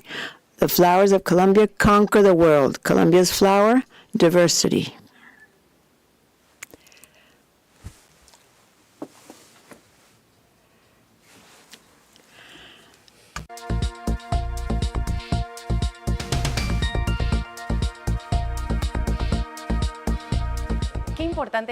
How important logistics from the IDB. We work with all the countries of the region to promote better infrastructure, transportation services, customs services, and the capacity of institutions to connect national markets with international markets. And talking about connecting, we see that flowers travel by plane and by ship. Let's consider now the progress in the maritime sector with Juan Carlos Acosta, manager of Contecar, Director of Engineering and Projects in the Puerto de Cartagena Group. Good afternoon, Juan Carlos. Thank you so much for participating in this transition of the IDB. What are the main technological advances you've implemented recently in the Cartagena port? Agustin, it's a pleasure to be here with you and with your very kind public. Technology in our organization is going through all areas in a cross-cutting way. As for the people, we've digitized all processes. The information hence flows correctly and efficiently. In our teams, we have modernized all technologies of the control sectors of the cranes, and the primary source has been changed from diesel to electric energy with fiber optics, and it's helped us with a pioneer project implemented in the industry, which is the remote control operation of the yard cranes. We've replaced the X-ray equipment with more advanced technology, which speeds up the operation and allows for greater penetration in our search for effective control of the cargo. Actually, throughout the organization, we're constantly considering the possibility of substituting, if necessary, with better technologies, or maybe finding from different markets throughout the world ways to keep advanced. Thank you, Juan Carlos. And from the point of view of sustainability, how can technology contribute to reduce emissions and preserve the environment? Technology is an important partner to be able to follow the atmospheric and environmental conditions in real time, and we apply them from the very beginning. For example, the use of the technology, such as the generation of more than 15%, as I mentioned, which is done through photovoltaic panels. And we continue to grow the installations and the use.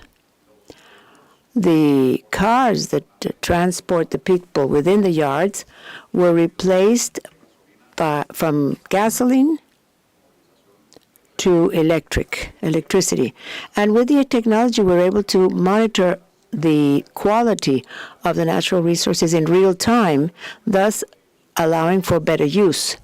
And seeing the speed of these extreme climate phenomena and the climate changes that are taking place, what steps are you taking at the port to ensure the resilience and to mitigate those risks? Well, different types. From the infrastructure point of view, we've built it planning increased levels of the sea and coastal erosions.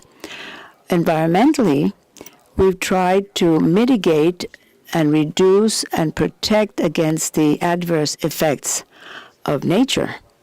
And as for collaborating with the community, we work closely with the local community to strengthen responses to adverse natural events. We've created the Puerto de Cartagena Foundation, through which we've developed 18 programs to care for different cycles of the members of the family, contributing to reduce poverty, strengthening education, and preserving the environment. Hence, our port terminals contribute to help the communities in their areas of influence and promote social and economic inclusion opportunities based on sustainability projects and comprehensive human development. One of the initiatives that we contribute with to mitigate the changes in the climate are co-guardians, which is for children from 7 to 12 years of age, developing the competencies in environmental education to care for each other and the environment, with more than 1,322 beneficiaries directly with these co-guardians, and we've managed to have an impact on more than 10,000 and some people during 2022. The programs of the Puerto de Cartagena Foundation contribute to the 17 Sustainable Development Objectives and more than 55 goals of the 169 set in the 2030 Agenda. Our organization has always developed the environment, protected it, and followed all the standards issued by the national government. However, we're always one step ahead. We want to exceed the thresholds, and we improve the environment wherever we can. Proof of that is what I've been talking about. But if you come and visit us, you'll find in our port gardens adorning the environment and the practices of use and respect for the environment, as I mentioned, with water, with noise, with the protection of the water sources, seawater, in general, all our environment, because we honestly believe that if we work in a pleasant environment, like the one we have in our terminals, we have a positive impact on the performance of all our operations and our labor force.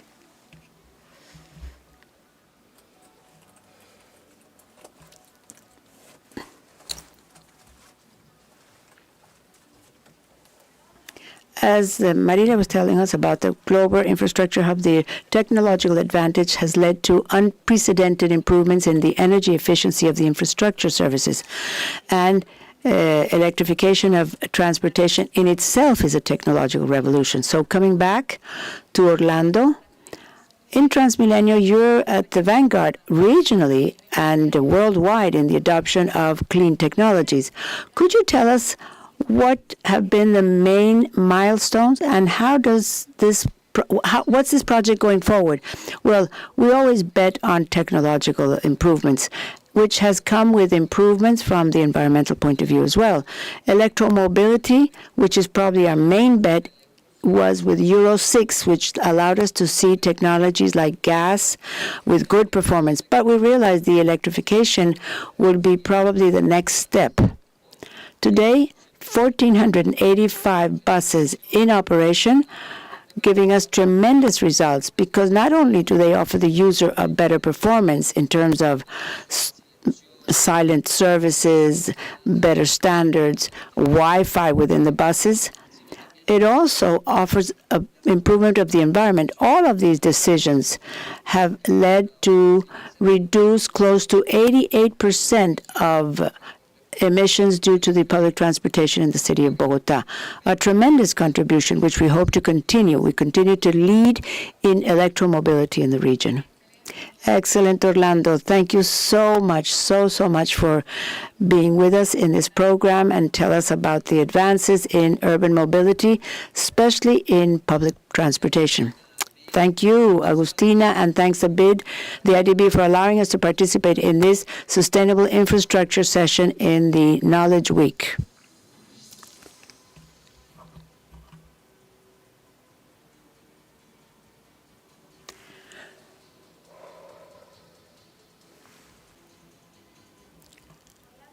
Orlando talked about the energy transformation of Transmilenio, and last week we launched our last report on the transportation sector dealing with the climate change. In the chat, you can download that right now. The main message in the report is that to accomplish the Paris Agreement, we had to reduce emissions to half by 2050. But with the current trend, we'd probably be increasing emissions in close to 20%. We're not doing well, we're late, and we need a big push to accomplish our objectives. At the IDB, we've agreed to work on all projects we support be aligned with the Paris Agreement. So we're working with the deployment of electric buses, the reloading and sustainable fuel for aviation, decarbonization of maritime transportation, and the increase of resilience in our infrastructures to climate change.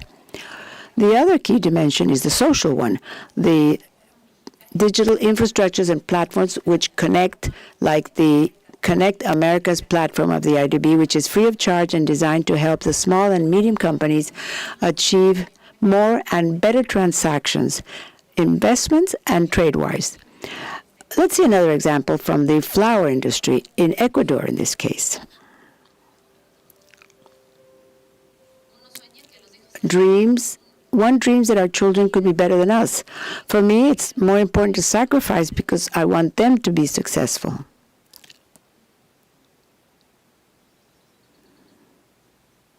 Growing together in America.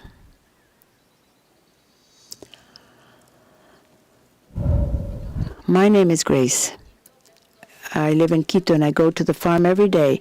I cultivate flowers and export them.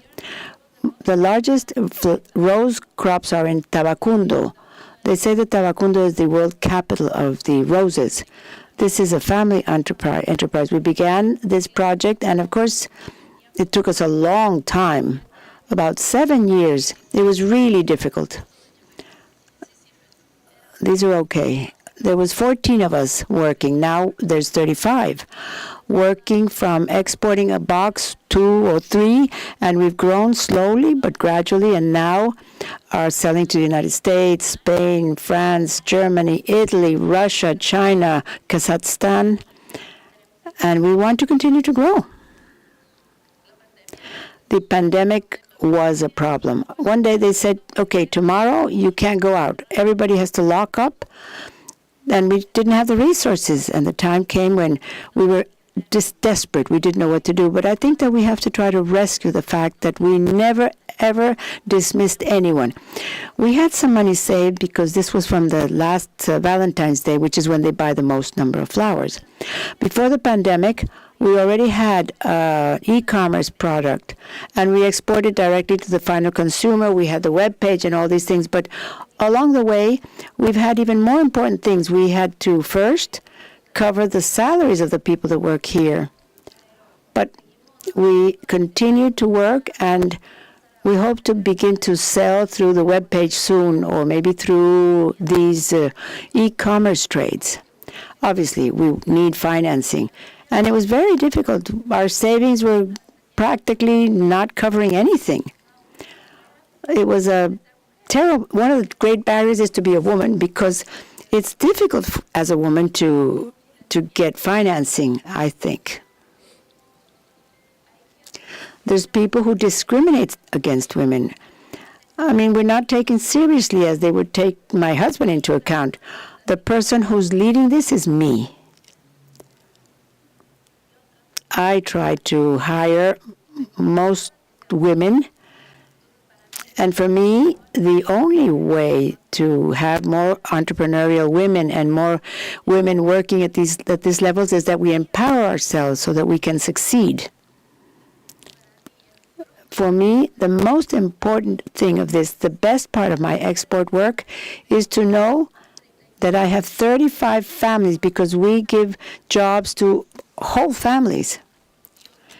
And I want my children to have that vision, that they realize that the people that work here with me should grow with me as well, that we all grow. Companies that export are more competitive. They generate better employment and pay better salaries. However, 76% of the SMEs goes too fast. Most face critical challenges. We build together for better opportunities and better lives and better communities. Help us achieve this.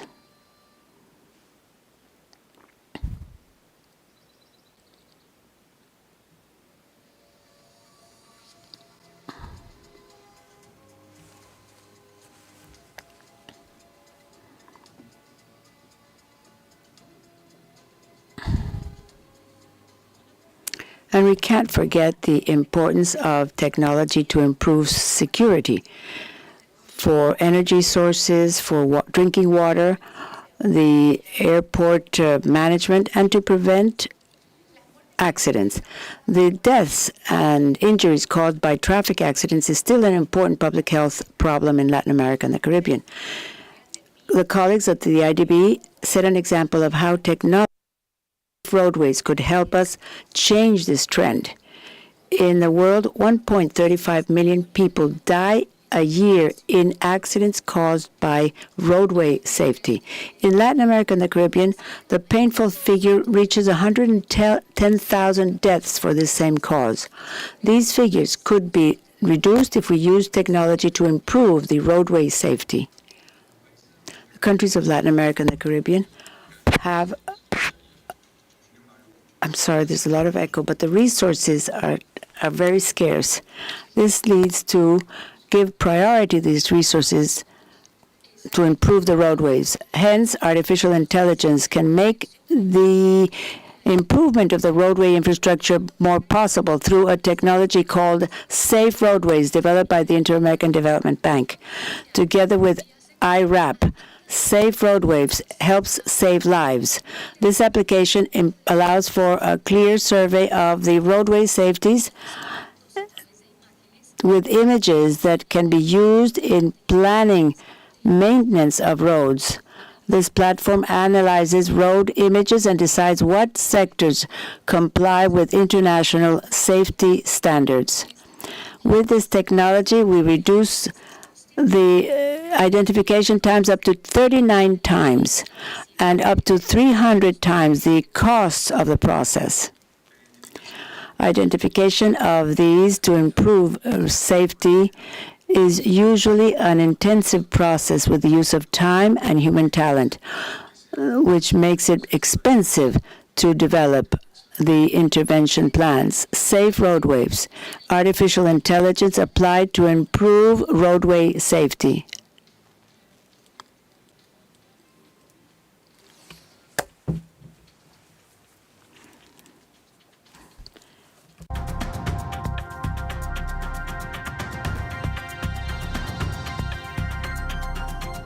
Seguramente están pensando. I'm sure you're all thinking that this progress in technology can be limited due to lack of connection to internet.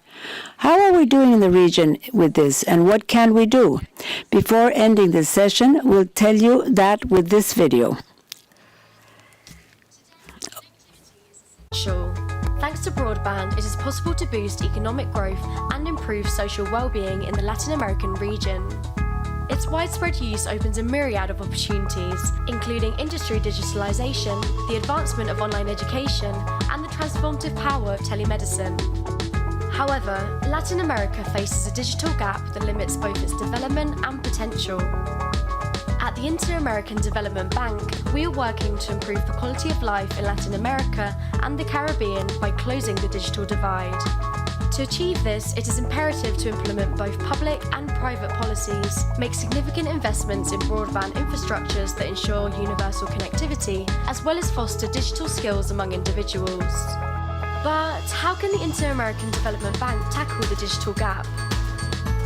The answer is Connecta LAC, an agile and effective solution that pursues two main objectives: to accurately measure the connectivity gap of populations, institutions, and disconnected productive areas in order to design and implement optimal projects and initiatives, and to become a key tool for facilitating and guiding conversations with national and regional entities.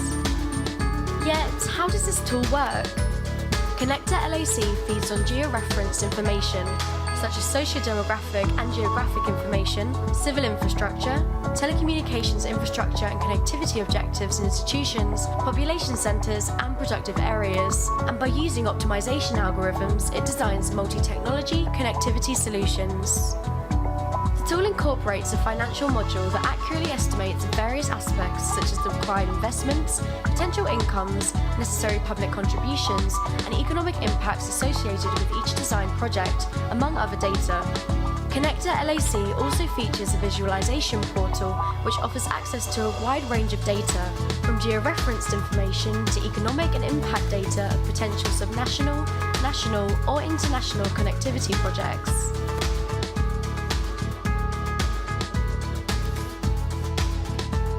The next coming years are crucial in order to close the digital divide in our region. Connecta LAC will play a decisive role in this challenge. Let's work together to promote inclusive and equitable development through digitalization. Each step we take brings us closer to a connected and prosperous Latin America.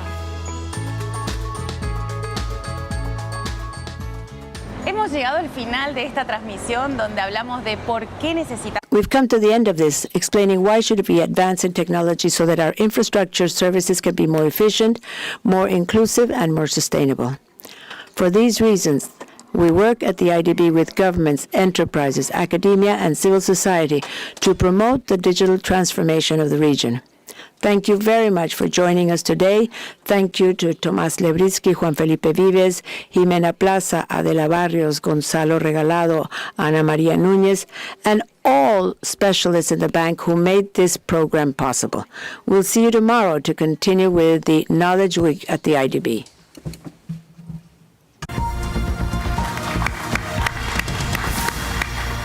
Espectacular, Agustina. Spectacular, Agustina. Spectacular. And let me ask the public in Spanish very quickly. So how was it? Thumbs up. I hope you're doing the same wherever you are connected online. And this is very important. As the day comes to a closure, I want to express my deepest thanks to all of you, both here in person and online, of course. Your engagement and enthusiasm have truly made this Knowledge Week a resounding success. We're very proud of what we're doing, and Everybody is connected. We're thrilled to see all of you connected. Before we part ways for today, a few important reminders. For our online attendees, don't forget to fill out the session evaluation forms. Your feedback is invaluable in helping us continue to improve. You can access it by scanning the QR code on our screen or your screen and following the link in our social media chat also. Tomorrow promises even more engaging discussions on the role of knowledge in generating impact, where we will tackle the topic of climate change and biodiversity. Trust me when I say to you that you won't want to miss tomorrow's agenda. You know who's coming tomorrow? Who's going to be on screen tomorrow? Jane Goodall. Yeah. So we're like thrilled to have this lady, this expert. She's a naturalist, but we have also other experts that we're going to have here. So I'll see you tomorrow. Thank you very much for joining. Thank you very much.